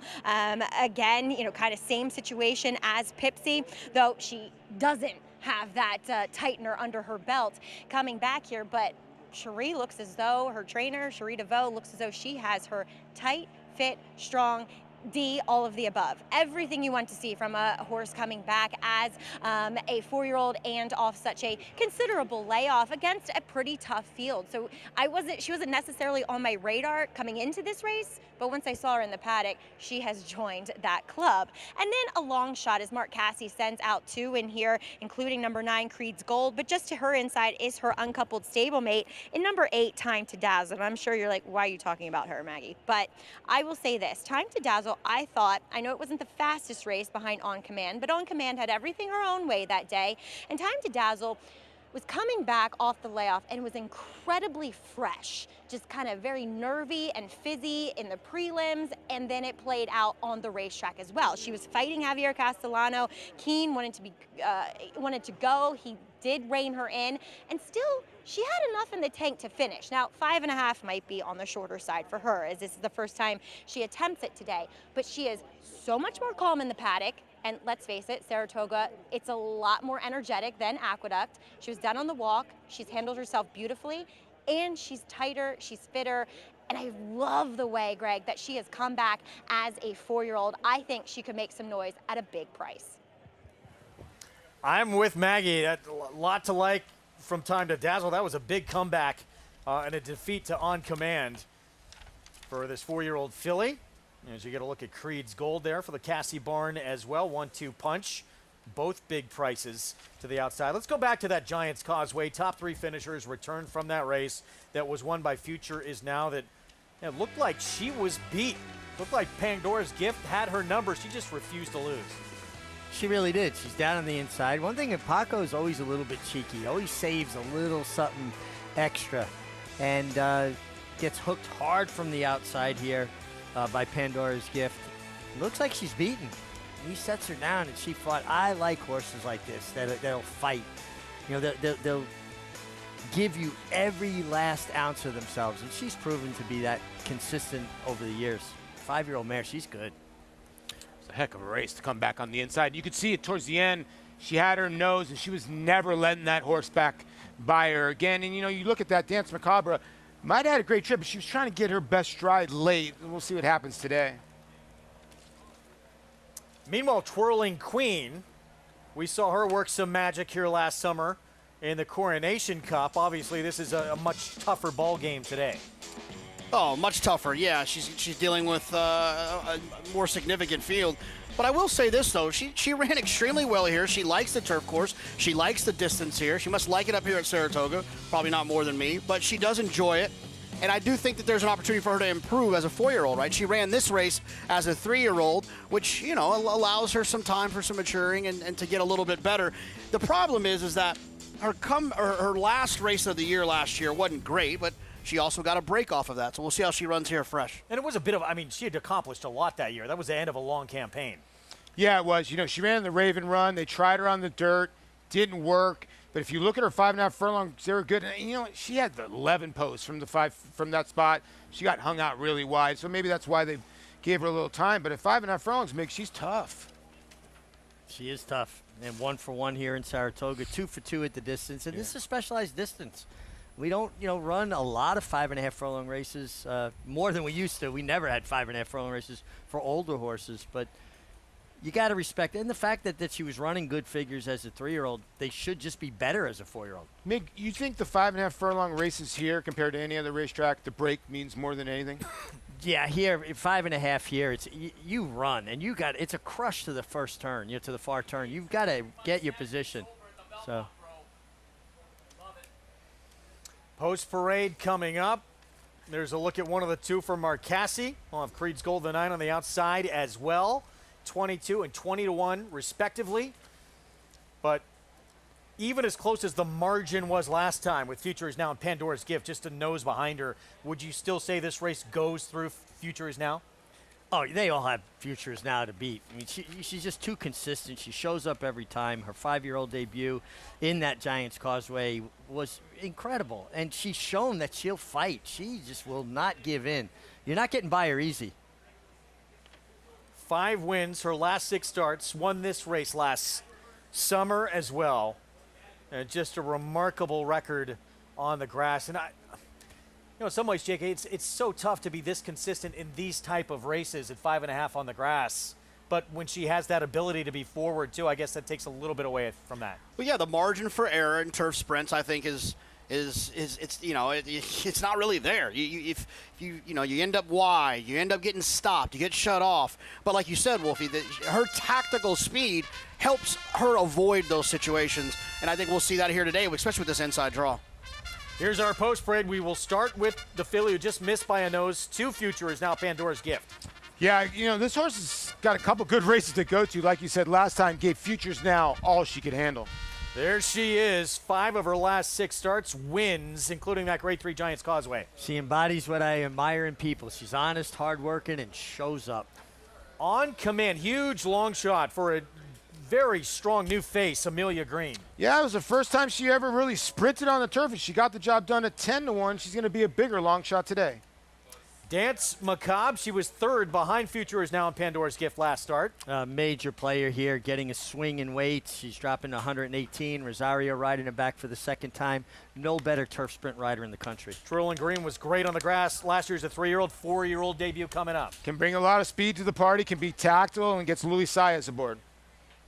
Pipsy for William Molden, as Jose Ortiz. Yeah, came back with a nice effort as a 4-year-old, laid up close. I was impressed when she blew the break in her U.S. debut and still won. Sharita Vauban sending out Carry You with Flavian Pratt, 4-year-old debut coming up. Yeah, very rarely you see Sharita Vauban run her 44-1, but that's what this filly was against Future Is Now and didn't disgrace herself. 10-1 currently. And then the 2 from the Marcassi barn outside. Here's Time to Dazzle. Real nice effort last time. She was up close to the pace. Maggie talked about it, horses being fresh. Looks sharp again on the racetrack. And Dylan Davis on the stablemate Creed's Gold. It's the filly, obviously, by Jimmy Creed, and out of a Fairbanks mare. And what an honest horse this horse is. Can run on synthetic, run on turf. Is she good enough? The one to beat the reigning champion this race from last summer. Future Is Now. Matt Hill standing by with her trainer. Yes, the title holder, and Michael Trombetta's with me. Michael, I think the horses are handling the conditions better than the people, and your mare's been fantastic. Yeah, she's real good. She doesn't get upset about too much, and it is pretty warm today. The last start win was really tough. Is there further improvement, considering it was a first-up run for 6 months? You know, she's trained good all along, so we've been happy with her, and now that we got at least this one race under our belt, it leaves me a little more confident with her fitness. 4 of her last 5 victories have been under a length. Don't they say good horses win by slender margins? Well, some of them seem to, and she's one of those. She keeps you on edge. Good luck today. All right, thank you. Well, Michael Trombetta has done a tremendous job with this mare, who has not lost a step at all, to keep them together like this. Great job. Mike Trombetta is just a world-class horseman. He's been winning races for as long as I can remember, based out of Fairhill. Rules of Mid-Atlantic. He just does a tremendous job. And Larry Johnson, the breeder who passed away, he runs for the estate of Larry Johnson. He has bred good horses for 30 years out of Maryland, and this is one of his better products. Easy to root for. Good story. It's hard to win almost $1 million. This horse almost won $800,000 in grass sprints. You know how tough that is to do? Very tough. Very tough. Still the 5-2 favorite. With more, let's go back to Maggie. Yeah, and it's so tough because they're often such random races, and you find, horses lining up in the gate, and they're all quite familiar with each other, and they'll often take turns beating each other. But Future Is Now seems to have quite a stronghold on this division. This Maryland bred, a daughter of Great Notion, and she is one that, and Richie kind of said it, she's his type of horse, and 2, she's my type of horse to look at, because while I didn't pick her here, I'm just trying to be, I don't know, different.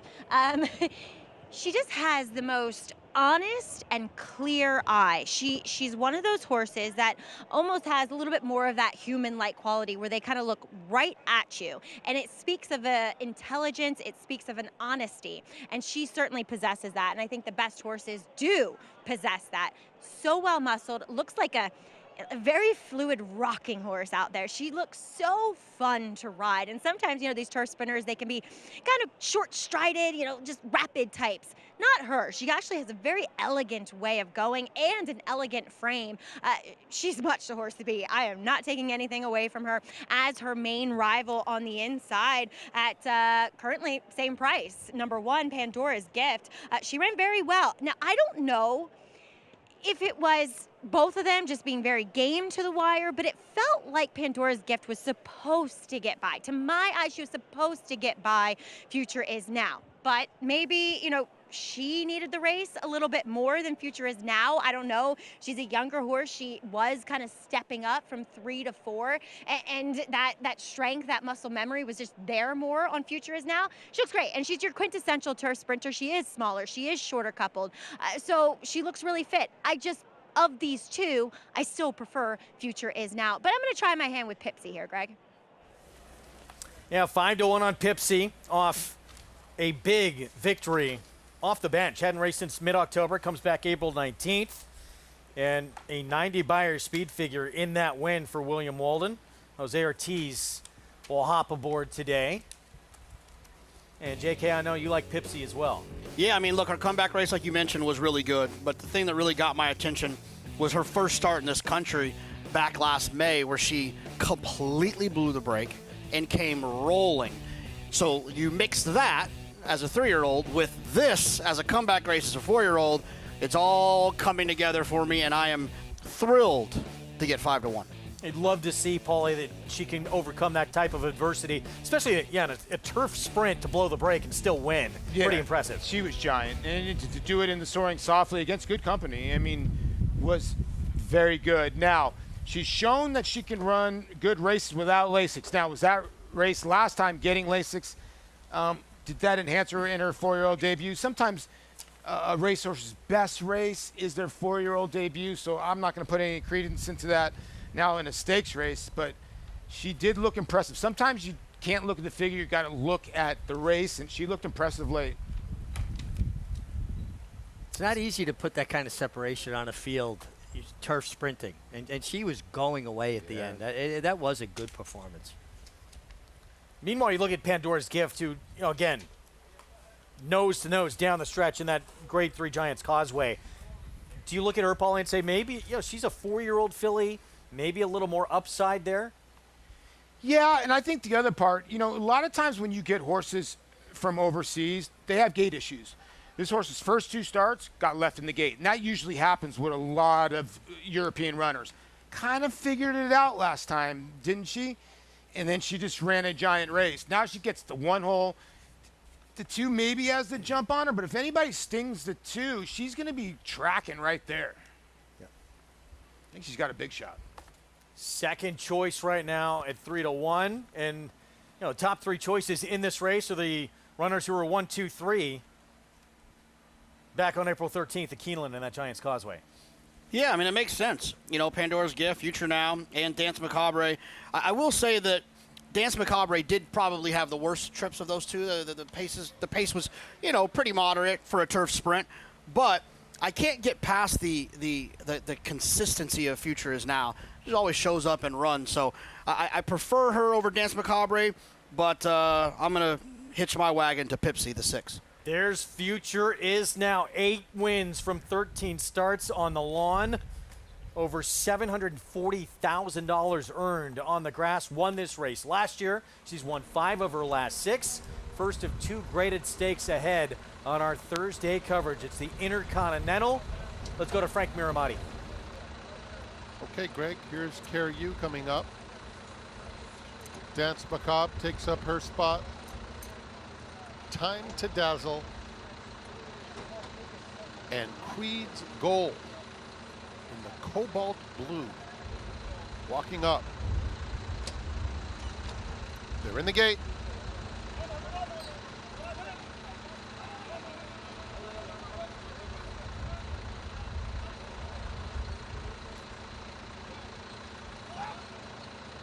A little movement inside. And they're off in the Intercontinental, and Pipsy is very fast away from there. Future Is Now has some early speed too, but it is Pipsy who's the quickest as they run down the back stretch. Pipsy is in front. Carriou now moves into second. Future Is Now has to steady a bit. Twirling Queen was up and on the pace and is now racing in 4th. They are followed by Time to Dazzle. Pandora's Gift in the yellow colors is 4 lengths off the pace as they round the far turn. Then comes Dance Macabre racing in between horses, some 7 lengths off the lead. Creed's Gold is outside of her, and on command at the back, 21-3 for Pipsy, who made the lead pretty easily today. Carriou moves up to challenge in second. Future Is Now is in behind horses. Out in the center, Time to Dazzle is finishing with some interest. Wider out, Creed's Gold. Future Is Now has room now and is coming fast. Here's Future Is Now right to Pipsy with a 16th to go. Pipsy holding firm. And Pipsy all the way in the Intercontinental. Future Is Now was second. 3-way photo for third among Pandora's Gift, Carriou, and Time to Dazzle. Pipsy has come back, now 2 for 2 in her 4-year-old campaign. Quick, early, and able to finish. Great call by you, JK. Great call. This horse won the race out of the gate. We were just talking about it, Mig. Yep. Best horse out of the gate, and he put this horse and he put the 2 in a hurt locker early in the race. She broke so sharply onto Jose Ortiz, and he just got out of her way. He didn't ask her to go to the lead, but he allowed her to go to the lead. And then he spread the rail a little bit. It gave Future Is Now a lane. Looked like she might run her down, but she kept finding. This was a tremendous effort for this 4-year-old filly who is now 2 for 2 as a 4-year-old. The way she broke today versus the way she broke the first time she was in this country, crazy, right? I mean, was unbelievable. Opposite. And I'll say this too. I liked the horse. I picked the horse. I thought she was in deep water at the top of the stretch. Looked like all those horses were coming to her, but man, she had more in the tank. She was good today. Look at that time. Yeah. Wow, sub 101. That is moving, my friends. That is moving. And she went 21-3 the first quarter. As easy as you're going to see a horse go that fast. She just popped out of the gate as quick as she can. Jose Ortiz has been riding so well. He spent the winter at Fairgrounds, was the leading rider there, and it feels like he's even added another dimension to his already incredible talent. It just shows you how game future is now. And she didn't have the best of trips. I think Pipsy was the best on the day. But Pipsy outbroke her. Paco had to reset because he didn't know what to do. He had to reset. Then he sat the trip, and Jose was able to get away. As you see, Bill Walden, tremendous job. You just looked at that last race, the way she finished. She finished the same today. 6-2, 7-8. One more look down the stretch. Pipsy, yeah, in pretty sharp final time, 1 minute and 4/5. Dominant coming back now as a 4-year-old, and you're, not just a graded stakes win, you're beating one of the absolute best in this division. Yeah, I mean, Future is a confirmed turf sprinter. I just love the way this filly's matured. If you go back and watch her U.S. debut in that Soaring Softly, she walked out of the gate. Well, she's figured out American racing pretty good now. A great job by Will Walden. Yeah, another horse that we talked about. Whenever they come over Europeans, the sprinters usually struggle early, and it took her a while. Took her one start to kind of get those gate woes over with. But I think now she's, that was a complete running style. She blitzed that field, and I didn't see that coming. Just what Jonathan said, too. It didn't look like there were like 5 horses that were ready to swallow her up, turn it for home, and she just kept finding. Yeah, she did. She went fast. 55. Oof. Will Walden, big win here. He's going to have Bless the Broken in the Acorn on Friday as well. He is back on the mic, and it is great to hear those pipes again. Frank Miramati back up in the announcer's booth here at this legendary racetrack. We'll be right back.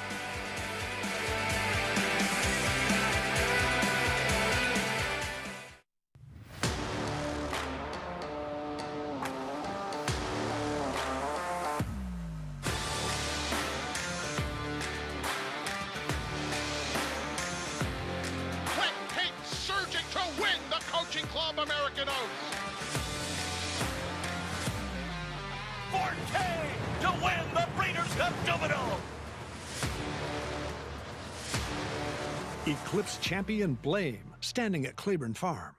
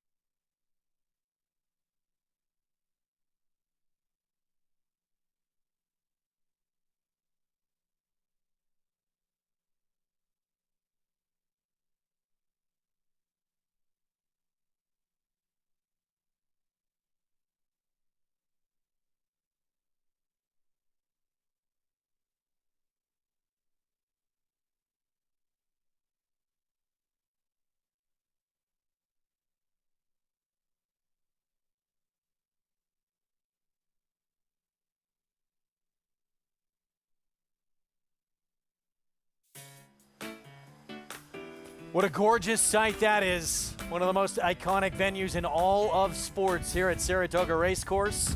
You're watching America's Day at the Races, and the Grade 2 Intercontinental in the books. It's Pipsy now 2 for 2 to start her 4-year-old campaign. Winner's Circle lead-in brought to you by the Fasig-Tipton July Selected Horses of Racing Age sale to be held on July 8th in Lexington, Kentucky. Start considering your entries today. Let's go to Maggie. Here with winning trainer / groom, Will Walden, as he said, let's make this snappy, Maggie. I also am her groom too. But Pipsy, what a return as a 4-year-old that we've seen from her, Will. Yeah, I mean, we just gave her the winter off in hope that she would develop from a 3-year-old into a 4-year-old like she has. And thought the run at Keeneland was great. Didn't know that we had her fully cranked for that effort, but she ran awesome. And, you know, the thing about this filly is, you know, there's zero emphasis on gate speed where she comes from. And she broke bad the first time, and since then she's beat everybody from the gate. And these are the fastest horses from the gate in the country, maybe the world. So hats off to her. We just try and stay out of her way. I was gonna say, have you done anything in her training to get her to do that? No, it's all her. We've got a routine for her, and she likes it, so we don't really differ from it. It doesn't include gate speed, so she does that all on her own. We're just super grateful to Mr. Sykes. So happy for him. He's put so much into this game. He's such, I mean, he's like a father to me. You know, I love that guy, and just so happy that he gets this win with her. Absolutely. And you have brought a select few up here for this Belmont Stakes Racing Festival, including Bless the Broken, a really good third behind Good Cheer. Watching her train, I was with you the other morning. She looks as though each time she runs, she takes another step forward physically. Yeah, we sent her to WinStar for a week, and they weighed her in and weighed her out, and she put on about 55 pounds. I thought her breezes out of the race were better than going into it, and that's just, you'd rather have a 3-year-old on an upward trajectory right now than one that you feel like's plateaued, and we feel like she's going upwards. Obviously, we have all the respect in the world for Brad and Good Cheer and Godolphin and what they bring to the game and that filly in particular. But, you know, we want to be waiting in the wings, so. Absolutely, and you will be. Go take care of your horse, but congratulations here. Thank you. Will Walden with Pipsy. He does it all back at the barn, Greg. Sounds like he's well aware of what he's lining up against with his filly, Bless the Broken, but she's going to take another shot at the Kentucky Oaks winner. And that's what this 3-year-old division is. It's about improvement. And you just heard Will say it. She went to WinStar. She gained 55 pounds, which means she's getting bigger and stronger, which could lead to her improving and running better than she did, and maybe, just maybe, turning the tables on the undefeated Good Cheer. Quick look at the odds here for the 8th. 2 turns, mile and an 1/8. Allowance optional claiming field, and the 4 right now, Willie D's for Mike Maker, favored at 9-5. More on this race coming up in a moment. We're going to have a track announcer interview a track announcer coming up, the voice of the Melbourne Cup, interviewing the voice of Saratoga. Let's go to Matt. Good on you, Greg. Yes, Frank Miramati. I must say, Frank, you're a big voice in a very small commentary booth up here. It's great to be up here, and you did a great job last year with the Belmont Gold Cup, and you'll do it again. And so you know how special this place is. It's one of the most remarkable places in all of the world. So certainly a big honor to be here and to hang out with a man who's called in so many countries as your good self. Frank, tell me about the Belmont Stakes to call. It's obviously such a special race, but it's quite an intense race as well. It really is, because I think this is actually a race that can outperform the hype going into the race. And it's very rare that can happen, but the storylines are so tremendous. And with all the drama that happened with journalism in the Preakness, I think it has just increased awareness and interest and opinions on this race. And so to see the Kentucky Derby winner who skipped the Preakness and is now coming here for Hall of Famer Bill Mott, and then you have the new horse, Baeza. The thing I say about Baeza is that when you think about the Kentucky Derby, you always think it was a 2-horse race, right? It was journalism and sovereignty. Baeza was beaten less than 2 lengths after all that, and no one even really saw him at any point in time. So we'll see what he can do to improve. And as we both know in horse racing, It's not as easy as it looks on paper. So it's just an amazing race, and I'm so excited about it. And I'm trying not to be too excited, but at the same time, understanding the importance that this is a huge moment and could be a Belmont for the ages. And it's obviously a great moment for you as well. Now, of course, there's about 58 races for 5 days. Have you got the lozenges and the water up here? A lot of Ricola. We've had a lot of Ricola tea, and really not even analyzing and looking too forward to too many of these races. I just let them come day by day because there's a lot, and I try my best to just celebrate those moments for the people who are winning. And interestingly, a lot of our sponsors of this show have stallions that are very well represented in the Belmont Stakes, which is pretty cool for them. So no bias for any of them. May the best horse win, and may we get a clean trip. And from one Trek announcer to another Trek announcer, good calling. Good luck. Frank Miramati. Matt, thank you. No one better to handle that interview than another tremendous race caller, two of the absolute best voices in the sport. They are. I mean, Matt, when I was talking to Frank about Matt. Frank goes, he calls 25, 30 horse races. You imagine trying to call those races? You got to be talented. How are we going to know it's actually Matt Hill, though, on the call in the Belmont Gold Cup? Because Frank is so good at impressions. True. It's a great point. I actually saw Frank last night at dinner, and he did his Marv Albert and had the entire table dying laughing. Has he done a JK yet? No. I wonder. I bet it would be all right, though. I think we got to get him to work on that next. We're going to take a timeout. We'll be back. Sovereignty, Kentucky Derby winner, decided to pass on a shot at the Triple Crown. No Preakness, laying in wait for the Preakness winner, and the rematch with Journalism coming up on Saturday.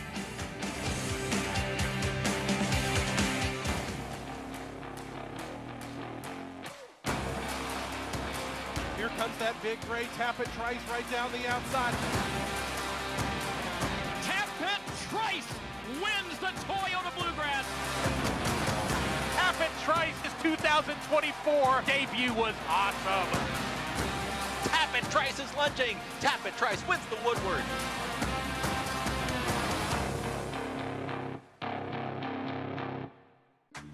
To have this weather and to have the beach and this racetrack, this is paradise. You can't beat it. This is the Breeders' Cup World Championships from Del Mar. Oh, it's wide open. Who's it going to be? Sierra Leone does it in the Breeders' Cup Classic.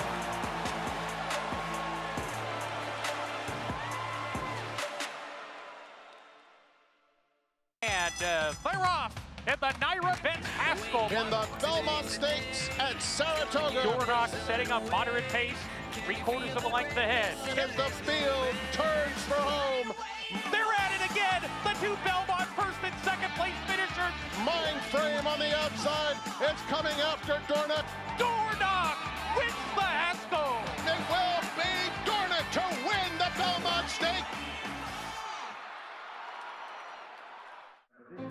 It all comes down to this. Good afternoon, ladies and gentlemen. The moment that defines the year, when the world's most influential buyers gather, and every decision, every bid, every opportunity shapes the future. At a marketplace that brings the thoroughbred world together, and where futures are forged, because every moment matters. At the World's Yearling Sale, Keeneland, September.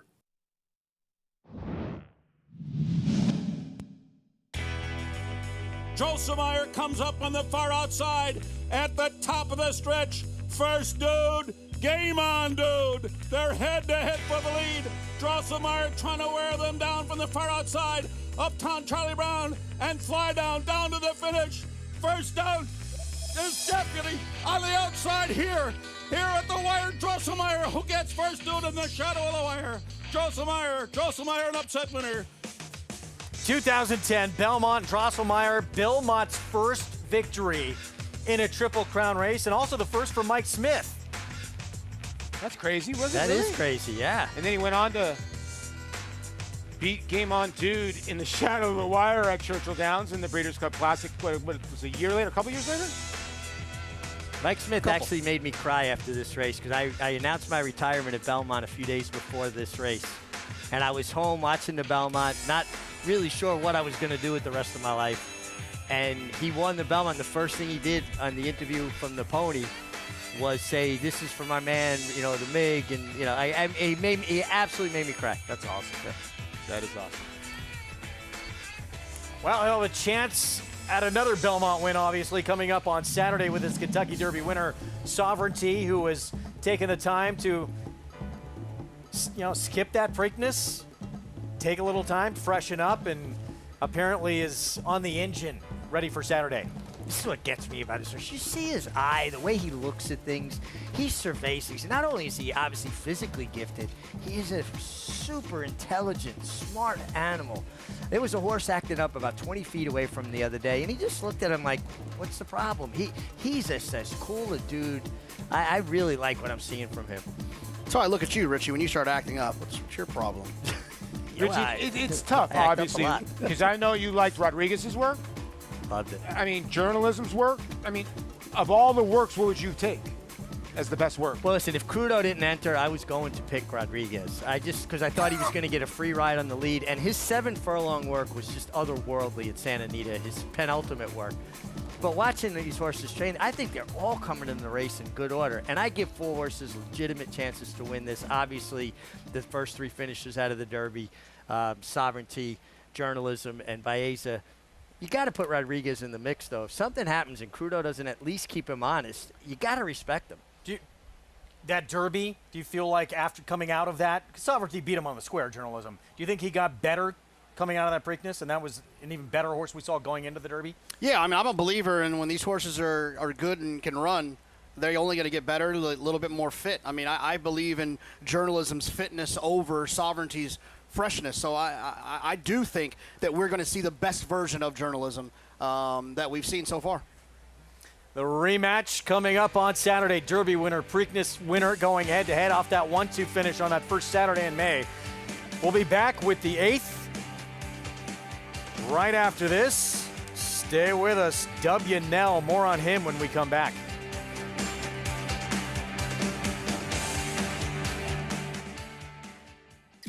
A dynasty in motion, reshaping the sport's greatest tradition, channeling the legends of his line and surpassing them.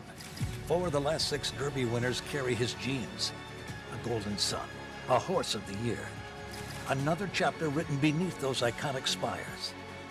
Derby dreams fulfilled for the titans of our industry. From authentic to sovereignty, a legacy both real and supreme. Into mischief.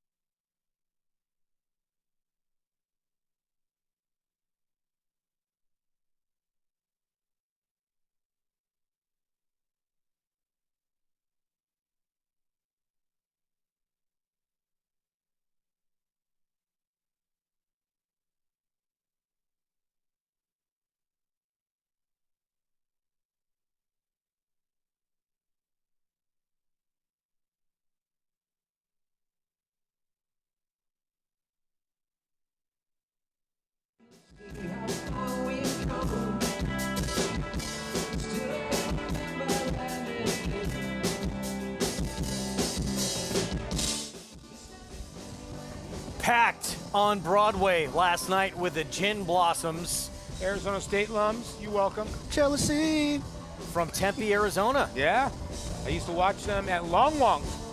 10-cent wings at Long Wongs. That was a long time ago. I'm dating myself. I'm just waiting for Maggie Wolfendale's piece because she stole the summer really last year with her going around town and talking to everybody on this night. Yeah, last that was year. great. Yeah.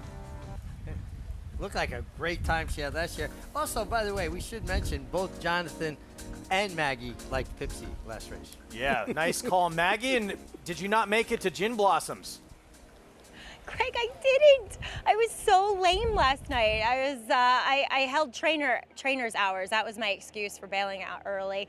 I was getting on some horses here in the mornings, but I love it. There's no place I'd rather be in a morning setting than here at the spa, as well as here in the afternoon in the paddock, as we'll take a look here at some of the runners. And number 4, Willie Dees, he comes in here with a plethora of fast races. His last 3, in fact, and 2 of which for his current trainer in Mike Maker. And, you know, you go 2 back, Awesome Aaron, he would come back and win. Granted, a little bit of a watered down Pimlico special, but definitely a horse that was on the upswing as well. And he was chasing the pace 2 to 3 wide, and he was just run down last time out by a horse that was able to save more ground than him. He looks great, and he's sometimes a horse that gets bothered by crowds. I've seen him out at Oaklawn, and he was honestly so calm here in the Saratoga paddock. Granted, that's a very cramped, crowded, and overwhelming paddock there at Oaklawn. And this is kind of wide open spaces, despite,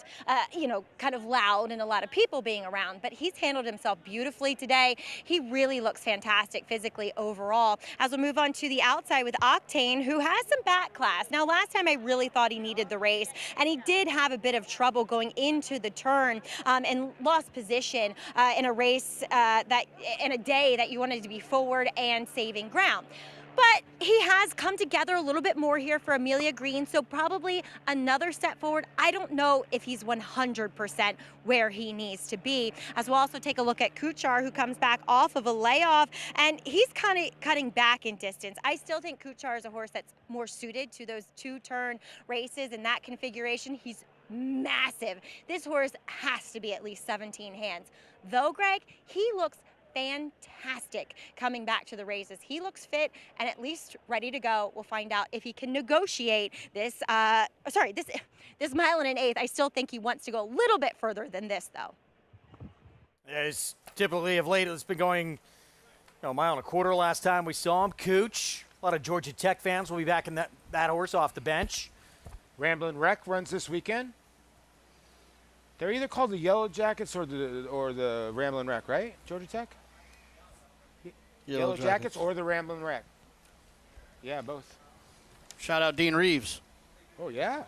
Love some Georgia Tech there. Yeah. No more Garcia. Shout out. And the call to post coming up for this 8th. And we'll kick things off in just a moment with Classic Catch for Todd Pletcher. He has John Velasquez aboard, 2-time winner at the distance. Yeah, and should be forward, get a good stalking trip with Johnny V. I love when Todd Pletcher and Johnny V are teamed up together. What a dynamic duo they've been over the years.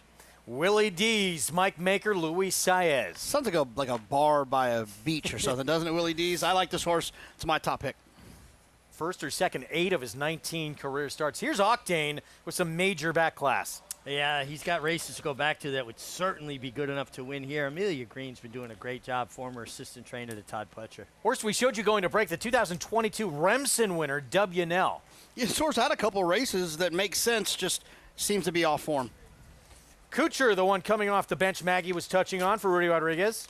Yeah, and obviously something went awry. It was just a race that was too bad to be true, and he went to the bench. Looks like he's been training in steady fashion. And the consistent film star, he's won over $600,000. Yeah, very consistent. Has some tactical speed, drawn towards the outside. It's the best place to draw with a horse like this. 5 minutes away from this 8th coming up in here. And Willie Dees the favorite at 9-5 on the board. Let's take a look at Willie Dees in action. A couple of races at Oaklawn, most recently at Churchill Downs, and all 3 of those efforts probably good enough to win here. Yeah, I mean, he's faced some good horses. He's run big figures. I'm a little bit concerned that the seconds that he's been accumulating as opposed to wins, right? 3 wins, 5 seconds. Is he a horse that doesn't have that killer instinct at the finish, at crunch time? Well, that's a question I think that comes up a lot when you're trying to identify a horse's will to win. And one thing I will say is that it bothers me a lot more when there's short prices. If you look at Willie D's, he was 10-1 when he ran second. He was 3-1 when he ran second, meaning that he was probably the second or fourth or fifth best horse in the race. So him running second doesn't necessarily offend me as much as if he was like odds on or something like that. Yeah, that's a very fair point. I was trying to make a case, guys, for the 6, WNL. He ran in slop last time, terrible. He ran on turf, terrible, slop. You get back into some of his fast track races, they're okay, but the more I look at it, I'm thinking it's a stretch trying to find a long shot here with him. Well, he had some for him. They put him on the Triple Crown Trail after that Remsen win, the end of his 2-year-old campaign. And then he caught some wet tracks, put him on turf. Here's the 5, though, Octane. This is a millionaire. Amelia Green, we've talked about a lot. If you've not heard what we've been saying, former Todd Pletcher assistant, and she won with her first starter since going out on her own. Very talented new trainer. This is when this horse won the Razorback now last year, and sometimes that Oaklawn racetrack could take a little toll on you. And then after this race came back and ran a good race in the Big Drama, and then it seems like Change Barnes, Jorge Delgado from Juan Alvarado. Now Amelia Green's had it. Sometimes horses take a little time to get in someone's program. Now they're going to stretch this horse back out to the 1 1/8. Last time he ran a 1 1/8. It was against Skippy Longstocking, obviously a little bit easier field. I do think he gets put on the front end. We'll see how long he sticks. He could not look any better warming up on the racetrack, too. I was kind of vacillating back and forth between the 5 Octane and the 8 Film Star, and watching him warm up, I landed on the 5 Octane, as well as Paul did, too, right, Paul? Yeah. Yeah. Rad Ortiz Jr. will be aboard Octane in this one coming up. And in terms of, JK, this first turn comes up fairly quick, but it's a small field. And Film Star on the outside has tactical speed, too, so not a big concern. Absolutely. I think that's the weapon. That's why it's good to be out there, is that, you go a little bit, you take back a little bit, you find that arena in that area to just get over to tuck in. I would imagine that Film Star will find themselves in the 2 path. Can't get worse than the 3 path. So I don't think there's any problems there.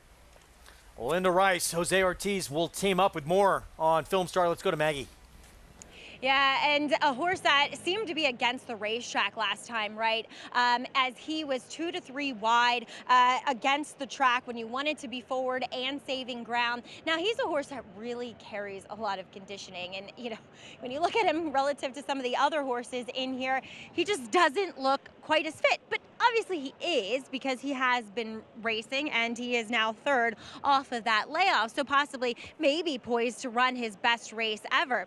I have no problems with him, and I do think he has an excuse in not winning and actually running very well behind the talented Ben Duke, who was able to save a little bit more ground than him. So all things good for Film Star. I ultimately went to Willie D's in here just because I think, at least as of now, he is fastest, but I get it. Sometimes coming out of Oaklawn, horses don't run quite as well, though he's had some time to recoup there at Turfway Park. And I did misspeak. I don't know why. Sometimes when you're doing all these races, or at least in my sake, you highlight the wrong thing because another race gets into your brain. So this is 9 furlongs, and this is a distance that Kuchar can be very, very effective at. So, again, he's definitely given me a positive impression that he could run well here at a big number coming back off the bench, Greg.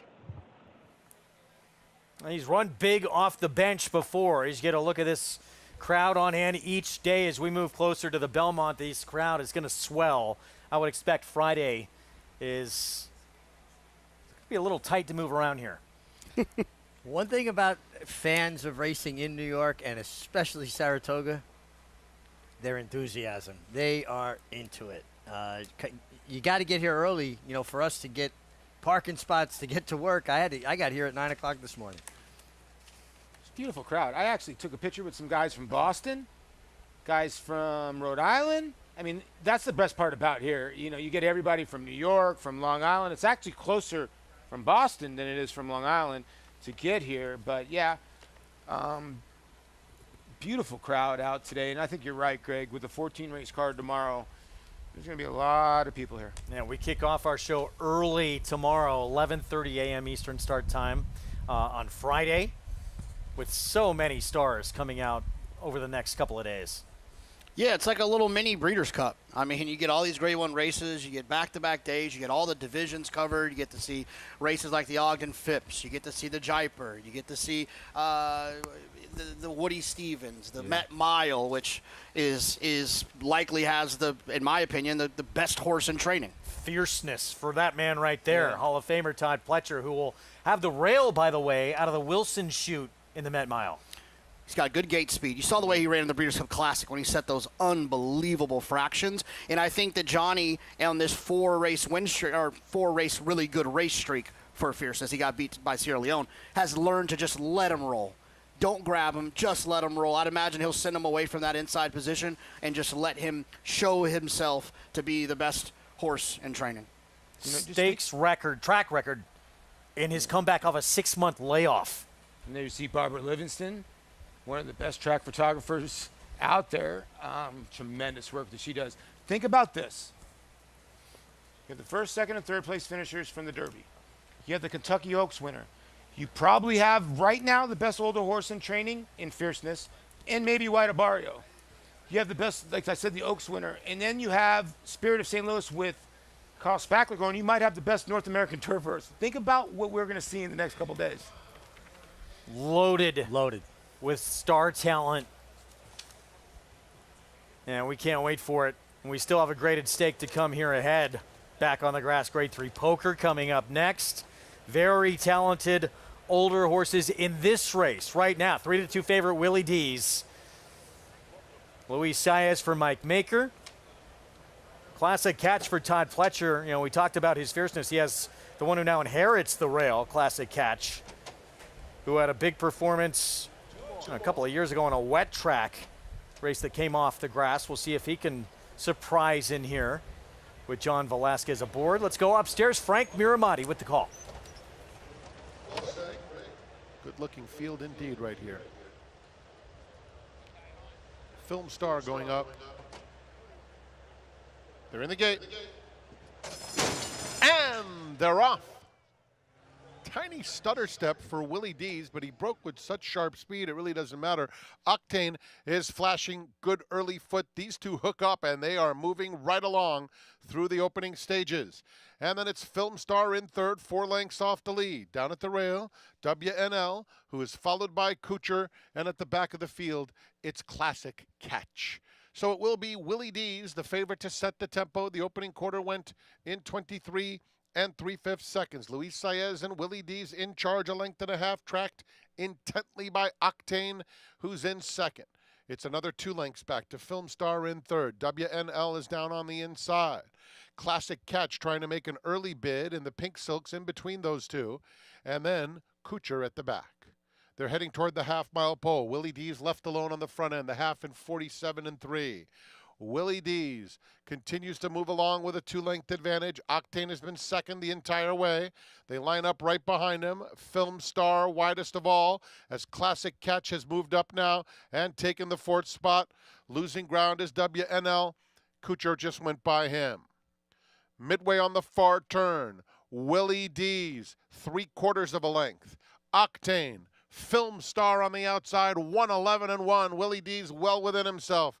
Maintains the advantage as the field turns for home. Classic Catch is just behind them. Now moving up to take second and to try and take a shot at Willie D's, who has a 3-length lead in mid-stretch.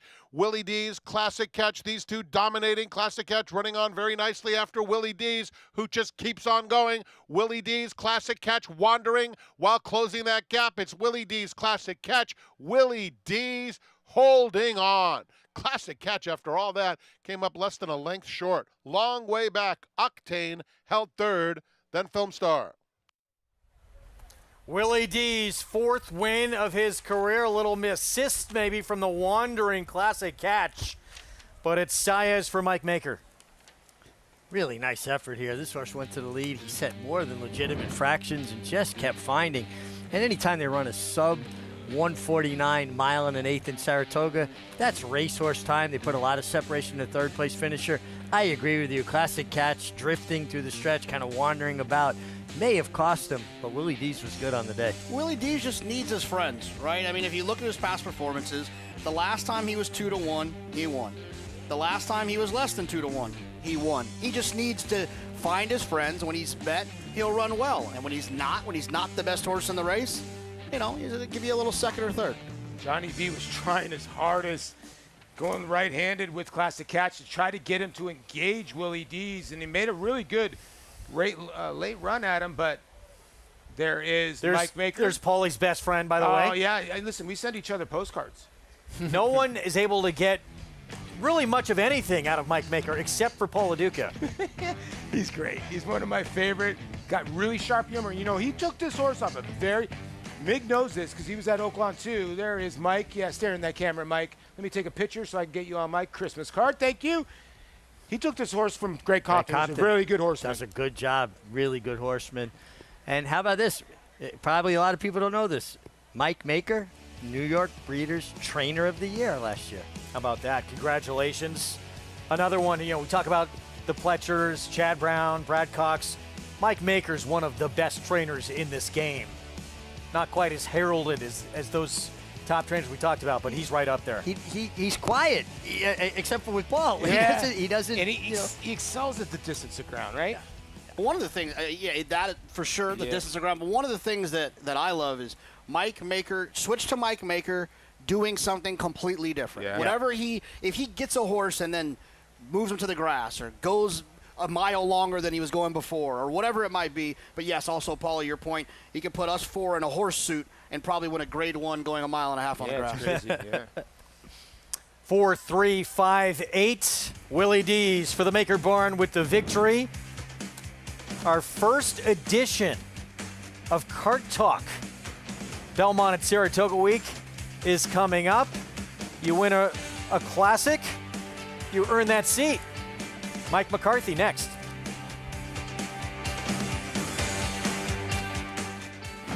I have 52,000 starts in my life. I've never seen one that could take as much as he did early and continue to improve. And it is Gunite. He's strong, he's attractive. And he's going to win the hopeful. He's extremely smooth and fluid. Gunite is a tough customer here as they come on for the finish. How sound he is. Gunite got the jump. Consistent mentally, physically. He will defeat Elite Power in the Forgo. Complete package.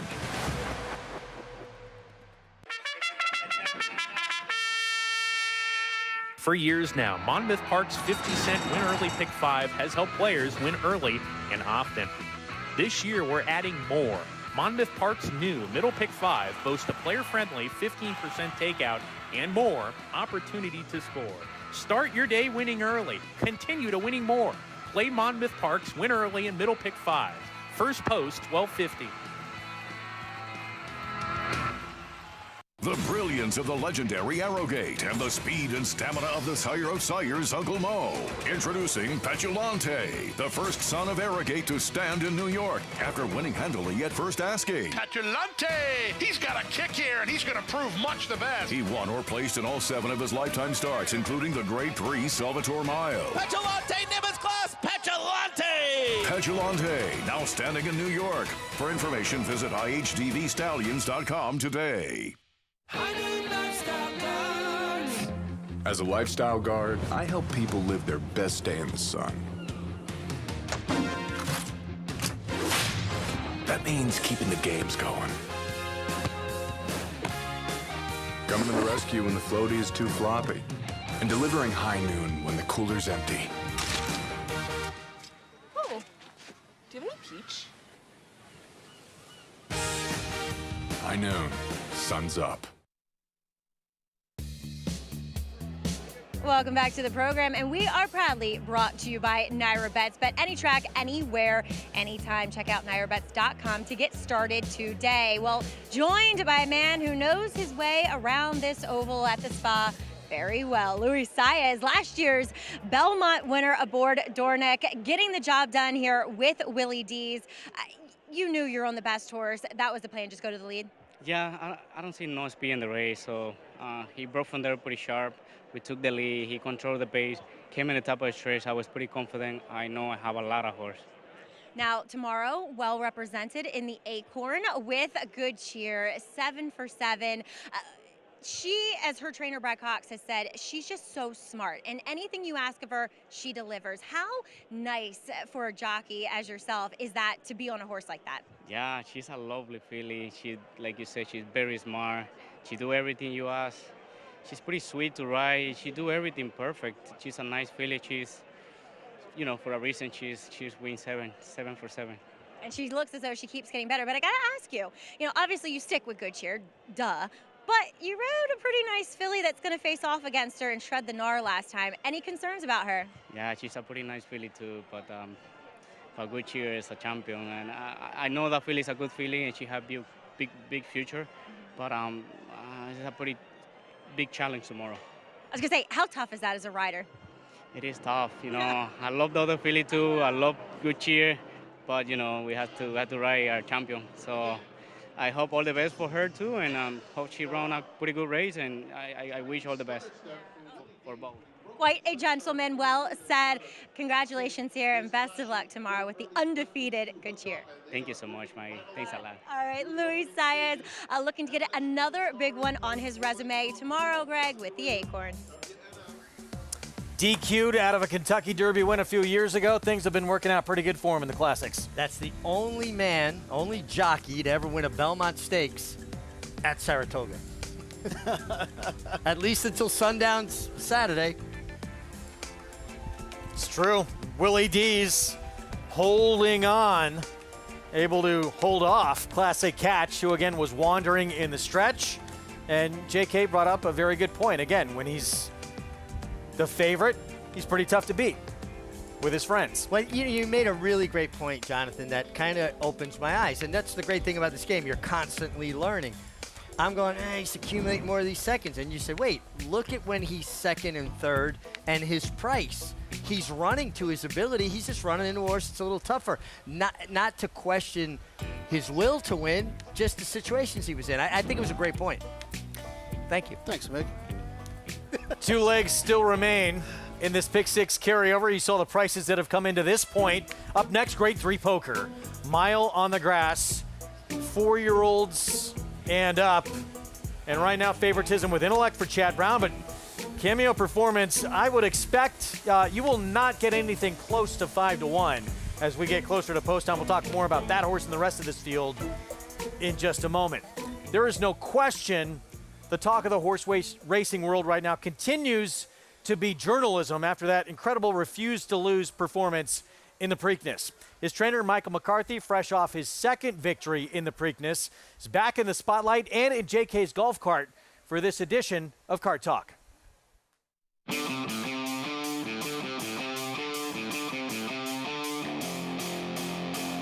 Michael, as we pass behind Todd's barn over here on the Oklahoma, something tells me that somewhere you thought maybe one day I'll have the Belmont Stakes favorite, but you probably didn't think you'd have him here at the Oklahoma. Yeah, certainly you sort of are always hoping that maybe someday you get the opportunity to do as Todd has done.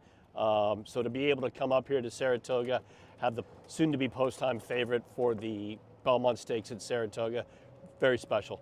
You have, like you said, the morning line favorite for the Belmont Stakes, who is by Curlin, who you were involved with beating in the Belmont Stakes with Rags to Riches. And then the damn sire of journalism was Uncle Mo, who you were also involved with. Yeah, the other day I was watching the replay of the stretch run of the Belmont Stakes, and obviously having seen Curlin so much during our tenure at Churchill Downs, and then Rags to Riches winning the Kentucky Oaks, fast forwarding 5 weeks, participating in the Belmont. It is Curlin on the inside, Rags to Riches on the outside. It's going to be very close, and it's going to be a filly in the Belmont. Pretty special day. Wonderful to be a part of a race like that. Fast forward, here we are to have a nice mix of the two in journalism, very special. Michael, one of your career highlights is 2018. It's a couple years after you went out on your own, and you had, I don't know, what, 30, 40 horses?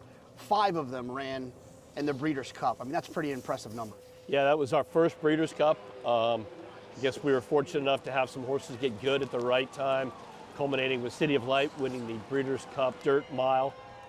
Can't thank him enough for what he's done for my career. In your post-race interview after the Preakness, you had some things to say about your family, and tell me why it's so important for you in this sport that it's not really just an individual thing. It's you and your whole team. No, it's not. We spend so much time around the horses, so much time at the barn.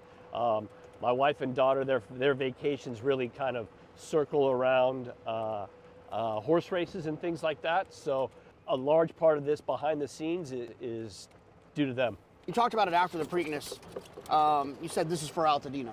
Talk a little bit about what that experience has been like and how it relates to the year you've had as a whole.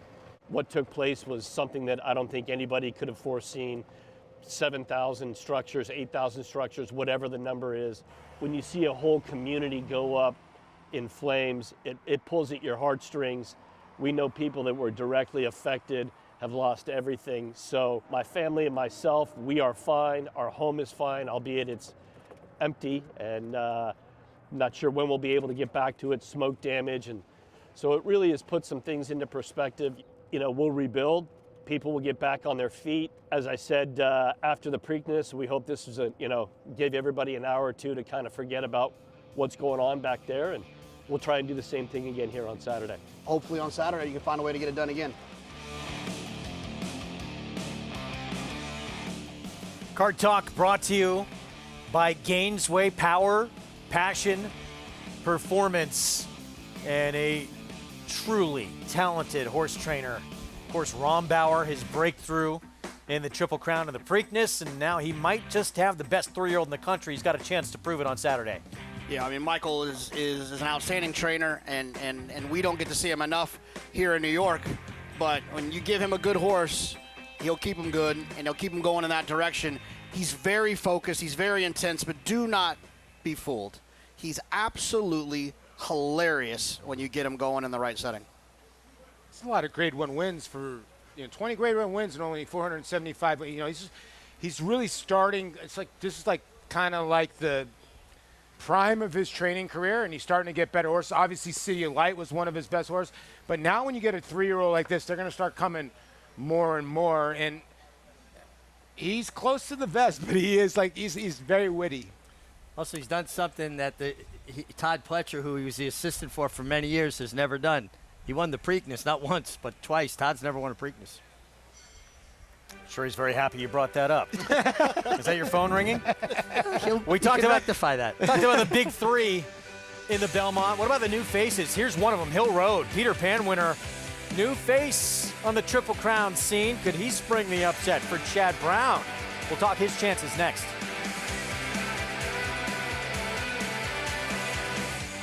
McMahon of Saratoga Thoroughbreds, proudly standing 4-time champion New York sire Central Banker, sire of multiple stakes winner Bank Frenzy. Now Bank Frenzy means business, and he'll win the Haynesfield. Also standing Salamini, sire of Grade 2 winner Winstock, and 7-time stake horse Doc Sullivan. Doc Sullivan dominates to Mike Lee. And Provocateur, the only Grade 1 son of Into Mischief standing in New York, half-brother to Wood Memorial winner Rodriguez. At McMahon of Saratoga Thoroughbreds, New York stallions that deliver.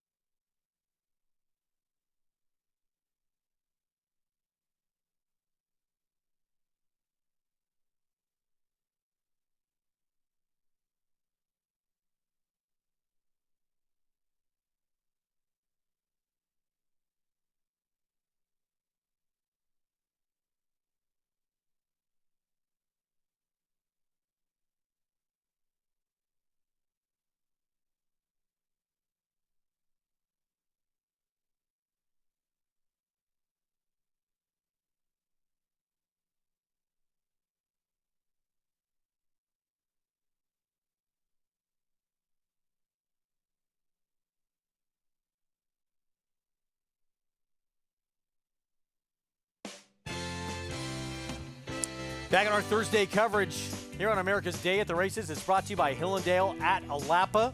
Gorgeous Thursday afternoon as we get set for the Grade 3 Poker at a mile on the turf. We'll talk through this field coming up in a moment. That man right there has the current favorite in Intellect. Will be making State's start number 2. And he also has a new face, as we touched on going to break, in the Belmont Stakes in Hill Road, a horse who was 3rd in the Breeders' Cup Juvenile, now in his barn, coming off a victory in the Peter Pan. It's a good effort in the Peter Pan, too, because he's still green. He was running on the wrong lead the entire stretch. If he can tweak things, figure some things out, there's improvement there. I think he's in tough against the major players in the Belmont, but this is a horse that can get better. I think he's on the improve. He got a good trip in the Peter Pan, but he still got the job done. I think he's going to love the distance because he's got that grinding type.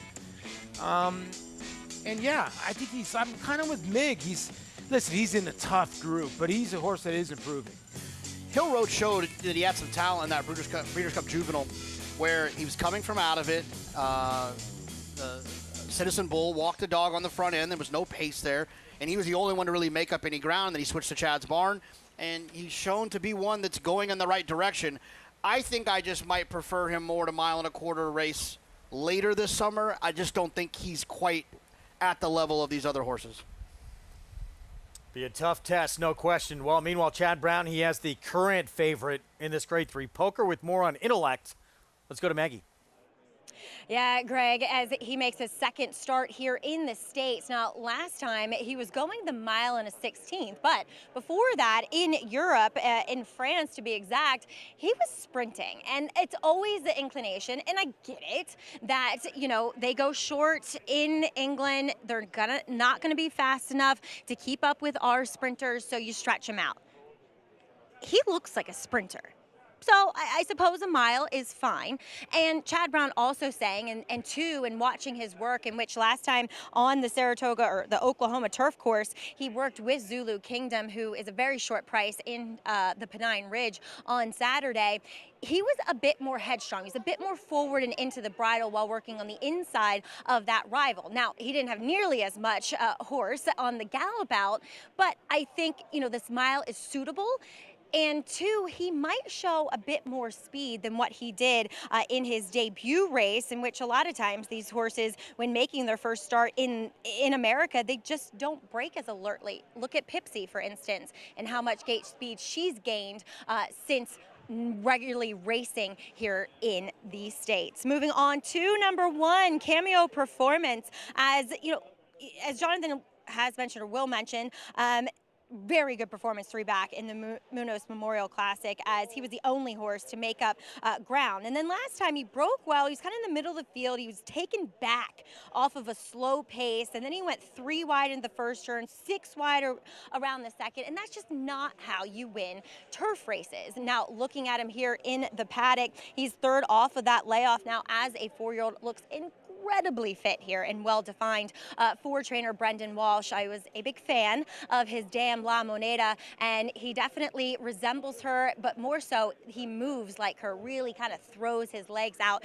in front of him when he gets over the turf course. So a very formidable entrant from the Walsh barn here in this poker. Now, moving on to Cherie DeVoe's number 7, Depiction. He's 2nd off of a layoff, and I thought last time he dropped really far back. He was able to save ground there, obviously with the 1 hole, and when he finally got out mid-stretch, it was just as if the winner had the jump on it, and he really kicked on well. Boy, does he paint a lovely picture here in the paddock. He's a big, good-looking son of More Than Ready, and gives the impression that probably he did need that last start because he is a bigger, heavier type. So a look for him to improve upon that effort for his 2nd start now as a 4-year-old, Greg.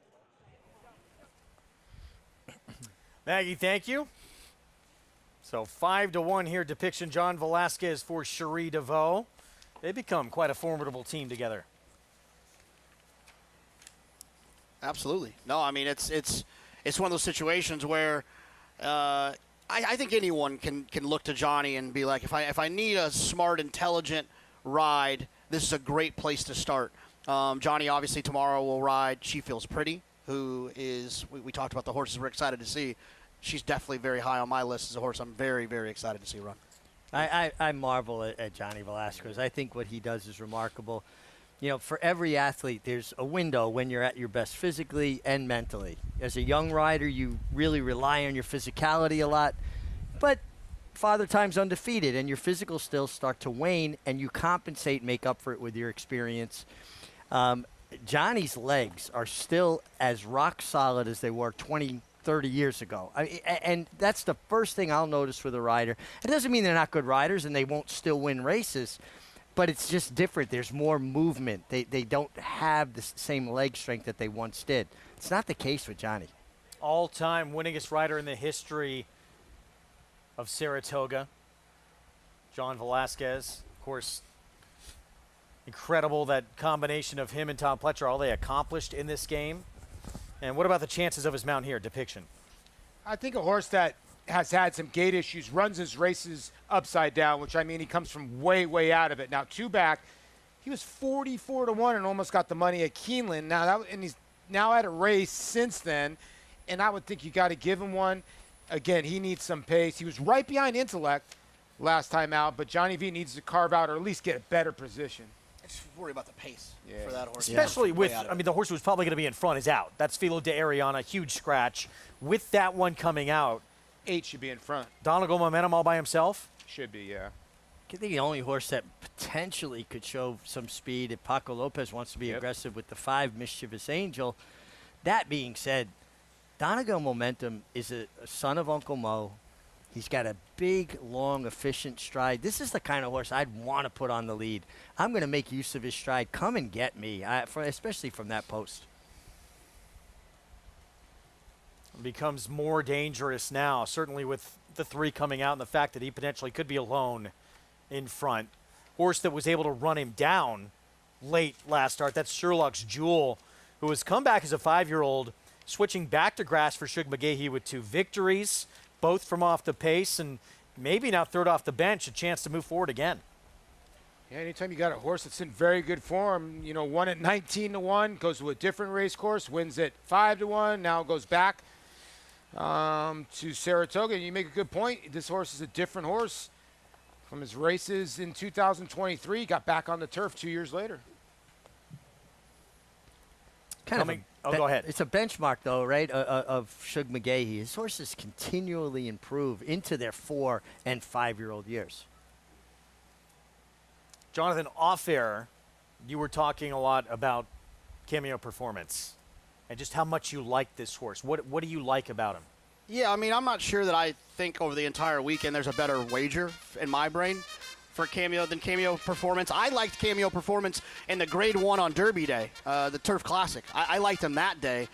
I think that Maggie hinted to it. We talked about this race a lot. That race at Fairgrounds was so good, although it doesn't look like it was that good. Here he is. Manny Franco will be aboard for Brendan Walsh. Yeah, I'm hoping he can work out a good trip from the inside, the colors of Qatar Racing. A little shocked he's that big a price at 5-1. Favorite, Intellect, second start in the States. Flavian Pratt and Chad Brown getting the money here. A horse that was a sprinter overseas will stretch out again today. Major Dude, Arad Ortiz Jr. for Pletcher. Yeah, a horse that's been pretty good form. 7 wins out of 22 starts. Mischievous Angel had a good return to racing for Jorge Abreu. The only one I think that has any ability to pressure the 8 Donegal Momentum. Sherlock's Jewel, 2 for 2 since returning to the grass. Yeah, now Dylan Davis will take the reins for Shug McGahee. This is a son of Lee. Here's that Cherie DeVoe, John Velasquez connection with Depiction. Yeah, has some nice races, but just has so much to do. And likely the one to catch in front, Donegal Momentum, Tom Morley trains. Yeah, and a horse that has shown at a mile at least can pass a horse or rate off a horse, but today I would think is going to get to the front unless Paco wants to go a little wild, like you guys said with Mischievous Angel. I just think that Javier takes control of this race and see how far he can go.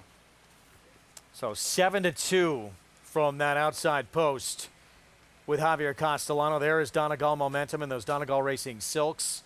Horse who had actually been very good beginning his career on dirt. And he's actually run some of his faster races on dirt, but he's shown extremely proficient on turf as well. No, he has, and like you said, like Richie said, he's kind of got that big stride, and hopefully they'll use it in here. Well, I mean, I guess hopefully for Maggie, not for my cameo performance wager, but to let him get loose out there on the front, let him get comfortable, and don't try to do that walk the dog, try to go 49 to the half thing. I think that'd be a big mistake.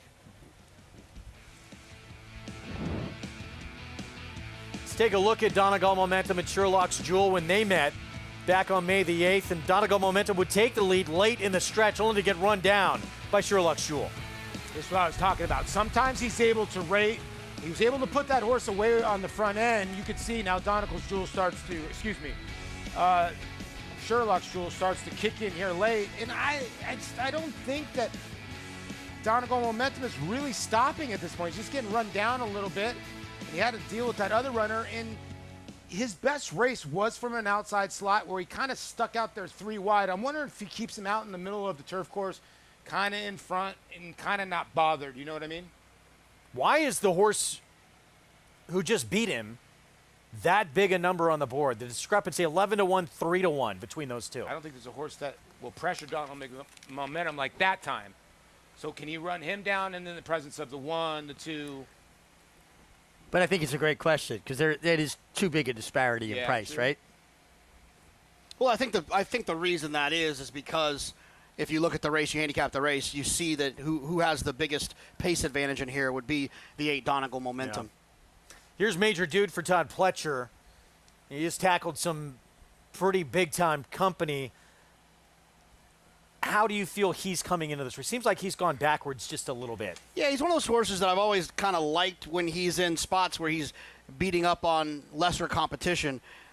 He's never really been one that I've felt like has overachieved when he finds himself in a position like he is in here today. And it's just like it's hard for me. I like the one so much that any horse I'm asked about, I'll find some negative angle just because I'm trying to convince myself. I will say this, though. When I was looking just a second ago at Donegal Momentum, a name that keeps popping up all week is Puka. She raced in those silks, those Donegal silks, the green and yellow. Obviously, Puka, the dam of Baeza and Mage and Dornick. A chance already. She's made history, trying to, again, make history with a horse to win one leg of the Triple Crown 3 years in a row. Just remarkable. So that is the target for everyone. This one should be in front. Donegal Momentum. Let's go back to Maggie. Yeah, and he's definitely acting that way, Greg, as he was bouncing on his toes in the paddock, and it has spilled over to the warm-up as well. Now, last time, as you guys were watching that replay, and maybe, it's a replay that I think is worth watching the entire race because he was in against Big Everest, who is a very accomplished miler on the turf for the Clement stable, but has won all of his races when on the front end. And Donegal Momentum had the inside post, so he was kind of forced to make Big Everest make the pace and, pressured him the entire way. So therefore, he was trying to play another horse's game and it just didn't work out.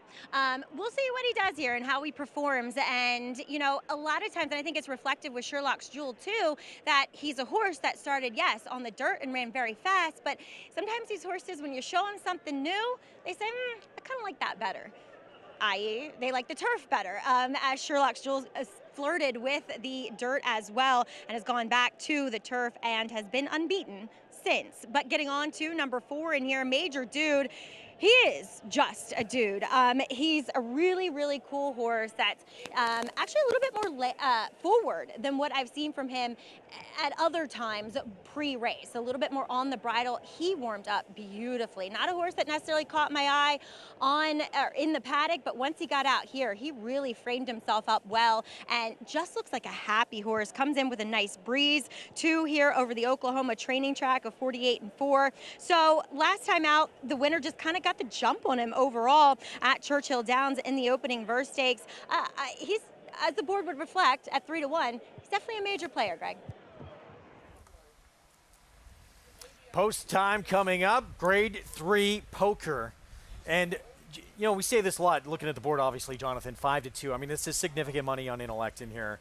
Does that make you think the public knows something, or is that more just this is Chad Brown? No, I'm looking out behind over my shoulder, and I see a bunch of red and white awnings, And then I look at the past performances and I see Chad Brown and Flavien Prat, and it all starts to make sense to me. So you think maybe being a little bit overbet? Yeah, but that's the game you have to play. Is Chad's horse being overbet, or are they going to win by 3? I do think that this is one of the ones that's being a tad bit overbet. Tomorrow, I won't feel that way about Ways and Means. It's the game you have to play here. There's Sharita Vo. You talked about one from her barn that you're extremely looking forward to seeing run tomorrow. She is really, over the last few years, when she first went out on her own, it took a little while. She struggled. Yeah. That has completely changed. Absolutely. Yeah. She had a big win, too, in the Breeders' Cup with More Than Looks. Absolutely more than looks. And then what she's got with She Feels Pretty, yeah, obviously. Vava, another one that was a big one for her. And she has a lot to smile about. Thanks for giving us one on camera. On cue. Hey, Greg. Depiction here at 6-1, the 7 for Cherie. I want people to know, too, the Poker is not named for poker. It's named for a horse that was named Poker, campaigned by the Phipps family, who won the Bowling Green. And he beat the likes of Buck Passer from the Phipps barn, too. So not for the game of poker, but for the horse poker. I just thought that was important to mention. No question. Thanks for bringing that up. I'd like to play you in poker, Mig. I'm in. I'm in. I have a feeling if that happened. Well, I need the one to win first, so we can talk about it. We'll talk about what stakes we'll play for. Yeah. The 8 was a little washy. You know, listen, Maggie said it was running over a little bit. That may be what he is, but it looks like he will go to the front end. See if he can take him gate to wire here. He'll be the last in. Javier Castellano aboard. Grade 3 poker on this Thursday from Belmont at Saratoga. Let's go to Frank Miramati. Depiction walking up. Son of More Than Ready takes up his spot. And Donegal Momentum. And Javier Castellano. They're in the gate. And they're off in the poker. And Mischievous Angel broke like a shot, but so did Donegal Momentum, and Donegal Momentum will get to the lead. In behind them, it's Major Dude in third, and then it's Depiction, who's now coming in to save a little bit of ground going into the first turn. Cameo Performance, Sherlock's Jewel is second to last, and Intellect will do his best running later on. The lead belongs to Donegal Momentum, who is just a bit off the rail, and Major Dude is trying to come inside of him through a quarter that went in 24 1/5 seconds. Donegal Momentum turns that bit away and opens up 2. Mischievous Angel is now in second. Major Dude settles down third. Then it's Depiction, 4 off the pace in fourth. Cameo Performance and Sherlock's Jewel are next to one another, and then Intellect. The half in 48 flat. Donegal Momentum has had the lead to himself. Maintains a 2-length cushion on Mischievous Angel in second. Major Dude trying to get closer. He's under a nice hold, is Major Dude, along the inside, third. And then Depiction, who's fourth. Inside of him, it's Cameo Performance, Sherlock's Jewel. Intellect has trailed throughout there at the top of the stretch, 3/4 in 11 2. Donegal Momentum. On the inside, Major Dude comes to chase, followed by Mischievous Angel in third. Donegal Momentum still running powerfully inside the final 16th, and Intellect has come alive with a big late kick, but it is Donegal Momentum all the way in the poker. Very sharp in victory. Intellect second best, then Major Dude and Cameo Performance. Gate to wire, Donegal Momentum, Tom Morley barn with Javier Castellano. He made the lead. He didn't break particularly sharp either. He broke out a little bit, but Javier was intent on making the lead by the middle of the first turn. He got in a big, comfortable rhythm. The first quarter was slow, and he finished a mile in 1:34.1. This was a breakout performance for this horse. He has hinted at this kind of ability, and I feel like today he put it all together. One of the first things I learned playing this game was the phrase, pace makes the race. It's really just that simple. Donegal Momentum is a good horse. He made the front. He was comfortable on the front, and this is what you get. He wins by open lengths. Tom Morley had a $114 winner. He just missed on the turf earlier, and he has another winner. So far, his horses have been dead live, and 3-1 on this horse. Maybe because he kind of like was a little bit washy going to the gate, but when you go to the stretch, there's not a bead of sweat on him, Mig. No, he did get pretty worked up. I mean, Yeah. listen, it's a warm day, and I don't mind seeing horse sweat. I was a little worried that maybe he was getting over the boiling point a little bit as well. But when the gates opened, he was all of a sudden, he was completely dry again. That's pretty fast, too, 134. He finished off of slow fractions. Yeah. Yeah, 134-1. That is flying. And how about, I mean, we talked about the big upset yesterday. It was a maiden race. Still, congratulations. This is a grade 3 beating arguably the best trainer in the sport right now, where he dominates with where Chad Brown had the favorite. And the two ran to his odds, right? The H just beat him with pace. And the 8's a nice horse. And, Mick said it, he's got a nice long stride, let him go to the front end. And with the scratch of the 3, helped the 8 out a lot. Now, did the 2 disgrace himself? Not at all. I thought he ran giant closing there towards the end. Donegal Momentum leading every step of the way. Intellect winds up second. Major Dude third. Cameo Performance fourth in here. 3-1. Minor upset as Donegal Momentum now 4 for 6 on the lawn. And he's got the rare ability to be able to run on dirt as well. So if he got in a situation where a turf race rained off, he's golden. He's gin. He can go on either surface. He's actually faster, I think, on the dirt. He also has the advantage of what we just saw, that tactical speed. In every race, he'll be able to make his own trip. We all know that the paces can be a little slow sometimes around here on the turf. And they'll never be slow, or at least not within reach for Donegal Momentum moving forward. We're not even 2 full days in to Belmont at Saratoga week here, and Tom Morley having an incredibly productive short stay up here in upstate New York. Donegal Momentum leading every step of the way in the poker. RaceLens is the most in-depth product in horse racing, with unique features found nowhere else. True odds, predictive analysis, and pace projection. RaceLens. It will change the way you follow horse racing and take your game to the next level.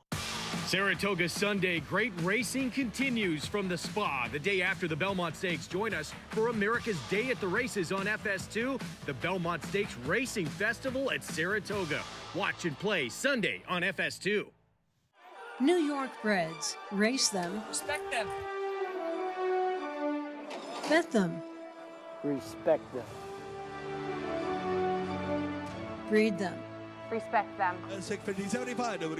Buy them. Respect them.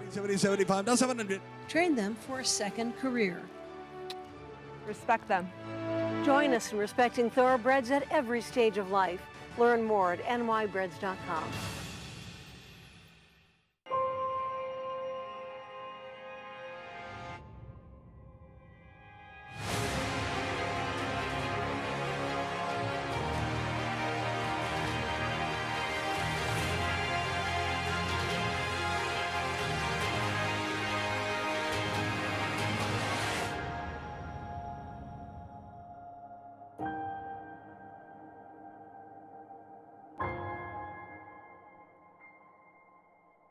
Racetrack Television Network brings you every race, from every track, on every screen, every day. With monthly packages starting as low as $5, RTN gives you great value and access to more live HD streaming and race replays than anyone. Visit RTN.tv today to sign up and watch on almost any device, including Roku and Amazon Fire. RTN has packages that start at $5 per month.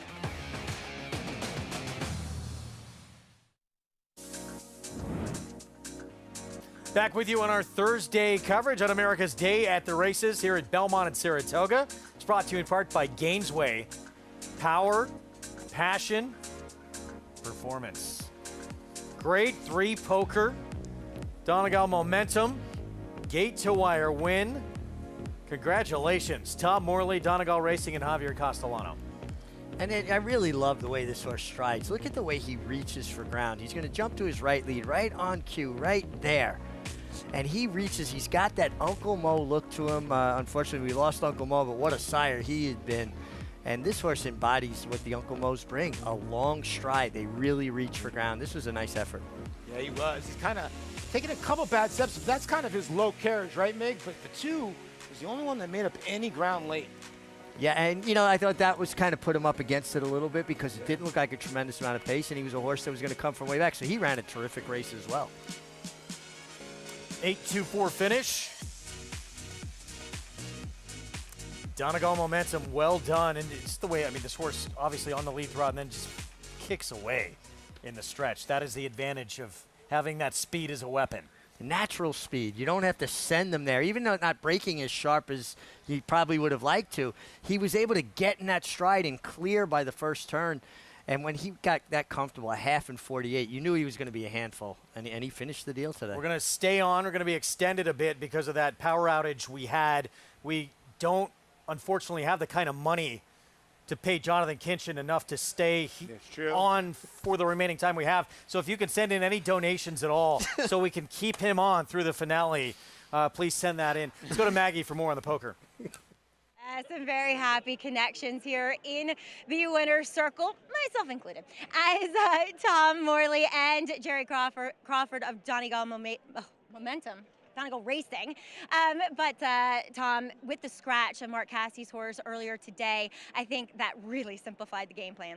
Yeah, I mean, look, when Mark's horse was in the race, we probably set a stalking trip, and we still have to be good enough to get past that horse. So, you know, the game plan changed this morning, and very rarely does everyone see a race the same way. But we had a long chat this morning, Jerry and I, and PJ Campo also was very involved in the conversation. And then I spoke to Javier afterwards, and the plan was to just try and make it a sensible pace, because there were a lot of horses that probably wanted a good, strong gallop in there, and he's a very, very fast horse when he accelerates. He looked so happy on the front end. His ears were pricked. He was kind of like chewing the bit. He was just having fun. Yeah, he's actually a horse that I think he's perfectly happy getting a lead, but he also seems that he's perfectly, you know, he's very We've good debated on the this. lead. Yeah, we have debated it. Yeah. I like him on the lead, just saying. But Jerry, well done. Congratulations.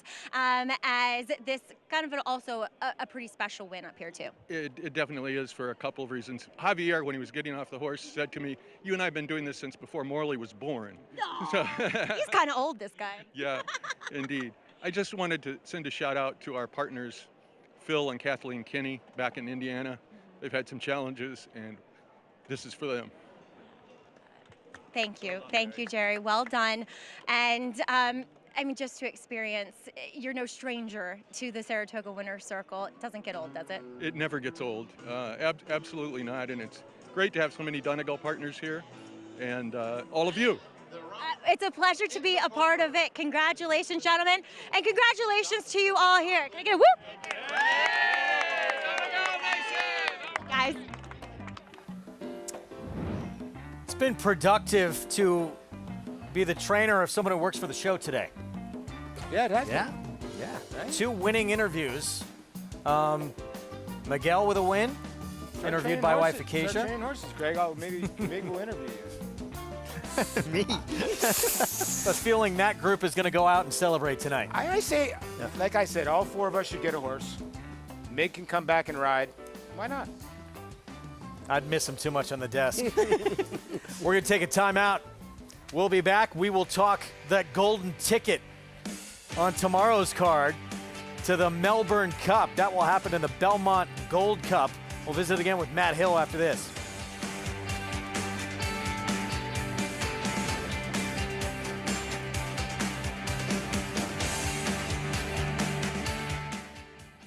It's a domineering display by the ultra-talented McKenzie. McKenzie in a dominant performance. One to be able to get to a whole 2,200,000.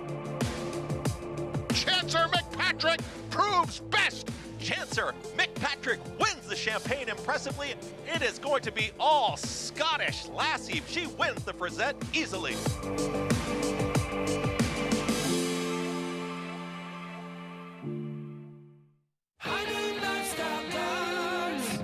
As a lifestyle guard, I help people live their best day in the sun. That means keeping the games going. Coming to the rescue when the floaty is too floppy. And delivering high noon when the cooler's empty.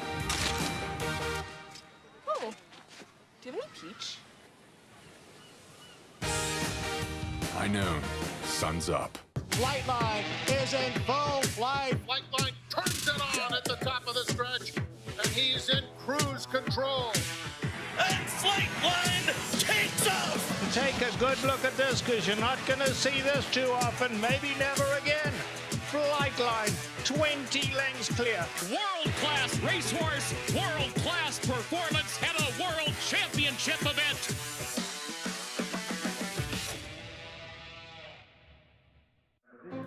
It all comes down to this. Good afternoon, ladies and gentlemen. The moment that defines the year, when the world's most influential buyers gather, and every decision, every bid, every opportunity shapes the future.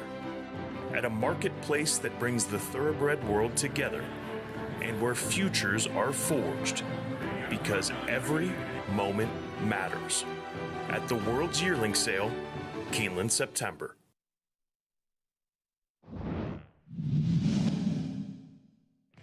Land Legend goes to the front with Akita Sushi on the outside.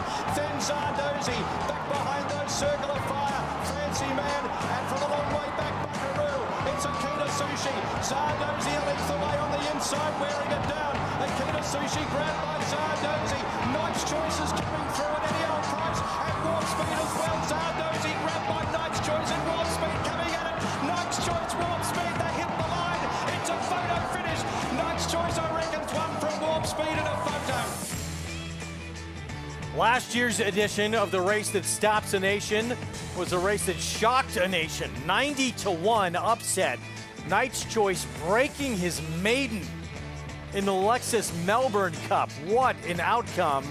The voice of that race, of course, Matt Hill, who is here with us in Saratoga, and talk to us about what is on the line in the Belmont Gold Cup tomorrow, Matt. Greg, it's a fantastic renewal of the Belmont Gold Cup. I reckon it's deeper than last year. Limited liability with Frankie Dettori, who's never won a Melbourne Cup, was placed in the race last year in what was such a gripping finish behind the Grey Wizard. Anglophile, such a great story. Brian Lynch, the Australian trainer, trained horses out of a little town called Wagga Wagga in New South Wales some 30 years ago. Finds himself here in the United States with a Belmont Gold Cup chance, and Flatten the Curve, who won in Germany last time in the Allianz Rennen, which is a race that's been won by two horses previously that have gone on to run in Melbourne, in particular Red Cardinal, who ran in 2 Melbourne Cups. If Flatten the Curve can handle the tight terrain here of Saratoga, 2.5 laps of the inner turf track, I think it might be a European victory on the turf tomorrow. Seeking to become yet a third German-trained winner in the last 8 runnings, and he comes off a win in a race that both Loft and Red Cardinal won prior to winning the Belmont Gold Cup. German horses have so much stamina. They're so strict about the regulations for breeding there. Big, sound horses, good bone on them, and they can run from here to the Rocky Mountains. You see it consistently. Written by Thor Hammer Hemmen.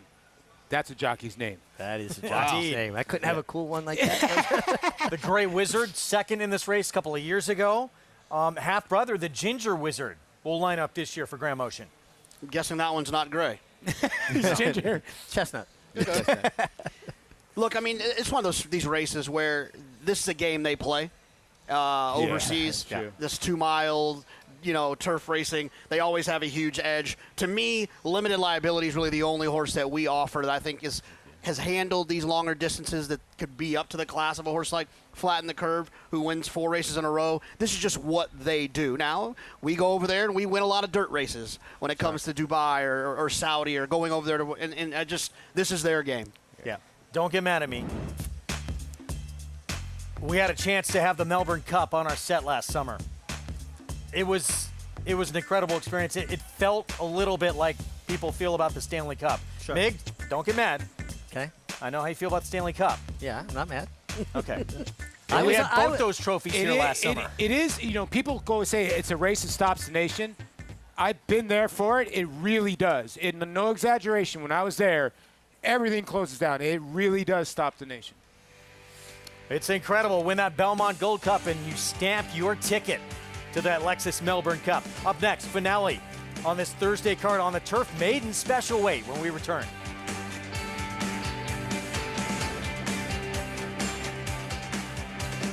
Selling the best. Fasig-Tipton graduates won more Eclipse Awards in 2024 than any other sail company. Torpedo Anna,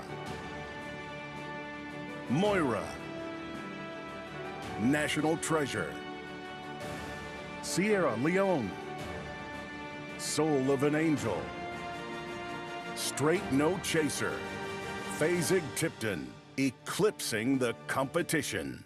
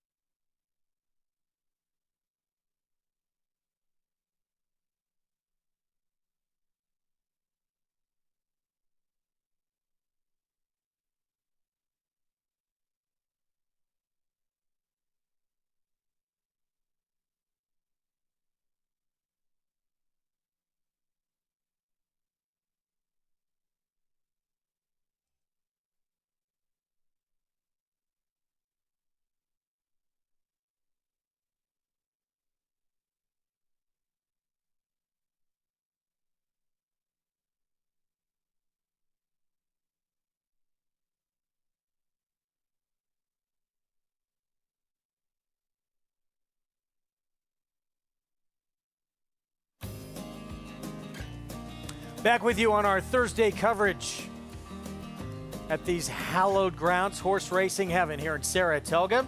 Belmont at Saratoga week with the nightcap on the Thursday card to come, a mile and a 16th on the lawn as these fillies and mares try and get the first win of their career coming up to close things out on this Thursday afternoon.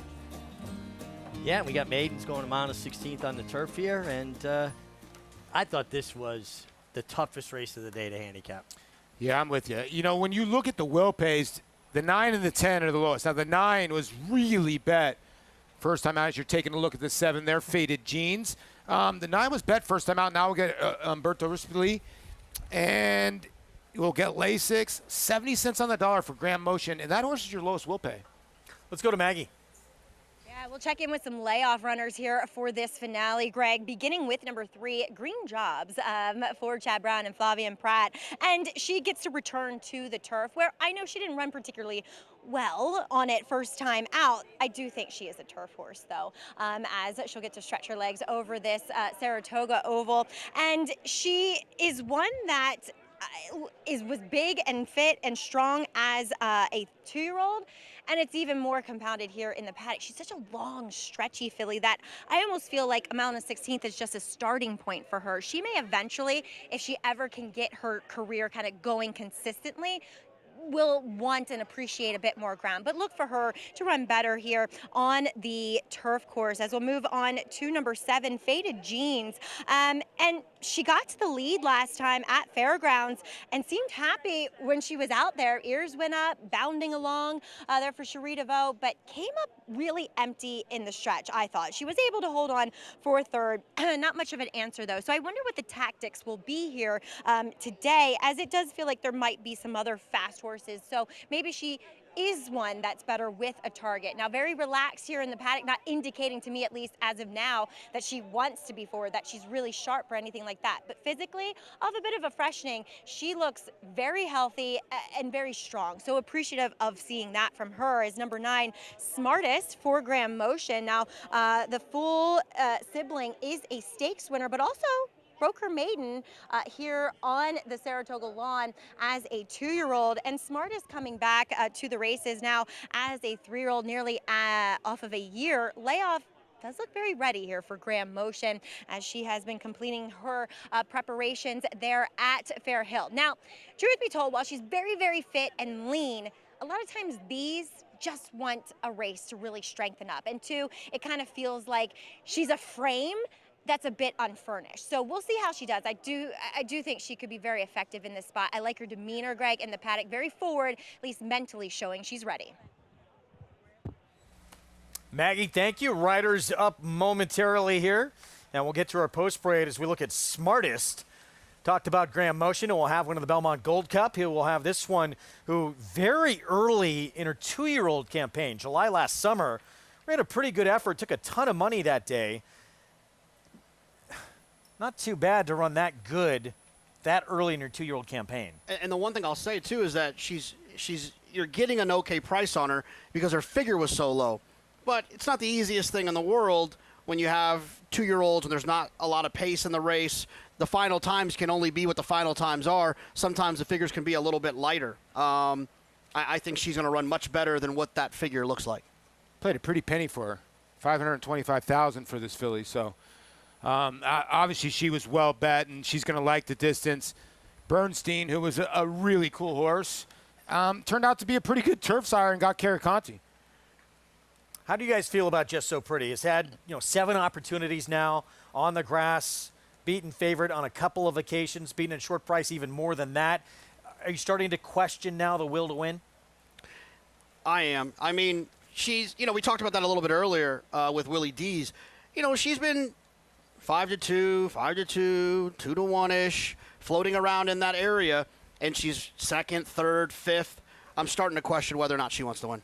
Yeah, especially when you're losing by a head, a neck. She actually hit the front last time and then got outgamed. So I especially with a horse that's a maiden that's never won a race, I think you call it into question even more.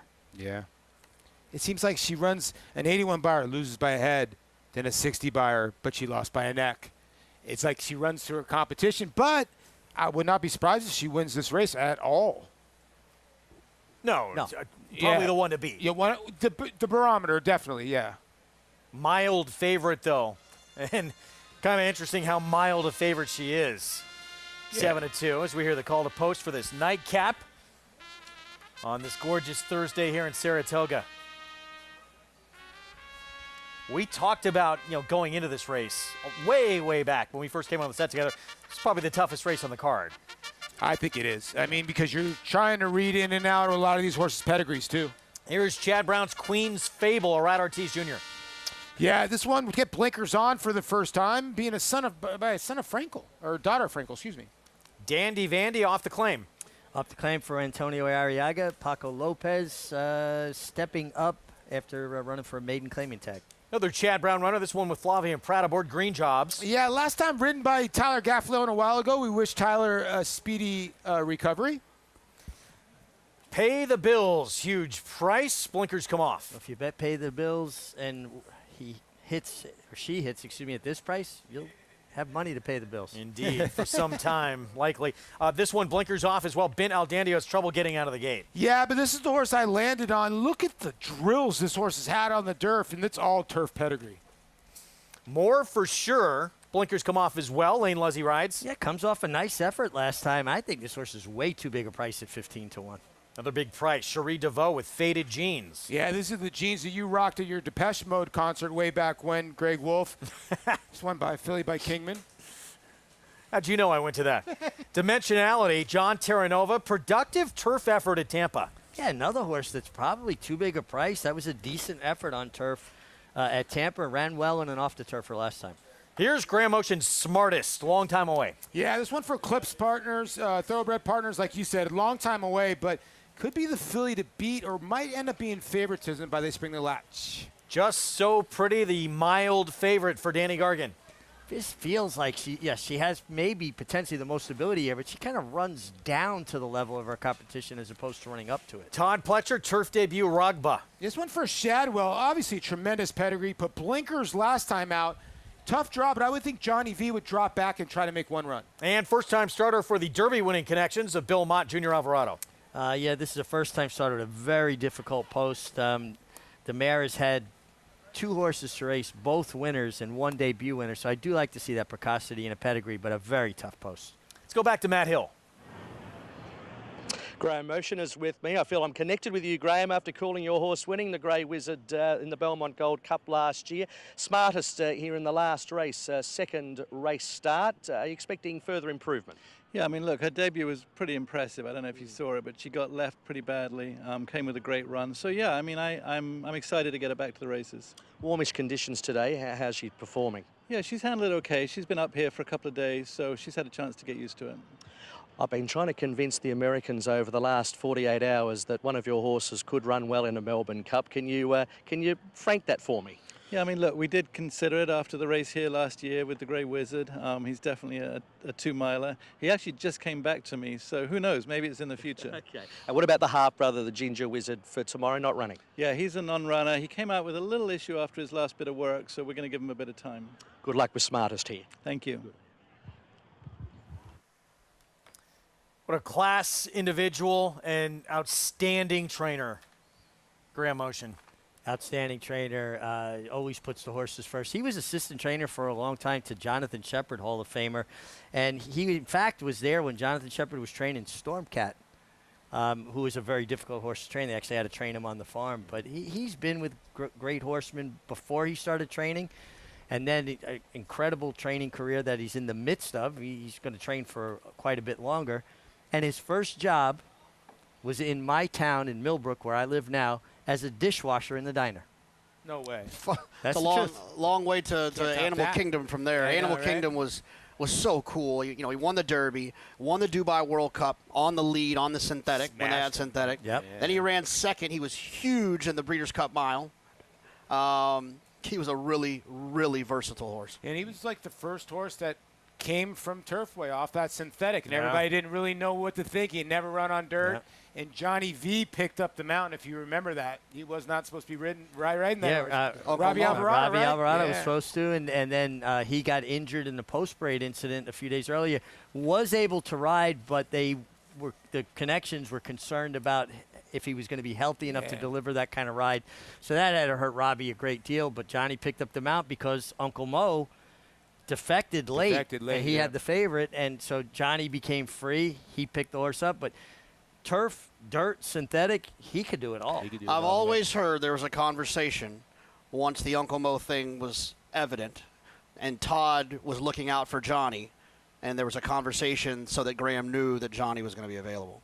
I'm sure. So if it's true or not, that's what I heard. I got a first-time starter here for Bill Mott. Junior Alvarado will ride with more. Let's go to Maggie. Yeah, taking a look at her on the racetrack, just kind of trying to watch what Junior Alvarado is doing with her. Seems to be, giving her a good jog and a good warm-up here. I always try to tell if the attending veterinarians are looking at them or not. So now I feel very awkward about talking about her. All right, let's pretend like she's still in the race. Very beautiful filly, and really kind of caught my eye in the paddock. Very elegant walk to her overall. Now, do I think she's totally fit? No. She's probably 90% there, but she does have a pedigree that says she should appreciate these conditions going long on the turf here. And she's very classy acting as well. Now, maybe she needs one. She probably isn't totally clued in overall. But again, I think we're good to go here, but definitely one that caught my eye back in the paddock, Greg. Firster, not the most ideal post, one I want to watch with interest, but I'm going to actually land on Chad Brown's horse here, number 3, Green Jobs. I just feel like she's had a lot of stops and starts, and maybe she'll still need one to get going, but I really like her coming back here as a 3-year-old in this spot. So green jobs for Maggie, Flavien Prat, Chad Brown. It's usually a strong combination, 8-1. You don't see those connections at that price very much. No, but I feel like I've seen them win before at times when you like to think, well, it's Saratoga, it's Flavien, it's Chad. They're not getting bet. The horse must not be able to run, and then next thing you know, they're in the winner's circle. I just think that the 9, if there was a more true reflection through the figure of how this horse actually ran on debut, I think the price would be significantly lower. So while this is a wide open race and you're getting 3-1 on the favorite, I think it's value if I'm right that the figure is better than it looks on paper. Greg, the 4 and the 8, your 2 longest shots, will carry over the pick 6. Your lowest pick 6 is to the 9 and the 10. They're both around 7,000. Your highest one to the 2 or 11, about 97,000. So we're rooting for you if you have one of those. She's saying no one used my 8, who I gave out as my top pick on Talking Horses. So it carries in over the pick 6. if your 8 wins. Is that true? Interesting. Wow. Greg Wolf comes with the 8. Let's talk about the 8 real quick. I thought there was a case to be made for dimensionality. He's 37-1. He's had only one start on the grass. He was from a far outside post. He broke outward that day, and he was wide the entire way around the racetrack. There's nothing wrong with that race at Tampa. There's nothing wrong with that race at Tampa. At all. Way too big a price. I'm with you. Yeah, I'm with you, yeah. I think there are a few horses in here that are getting completely overlooked that shouldn't, including the 6 more for sure. Yeah, Anthony Dutrow, Lane Luzzy there, coming off a second Belmont at Aqueduct. And anytime you get Cherie DeVoe and Jose Ortiz at 11-1, you'll go Some to the window for great that. prices in this race. Yeah. Tremendous betting race to close out this Thursday card. Here at Belmont at Saratoga, favorite. I think I'm certainly surprised, even with the all the opportunities just so pretty the 10 has had. I thought she would be favorite. Yeah, but I think the 9 has a lot of buzz on her. Frank Miramati with the nightcap from Saratoga. Left to load. Actually 3, as Just So Pretty just backed away. She's being guided right back in.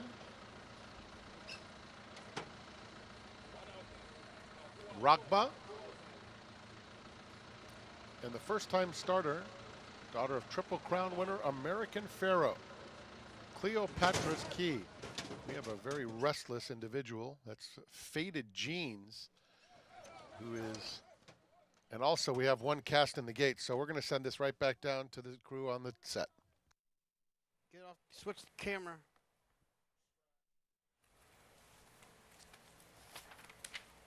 That is Manny Franco and Bint Al Dandy issuing the gate, so we're going to have a delay here. You can see Lane Luzzy kind of talking. Richie, what happened there? The 7 horse acted up first, Faded Jeans, and she broke through the starting gate, and she was giving the assistant starter a hard time, and I think he should have just let her go at that point. Let the rider handle her. You're backing her up, and it set off the 5, Bint Al Dandy, who just flipped over about as fast as a horse can, and she didn't rear up and lose her balance. She just turned herself over. I'm glad to see Manny Franco was able to get out of there as quick as she went over. Hopefully she gets extricated from the gate okay. Lane Luzzy got out of there because when a horse is prone and they're thrashing around like that, you got to get away from them. You can get kicked, the horse can get kicked, so hopefully all involved are okay. Let's go to Maggie.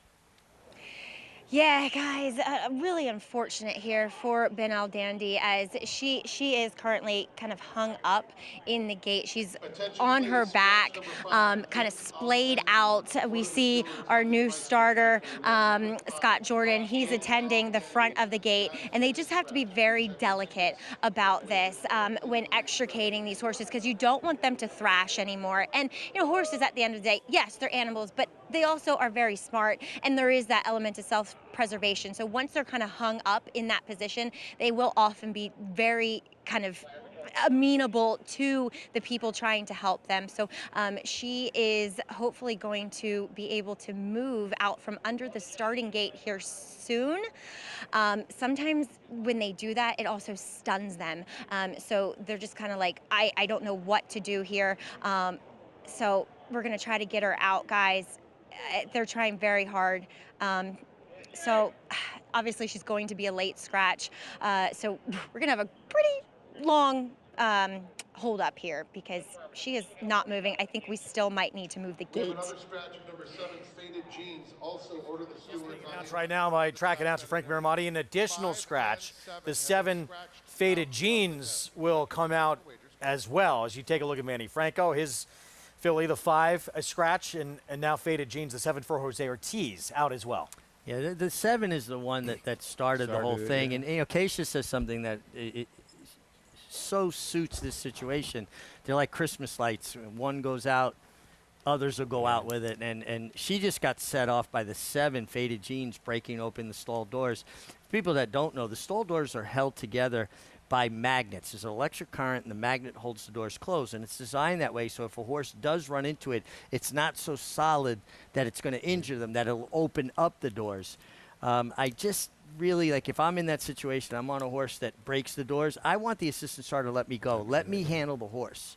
Because then I get away from the gate, and at least I'm not going to, take the risk of my horse turning themselves over or losing their balance or setting another horse off like it did in this particular case. You can see, like, when they call it as a horse is cast in his stall. And what Maggie was saying, they'll freeze sometimes.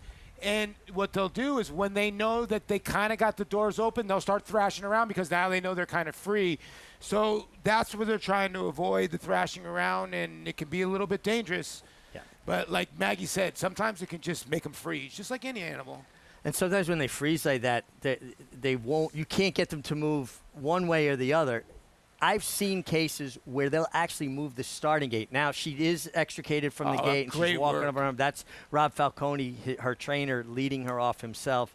So that's really good news right there. That's awesome. Let's go back to Maggie.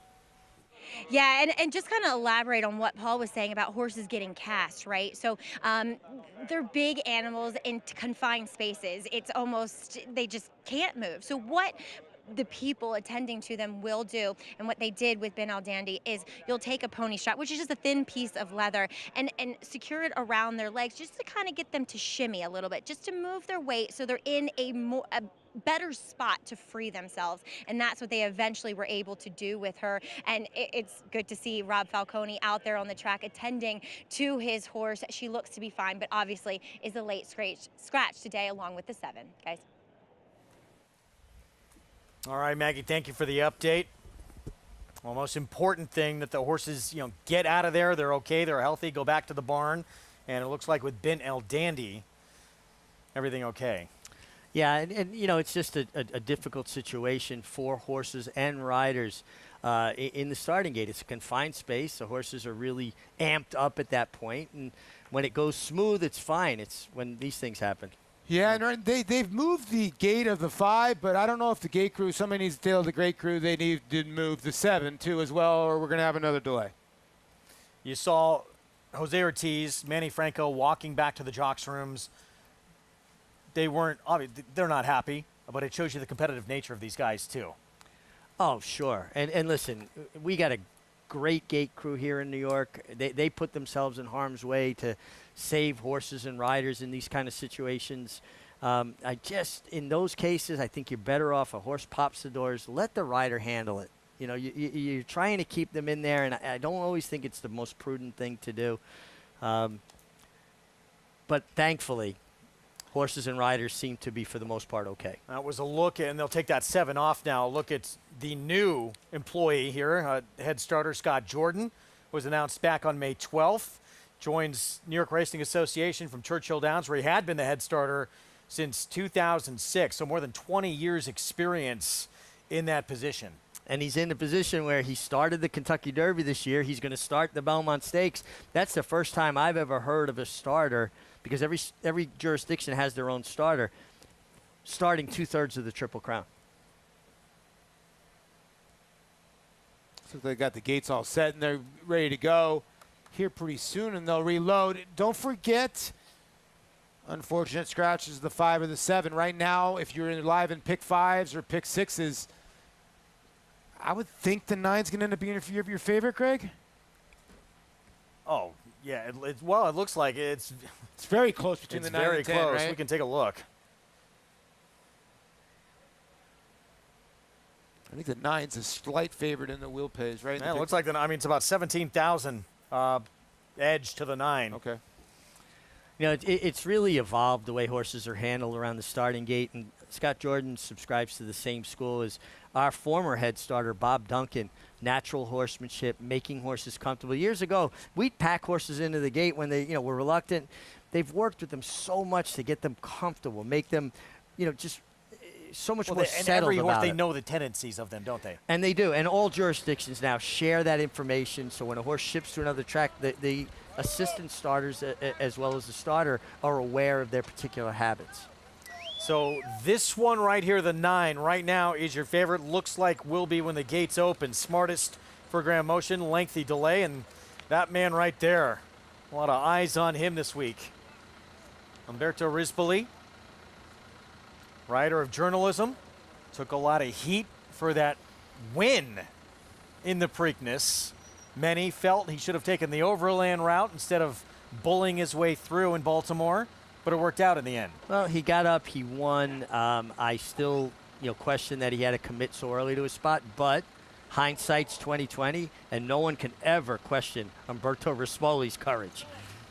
Nightcap Saratoga. Let's go back to Frank Miramati. Here we go. Cleopatra's Key, take 2.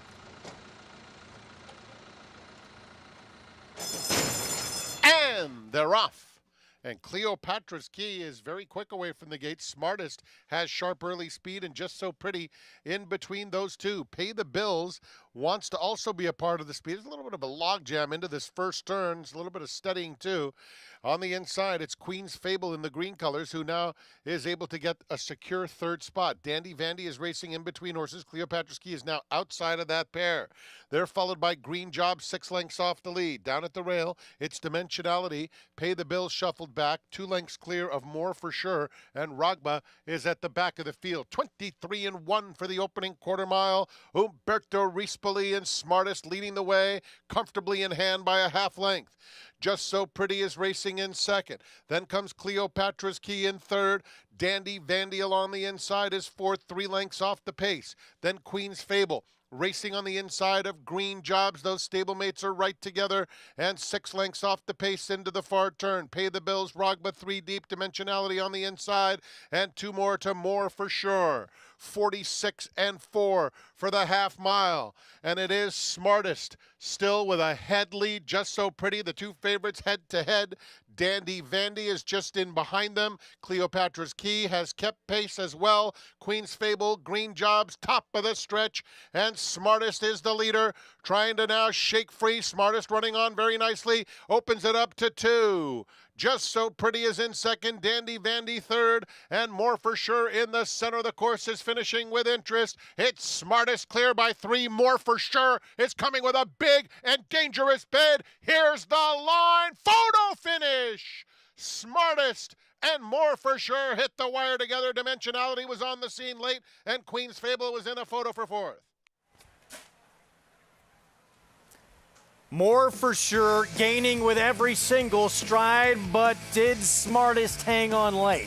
I think so. He was physically in front. I think the 6 got the bob.